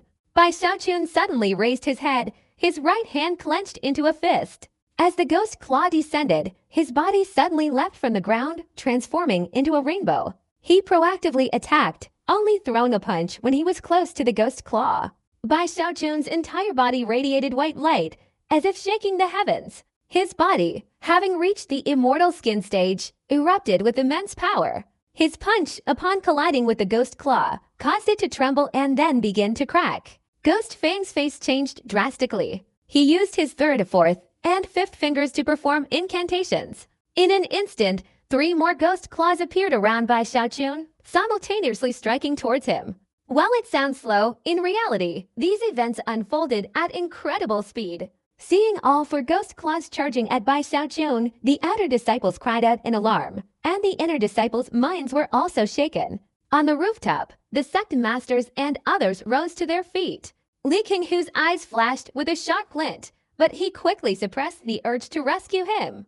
A deafening explosion erupted, lightning and sparks flying in all directions. 4 ghost claws simultaneously struck Bai Xiaochun's body. The battle platform shattered, countless fragments of rock flying up, creating a swirling mist that blurred the space where Bai Xiaochun stood. At that moment, a figure as swift as lightning emerged from within the mist, charging directly towards Ghost Fang. Shattering lock, a low voice boomed. While everyone's vision was obscured by the white light, two fingers, almost entirely composed of silver-white light, suddenly appeared before Ghost Fang, creating a life-or-death threat he felt for the first time. Ghost Fang let out a low growl, his body within the mist unleashing its full power, simultaneously conjuring a protective shield around him as he swiftly retreated. At the same time, a powerful gravitational pull emanated from Bai Xiaochun's two fingers, causing Guiya's body to not only fail to retreat but also be drawn closer. The protective light shield he had created, upon colliding with Bai Xiaochun's fingers, became weak and unable to withstand the impact, shattering completely. No matter how much he resisted, even mobilizing three small shields emitting light in front of him, these shields were quickly shattered upon contact with Bai Xiaochun's fingers. Unstoppable! Seeing Bai Xiaochun's two fingers pierce through everything, appearing before him like a splitting force, Guiya let out a mournful cry. 3/3 of his hair suddenly turned white, his body became indistinct, allowing Bai Xiaochun's fingers to penetrate but fail to catch him. With a loud bang, the empty space, squeezed by Bai Xiaochun's two fingers, emitted a series of crackling explosions and the sound of air being squeezed. Far from Bai Xiaochun's position, the figure of Ghost Fang appeared, spitting out a mouthful of fresh blood, his face now wrinkled. To force me to use such a life-saving method, it seems I underestimated you, Bai Xiaochun. Ghost Fang panted, staring intently at Bai Xiaochun. There was no fear in his eyes. Instead, a fierce fighting spirit was revealed. Bai Xiaochun, who had just gained the upper hand, felt a sudden shock. Not knowing what divine ability the opponent had used to unleash such a powerful surge of combat strength exceeding the Cha condensation stage. Blood gushed from the corner of Bai Xiaochun's mouth. He stood there, the shattered cauldron behind him, his clothes torn in many places, his body still standing, but his aura was far more chaotic than before. Previously, when confronting the 5 fingers of the Demon Fang, although he could resist, it was truly difficult. If Bai Xiaochun hadn't reached the silver immortal skin, he would have likely lost. Unfortunately, his counterattack was dodged by the opponent. At this moment, all the disciples on all sides were stunned, staring blankly at the two on the battle platform. A storm of emotions raged within each of them. Those on the south shore were filled with panic. They finally understood why Bai Xiaochun had survived the pursuit by the Luo Chen family earlier, and why he had been awarded the title of Glorious Disciple. So he's that strong? At this moment, the hearts of all the disciples on the south shore trembled uncontrollably. The hearts of the disciples on the north shore were also filled with extreme complexity. On the high platform, many elders of the Lingxi sect showed expressions of surprise. At this moment, they looked towards Bai Xiaochun, their minds still replaying the image of his body enveloped in silver light and his astonishingly brilliant attack. It's the immortal longevity technique, reaching the silver skin level. That final strike was shattering lock. I didn't expect that the immortal longevity technique, which almost no one can cultivate, would be mastered by this person. It's a pity, even though the power of the immortal longevity technique is extraordinary and its origins are mysterious. It's only an incomplete scroll. The crowd sighed involuntarily, then lamented. It's truly something to look forward to. Hopefully, in a few years, one of them can enter the inheritance list. The sect master sighed softly. He knew this was a distant hope. The inheritance list was too difficult to obtain. Thinking of this, he couldn't help but look towards Li Qing'o. Within 2 cycles of 60 years, if one can reach the Golden Core stage, they can become an inheritance list member. In our generation, only Li Qing'o has hope. At the same time, on the battlefield, Ghost Fang raised his right hand, and a beam of green light flew out, transforming into a large green-handled flag, which was firmly planted in the ground in front of him. He sat down cross-legged, then suddenly raised his head, his eyes filled with surging fighting spirit. Bai Xiaochun, you deserve for me to break the seal. First layer of seal. Open. He suddenly shouted, his right hand forming a hand seal and pointing a finger at the center of his forehead. A whooshing sound echoed, and his entire body trembled violently, black energy surging out from him. Then his body suddenly swelled to twice its size, a powerful aura appearing and bursting forth. This aura was the limit of the Cha condensation realm. 6th finger, 8th finger, 10th finger. Ghost Fang roared softly, then formed a hand seal and pointed a finger at Bai Xiaochun, continuously unleashing 5 fingers, each one more powerful than the last. At this moment, the entire finger technique was unleashed. The heavens and earth trembled, and an enormous ghost claw, carrying a thunderous aura, descended from the sky. From afar, one could see this ghost claw roaring as it charged straight towards Bai Xiaochun. This is the still a condensation technique? This is clearly a foundation establishment divine ability, after all. This is the first time I've seen a condensation disciple able to unleash such an earth-shattering technique. Only secret techniques can create such a spectacle. The 10 great secret techniques of the Lingxi sect each have a minor accomplishment at the condensation stage. The disciples all around gasped in fear. Bai Xiaochun's eyes narrowed. At this moment, Ghost Fang was exerting immense pressure on him, far surpassing before. However, the intensity was still not equal to his final battle with young Master Chen Heng at the Luo Chen family. After all, this wasn't a life-or-death battle, but the situation back then was a life-or-death struggle. Even so, even if it wasn't a life-or-death battle, Bai Xiaochun didn't want to lose. If there wasn't an opportunity, so be it. But now that he has this chance, he wants the first place. Not for the sake of fame, but simply to make Li Qinglo look at him with joyful eyes. That was enough. Bai Xiaochun's eyes began to turn bloodshot. He waved his sleeve and chanted a spell. The spiritual power in his body quickly spread, and then a purple cauldron appeared. 135. In an instant, 5 purple cauldrons materialized, heading straight towards the 5 ghost claws on the other side. At the same time, his golden crow sword suddenly flew out, transforming into a golden light, within which a vague image of a golden crow could be seen.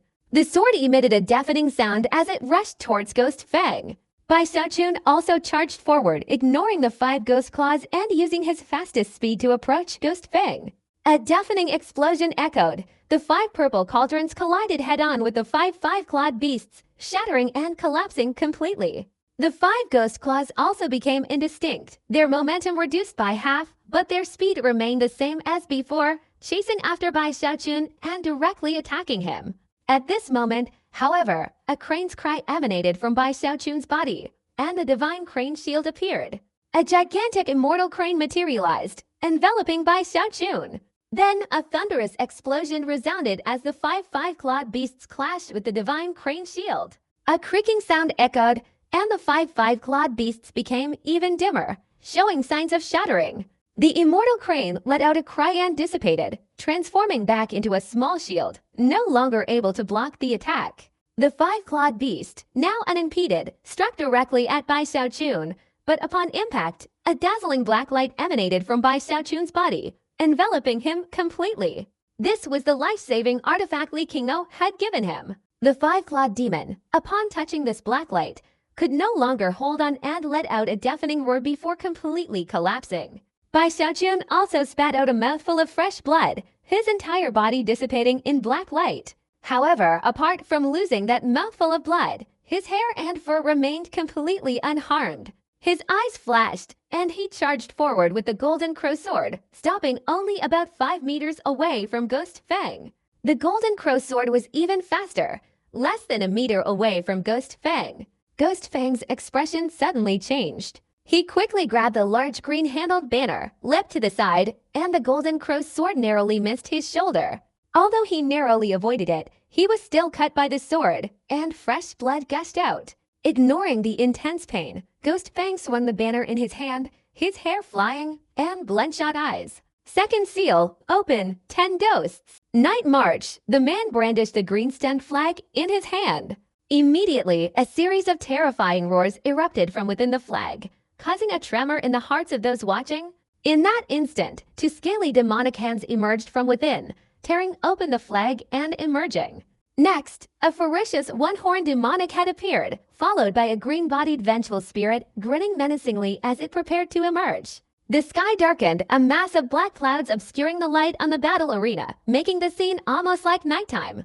10 vengeful spirits suddenly emerged from the flag, each unleashing the aura of a great perfection condensation expert, directly confronting Bai Xiaochun. Bai Xiaochun's expression changed, filled with terror. No matter how powerful he was, he couldn't possibly withstand 10 vengeful spirits with great perfection condensation power at once. At this moment, Ghost Fang breathed a sigh of relief. His second seal couldn't be broken for long. Seeing the 10 ghosts appear before him, he knew he was certain of victory. With the 10 ghosts behind him, he looked at Bai Xiaochun with cold eyes, a glint of light flashing in them. Their battle was like a dragon and a tiger fighting, causing the onlookers to gasp in astonishment. Seeing Ghost Fang's immense power, the disciples of the North Shore were filled with excitement, while the disciples of the South Shore were filled with worrying. Bai Xiaochun continuously retreated, knowing that if he were to be surrounded by these 10 powerful ghost spirits, even with the protection of his golden crow sword, he would find it difficult to escape. 10 Ghosts Night Parade. Facing imminent danger, Bai Xiaochun suddenly looked up at the dark cloud covering the sky, turning it into pitch black night. His eyes suddenly flashed, and he raised his right hand, chanting a spell and pointing a finger. The golden crow sword immediately flew straight up into the clouds, as if wanting to break through this dark cloud layer, so that the battle arena would no longer be shrouded in darkness. Ghost Fang raised his eyebrows. Bai Xiaochun's reaction speed was indeed very quick. Although this divine ability of his was powerful, it was most suitable for use in the dark night. In the darkness, there would be no flaws, but if it were during the day, unless it was the 100 Ghosts Night Parade realm, there would inevitably be a flaw. This dark cloud layer is extraordinary. Only a spirit refining treasure can somewhat restrain it, but it will still be trapped inside. Even if Bai Xiaochun finds a flaw with his strength, it will be difficult to tear it open. Ghost Fang chuckled coldly in his heart. Just then, a loud bang resounded, and the golden crow sword flew straight into the dark cloud, flashing with a radiant light that slightly thinned the cloud layer. However, this cloud layer was also strangely perplexing, holding the sword inside, preventing it from being destroyed. Bai Xiaochun, feeling anxious, retreated and then pulled out another flying sword that had undergone 2 rounds of spirit refinement. He controlled the sword to fly straight up into the dark cloud, and another loud bang resounded. The cloud layer thinned again, but the flying sword was also held aloft. But Ghost Fang was stunned. Another spirit refining treasure immediately afterward. Before Ghost Fang could react, Bai Xiaochun found this method somewhat effective and pulled out 7 or 8 flying swords at once, controlling them all to fly straight into the sky. Among them, 4 flying swords, emitting a shimmering silver light, had also undergone 2 rounds of spirit refinement and plunged straight into the cloud layer. The few flying swords that hadn't been refined quickly lost their effectiveness, but the 4 flying swords that flew into the clouds emitted a resounding explosion. The clouds thinned considerably, even allowing sunlight to penetrate through in places, causing the vengeful spirits to shriek in terror and hastily dodge. Ghost Fang's eyes nearly popped out of their sockets. Even someone as composed as him couldn't help but exclaim in astonishment, "This! So many! Damn it, he must be gone!" Not only him, but all the outer disciples on both the north and south banks widened their eyes in disbelief, exclaiming in shock, "My God! How did this Bai Xiaochun have so many refined items? It's already difficult for an ordinary disciple to obtain even one. How did he have so many? Who refined them for him?" While the crowd was still in astonishment, Zhang Daopan, standing among the disciples of the South Shore, was unnoticed because he was at the back and the front was filled with cheering fans. At this moment, upon seeing Bai Xiaochun's flying swords, he immediately raised his head, his face full of arrogance, his pride growing even stronger. "These are all items I, Zhang Daopan, refined." Just as Guya thought Bai Xiaochun had no more spirit refining items left, Bai Xiaochun, overjoyed, discovered that spirit refining items could counteract the clouds and burst into laughter. Unexpectedly, he took out 2 more flying swords, flashing with silver light, also spirit refining items, and flew straight towards the clouds. "Impossible!" Guya exclaimed in shock. With a loud bang, the dark clouds in the sky, bombarded by 8 spirit refining flying swords, finally dispersed, allowing sunlight to shine through. The 10 vengeful spirits shrieked and quickly retreated back to the banner, not daring to reappear. At the same time, Bai Xiaochun laughed loudly, his entire body rushing towards Ghost Fang, 2 fingers emitting a dazzling silver light as he condensed the shattering lock. Ghost Fang's face was grim. He was about to counterattack when he suddenly spat out a mouthful of fresh blood, his whole body trembling. The after effects of the second seal opening had appeared. His eyes were filled with unwillingness, and he quickly retreated. "I surrender," he gritted his teeth. In his current state, he was absolutely no match for Bai Xiaojun, and he was unwilling to accept defeat. If Bai Xiaojun hadn't had so many spirit-refining treasures earlier, he would definitely have been the winner. Or even if it were nighttime, he would certainly have won. The moment he conceded defeat, everyone on the South Bank was stunned, then cheered excitedly. "We won! The South Bank won, haha, first place is ours. We have two of the top 3, we've washed away our previous shame. Uncle Bai is invincible." The cheers from the South Bank were deafening, while the people on the North Bank felt bitter and fell silent. They realized that it wasn't that Ghost Fang wasn't strong, but that Bai Xiaojun hid too many treasures. "Bai Xiaojun, why do you have so many spirit-refining treasures?" Ghost Fang stared at Bai Xiaojun, wanting to know the reason for his defeat. "My senior brother Zhang Dapin is a once-in-a-thousand-years now, a once-in-a-thousand-years genius in spirit refining. All my treasures were forged by him. If you want to blame someone, you should blame yourself for not having such a genius spirit-refining senior brother," Bai Xiaojun replied proudly. Everyone on the South Shore gasped in astonishment, and the entire Purple Peak Mountain became even more agitated. Zhang Dapin. Who exactly is such a divine being, Zhang Dapin? He's from our Purple Peak Mountain. He's a disciple of the sect master, my god. He's usually so secretive. I didn't expect him to be so powerful. Zhang Dapin, full of excitement, jumped high, cleared his throat, and roared loudly. "I am Zhang Dapin. All of Bai Xiaojun's flying swords were forged by me." He was incomparably excited, his loud shout echoing in all directions, causing even the sect masters on the high platform to look over with curiosity. While everyone was still buzzing with excitement, Bai Xiaojun glared, tilted his chin up, and with a flick of his sleeve, displayed the demeanor of a peerless master, turning and walking towards the battle arena. "Alas, life is lonely. With a wave of my hand, Bai Xiaojun will make all the geniuses in the genius battle vanish into thin air." This battle of the heavenly pride has actually benefited Zhang Dapin. Even the sect master and his group looked at him with curiosity. Especially the sect master. After a quick glance, his whole body involuntarily trembled. Psychic power, his expression was solemn, and as soon as he spoke, all the elders and heads of departments surrounding him were startled. Upon closer inspection, everyone's eyes lit up. Sumai Yang had taken Lu Tianli to get treatment and hadn't returned yet. Otherwise, she would certainly have shown an expression of disbelief. This chubby little boy was brought back to the mountain by Sister Yang when he was young, and finally he has a promising future. Cultivating spiritual power and nurturing psychic abilities, strong psychic power, strong spiritual power. This person should be given priority in future training, the sect master said happily, slowly. Furthermore, that girl Qing Ryu isn't bad either. Although not as good as Qiaoyu, she has her own unique opportunities. She has a special affinity with the guardian sword of Qingfeng Mountain, and is currently concentrating on comprehending it in Qingfeng Cave. If she succeeds, Qingfeng Mountain could have another guardian sword spirit in the future.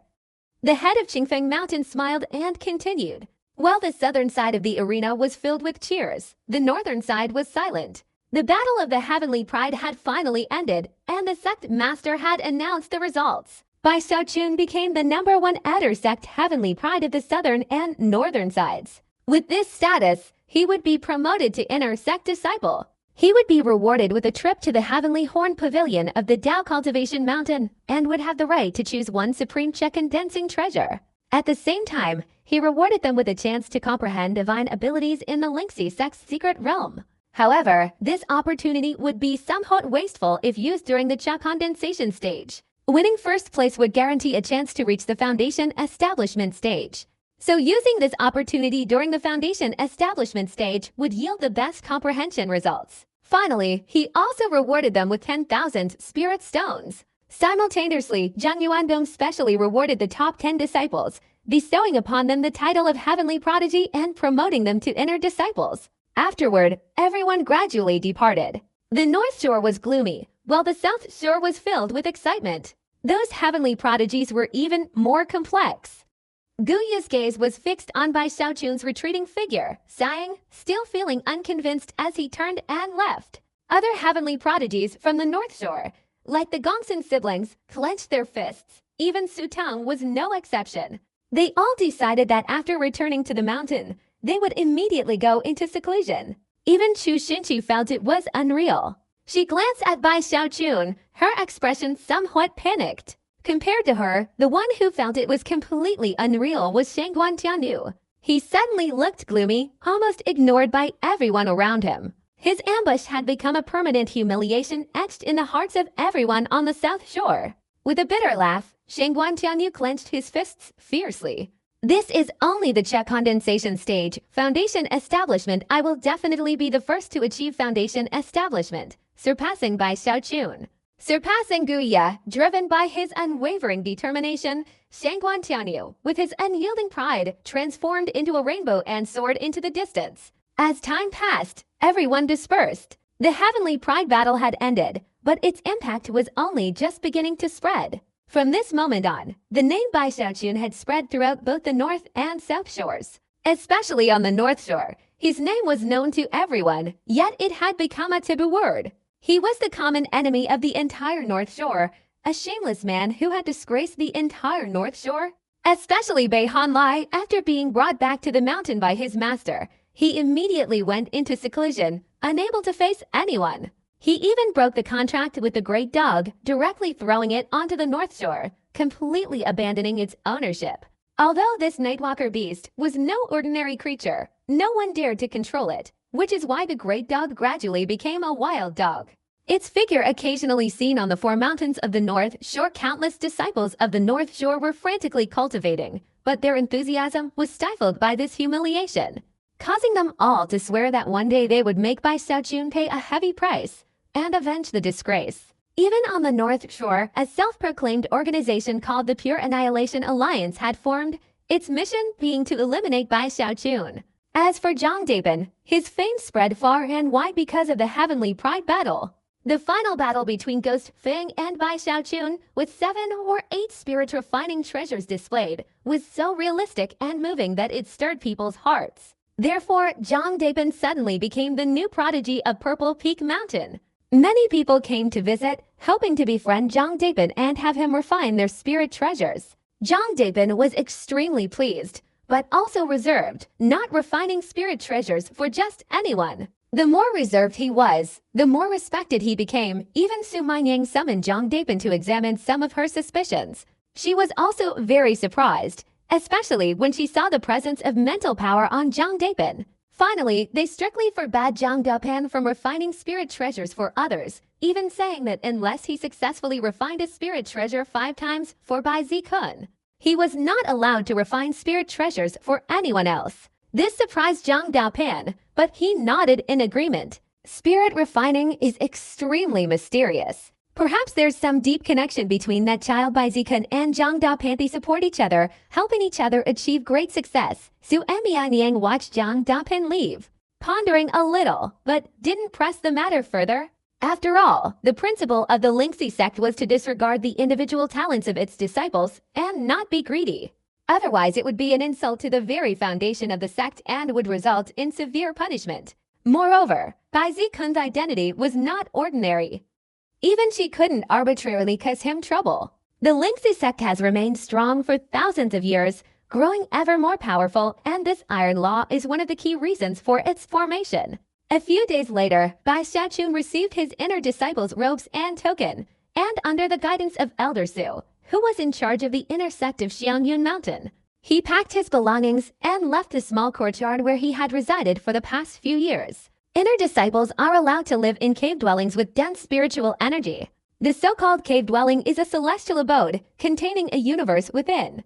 Bai Xiaochun, being the #1 heavenly pride in the battle, naturally chose the best cave dwelling. Behind Xiangyun Mountain, at the end of the small path leading up the mountain, stood an elegant and tranquil cave dwelling with abundant spiritual energy. Inside the cave dwelling were 5 small rooms, each with a night illuminating pearl embedded in the ceiling, radiating a luminous glow. Furthermore, outside the main hall, there was a small stream with a gentle, warm flow, forming a small hot spring pool about 10 meters in diameter, where several small fish adapted to the water conditions were swimming. The entire cave dwelling, though simple, was meticulously cared for.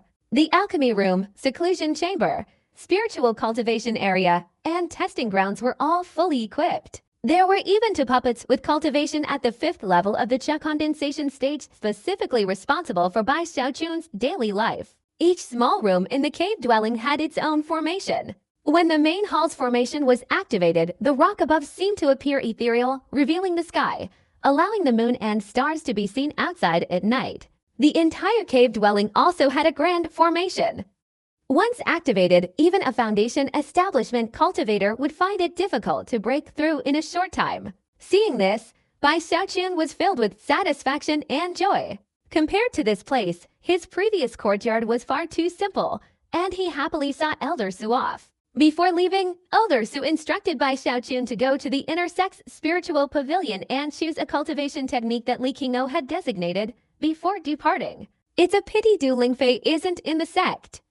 Otherwise, it would be wonderful to soak in this bath together, Bai Xiaochun suddenly thought. Thinking of Hou Xiaomei, he felt happy and secretly resolved to find an opportunity to bring Hou Xiaomei here, to bathe in the hot springs and gaze at the starry night sky together. I'm a person with ideals. Perhaps I should let both Hou Xiaomei and Du Lingfei soak in this bath together, Bai Xiaochun mused, deeply realizing how narrow-minded his previous thoughts had been. Early the next morning, Bai Xiaochun left his cave dwelling and, walking along the small path, discovered another cave dwelling not far from his. The two cave dwellings were only about 10 meters apart, their entrances almost directly opposite each other. At this moment, the formation on the cave also opened, indicating that someone was residing there. Bai Xiaochun was quite surprised and looked around a few more times before withdrawing his gaze and walking away. Bai Xiaochun strolled leisurely to the middle of the mountain. There were hardly any outer disciples here, only a few inner disciples scattered around. Even so, this didn't stop Bai Xiaochun from proactively clearing his throat in front of them, displaying a look of admiration. After recovering from their astonishment, they bowed and addressed him as Uncle Bai, continuing his journey. The repeated greetings of Uncle Bai greatly boosted Bai Xiaochun's spirits as he swaggered into the intersex spiritual pavilion in Xiangyun Mountain, where inner disciples studied various cultivation techniques. Every newly promoted inner disciple could choose a cultivation technique here free of charge. As soon as Bai Xiaochun arrived, the disciples in charge of the spirit pavilion immediately stood up to greet him. Bai Xiaochun, delighted, patted them on the shoulder before making his choice. Heaven and Earth / water and fire true meaning. 9 Heavens Annihilation Earth Technique. He looked around for a long time, the sheer number of techniques overwhelming him. Yet he didn't know which to choose. They all seemed incredibly powerful. Finally, he found the technique that, according to Elder Su, Li Qingou had specifically assigned to him. Dragon Elephant Transformation into a Sea Scripture. Bai Xiaochun held a jade slip, infusing it with spiritual power as he looked at it. His eyes widened in surprise. The opening words of the Dragon Elephant Transformation into a Sea Scripture made his scalp tingle. All humans are bound by shackles and chains. Regardless of cultivation level or physical body, they all possess a fundamental life force. Making it impossible to break free from these shackles, I created this cultivation method suitable for Qi condensation cultivators. Even if they cannot break free from the shackles, they can still reach the threshold of enlightenment. Bai Xiaochun took a deep breath. He suddenly remembered the words of the black-robed tomb guardian who had saved his life years ago. The 5 volumes of the immortal scripture can break through the 5 great shackles, and the 5 volumes of the longevity scripture can break through the 5 great eternal seals. Bai Xiaochun immediately felt that the Dragon Elephant Transformation Sea Scripture was indeed extraordinary. He examined it carefully again, then gradually frowned. He discovered that this cultivation technique, while not possessing earth-shattering power at first glance, was even less powerful than the astonishing techniques Bai Xiaochun had seen earlier. However, it was a perfect continuation of the purple check controlling cauldron technique, and it could also increase the success rate of foundation establishment. For many years, foundation establishment had been Bai Xiaochun's most cherished dream. Thinking about it now, his heart pounded wildly. This Dragon Elephant Transformation Sea Scripture only had 3 distinct levels, equivalent to the 9th level of Qi condensation, the 10th level of Qi condensation reaching perfection, and the final level foundation establishment. Cultivating to the end would grant the body the power of a dragon elephant, and the spiritual power within would be as vast as the ocean. Most importantly, it would provide an unparalleled foundation. After foundation establishment, any divine ability or cultivation technique could be integrated without rejection or going astray. It could be said that although seemingly ordinary, it was actually far from commonplace. Then I'll choose this cultivation method. Bai Xiaochun immediately made a decision. Whether it was the mention of shackles and chains in the opening or the promotion of a high success rate in foundation establishment, everything about it stirred Bai Xiaochun's heart. He took the dragon elephant transformation sea scripture and walked out of the inner spirit pavilion. After exchanging for this cultivation method, he returned to his cave dwelling. Upon arriving at his own, Bai Xiaochun suddenly glanced at the cave dwelling opposite. At that moment, the main gate of the opposite cave dwelling opened, and a female figure emerged. Seeing this figure, Bai Xiaochun, who was about to enter the cave dwelling, suddenly stopped. Oh, junior sister Chu Xinqi. Bai Xiaochun was instantly filled with joy. During the Heavenly Pride battle, Chu Xinqi had stood quite far from him, so he hadn't had the chance to hear her call him auntie.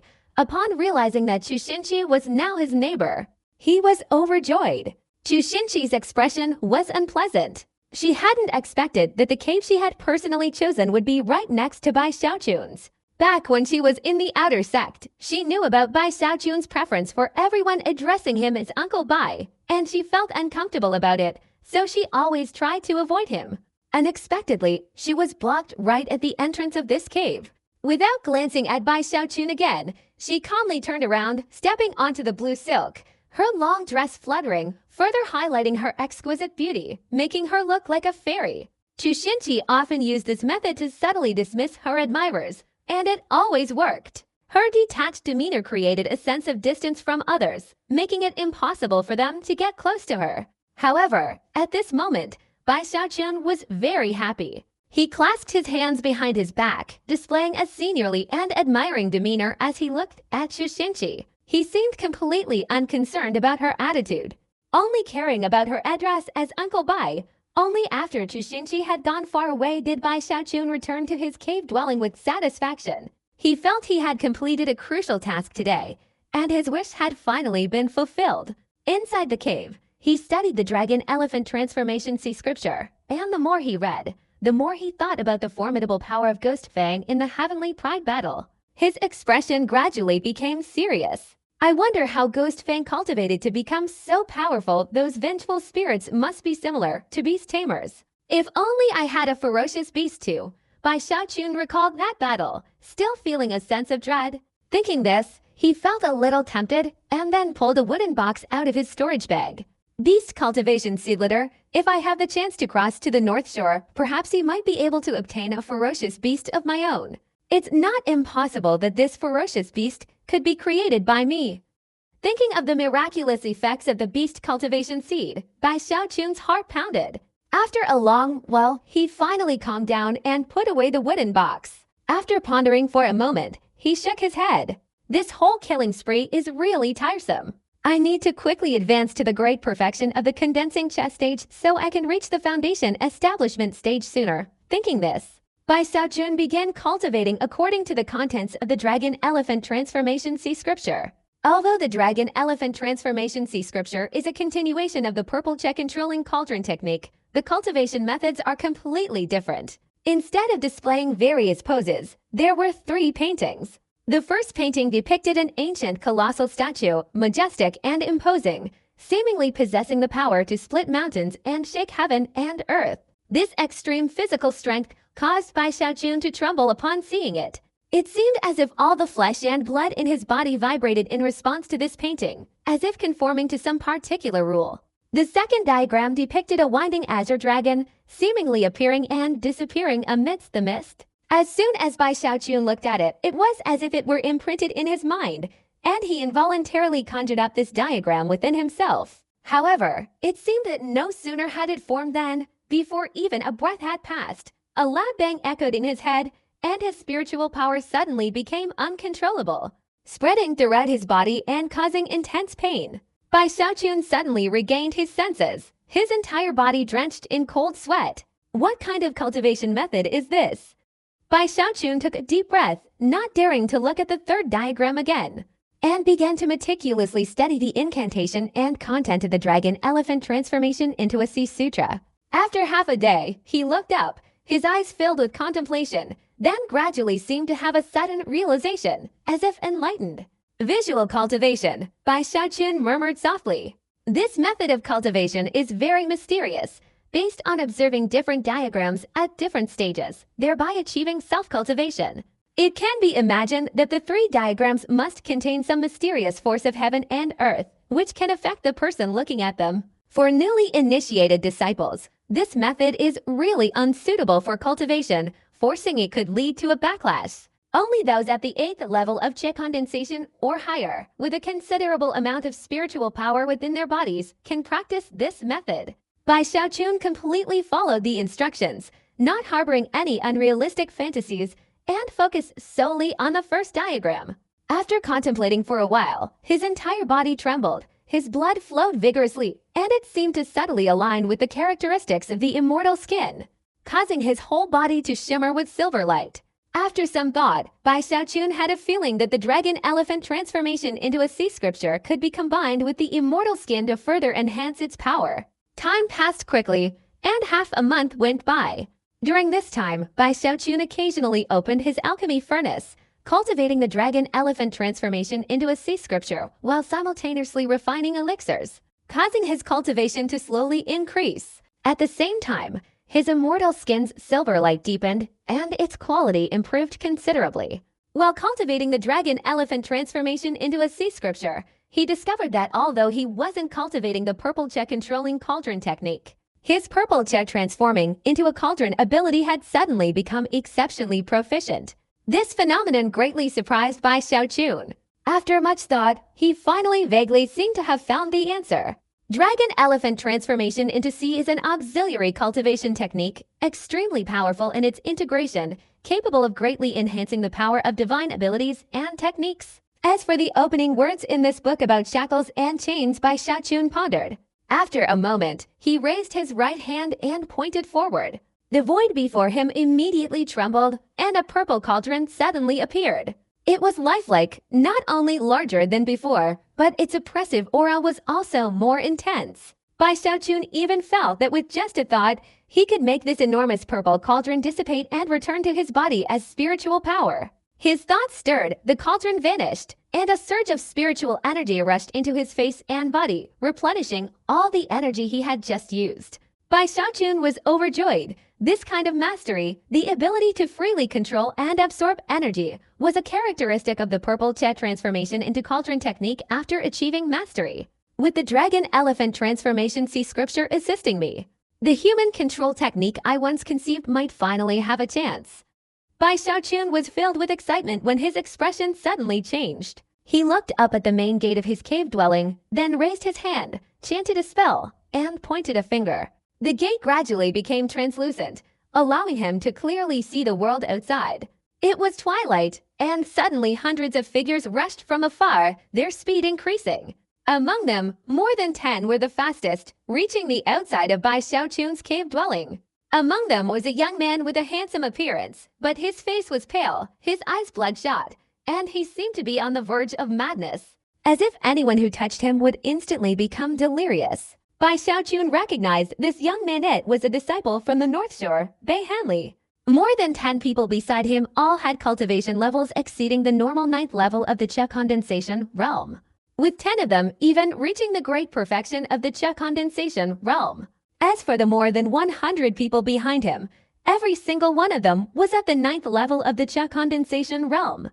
Moreover, beside Bei Hanli was a burly man with a massive physique, his whole body resembling a small mountain, his appearance somewhat similar to Bei Hanli's, his long hair flowing in the wind. He stood there, saying nothing, but the aura emanating from him made Bai Xiaoqun inwardly startled. That aura was not something a Qi condensation realm cultivator could possess. Upon closer examination, one could see an invisible vortex surrounding him, causing all the forces of heaven and earth from all directions to concentrate on him. Over 100 inner disciples at the 9th and 10th levels of the Qi condensation realm. Bai Xiaoqun's eyes widened, his scalp tingling slightly, and at the same time, he quickly chanted a spell and pointed his finger, activating all the formations in his cave dwelling. These 100 people were inner disciples from the North Shore, more precisely, from Lori Peak. They had come here to avenge their junior brother, Bay Hanley. The combined force of over 100 people attracted the attention of the inner disciples of Xiangyun Mountain. Chu Xinqi was the first to emerge from her cave dwelling, and at the same time, many inner disciples of Xiangyun Mountain quickly flew out, surrounding the 100 or so people. As they surrounded them, everyone suddenly recognized the burly man beside Bay Hanley and gasped in astonishment.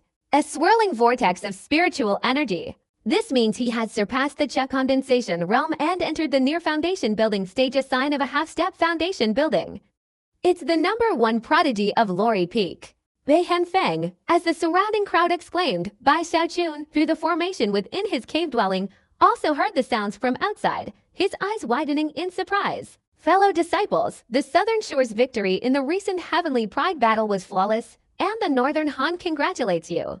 Today's gathering has nothing to do with the Southern and Northern Shores, but is solely about the grievances of our Northern Han family. That despicable and shameless Bai Xiaochun has caused my clan brother lifelong resentment. As his elder brother, how can I tolerate this? This time I'm here for my clan brother. For justice. Before the surrounding inner disciples of Xiangyun Mountain could respond, Bei Hanfeng glared fiercely at Bai Xiaochun's cave dwelling. Bai Xiaochun, get out here! Bei Hanlai, standing beside him, his eyes reddened and glistening with tears, roared hysterically towards Bai Xiaochun's cave dwelling. Bai Xiaochun, get out here! Just as the two Bei Han brothers began shouting, Bai Xiaochun's voice, filled with resentment, echoed from within his cave dwelling. You guys are really unreasonable. I told you to admit defeat back then. You shouldn't resent me. When that big dog pounced on you, I even tried to separate you two. Shut up, Bai Xiaochun. Get out of here. I, Bei Hanley, and you are sworn enemies, Bei Hanley roared. He felt Bai Xiaochun was deliberately reopening his wounds, and he charged forward like a madman, bombarding Bai Xiaochun's cave formation as if to vent all the pent-up resentment he had accumulated. Bai Xiaochun was terrified. However, after discovering that the formation only trembled slightly and showed no signs of being broken, he calmed down and resolved not to step out. He sighed at the enraged Bei Hanley and continued to try and persuade him. Bei Hanlai, actually, there's nothing to it. Just think of it this way. That big dog and you have such a close relationship. Maybe it'll turn misfortune into a blessing. Your beast taming techniques will definitely become more powerful. Bai Xiaochun sincerely wanted to persuade and comfort him. But instead of comforting him, as soon as he said these words, Bei Hanlai directly exploded with a furious roar. Even Bei Hanfeng's face turned gloomy, and he took a step towards Bai Xiaochun's cave dwelling and attacked. The formation shook, causing Bai Xiaochun's mind to tremble. Stop! At this point, the inner disciples of Xiangyun Mountain couldn't stand it anymore. They weren't close to Bai Xiaochun, but now Luo Rifeng had come to attack their doorstep. If they just stood by and watched them attack, the reputation of the inner disciples of Xiangyun Mountain would be completely ruined in Lingxi sect. Just as the inner disciples of Xiangyun Mountain rushed out to stop them, the more than 100 people who followed the Baihan brothers also dispersed, simultaneously blocking them. There was no life or death battle between the two sides. Their purpose was simply to temporarily prevent the Xiangyun Mountain inner disciples from disturbing Baihan Peak. This kind of private duel between two peaks was a violation of the sect rules, but Baihan Peak didn't care. After all, the Baihan family was a glorious family. As long as no one was killed, the crime wasn't considered serious. Swords clashed loudly, and the formation in Bai Xiaochun's cave dwelling immediately twisted, the powerful vibrations growing stronger. But this cave dwelling was no ordinary place. Initially, Bai Xiaochun was very nervous, but after a quick glance and seeing that it remained unaffected, he breathed a sigh of relief. He was kind-hearted, and feeling that he hadn't acted intentionally, he continued to explain. You shouldn't blame me for this. Otherwise, you can cook that big dog's head. By eating it, you'll be showing others that you, Bei Hanlai, are incredibly powerful and that anyone who dares to challenge you, you'll devour them, Bai Xiaochun said. Feeling he had strayed a little too far and was about to change the subject when Bei Hanlai, outside the cave entrance, angrily spat out a large mouthful of blood, his hair disheveled, let out a mournful scream, and fainted, plunging headfirst into the formation below. This scene terrified Bai Xiaochun.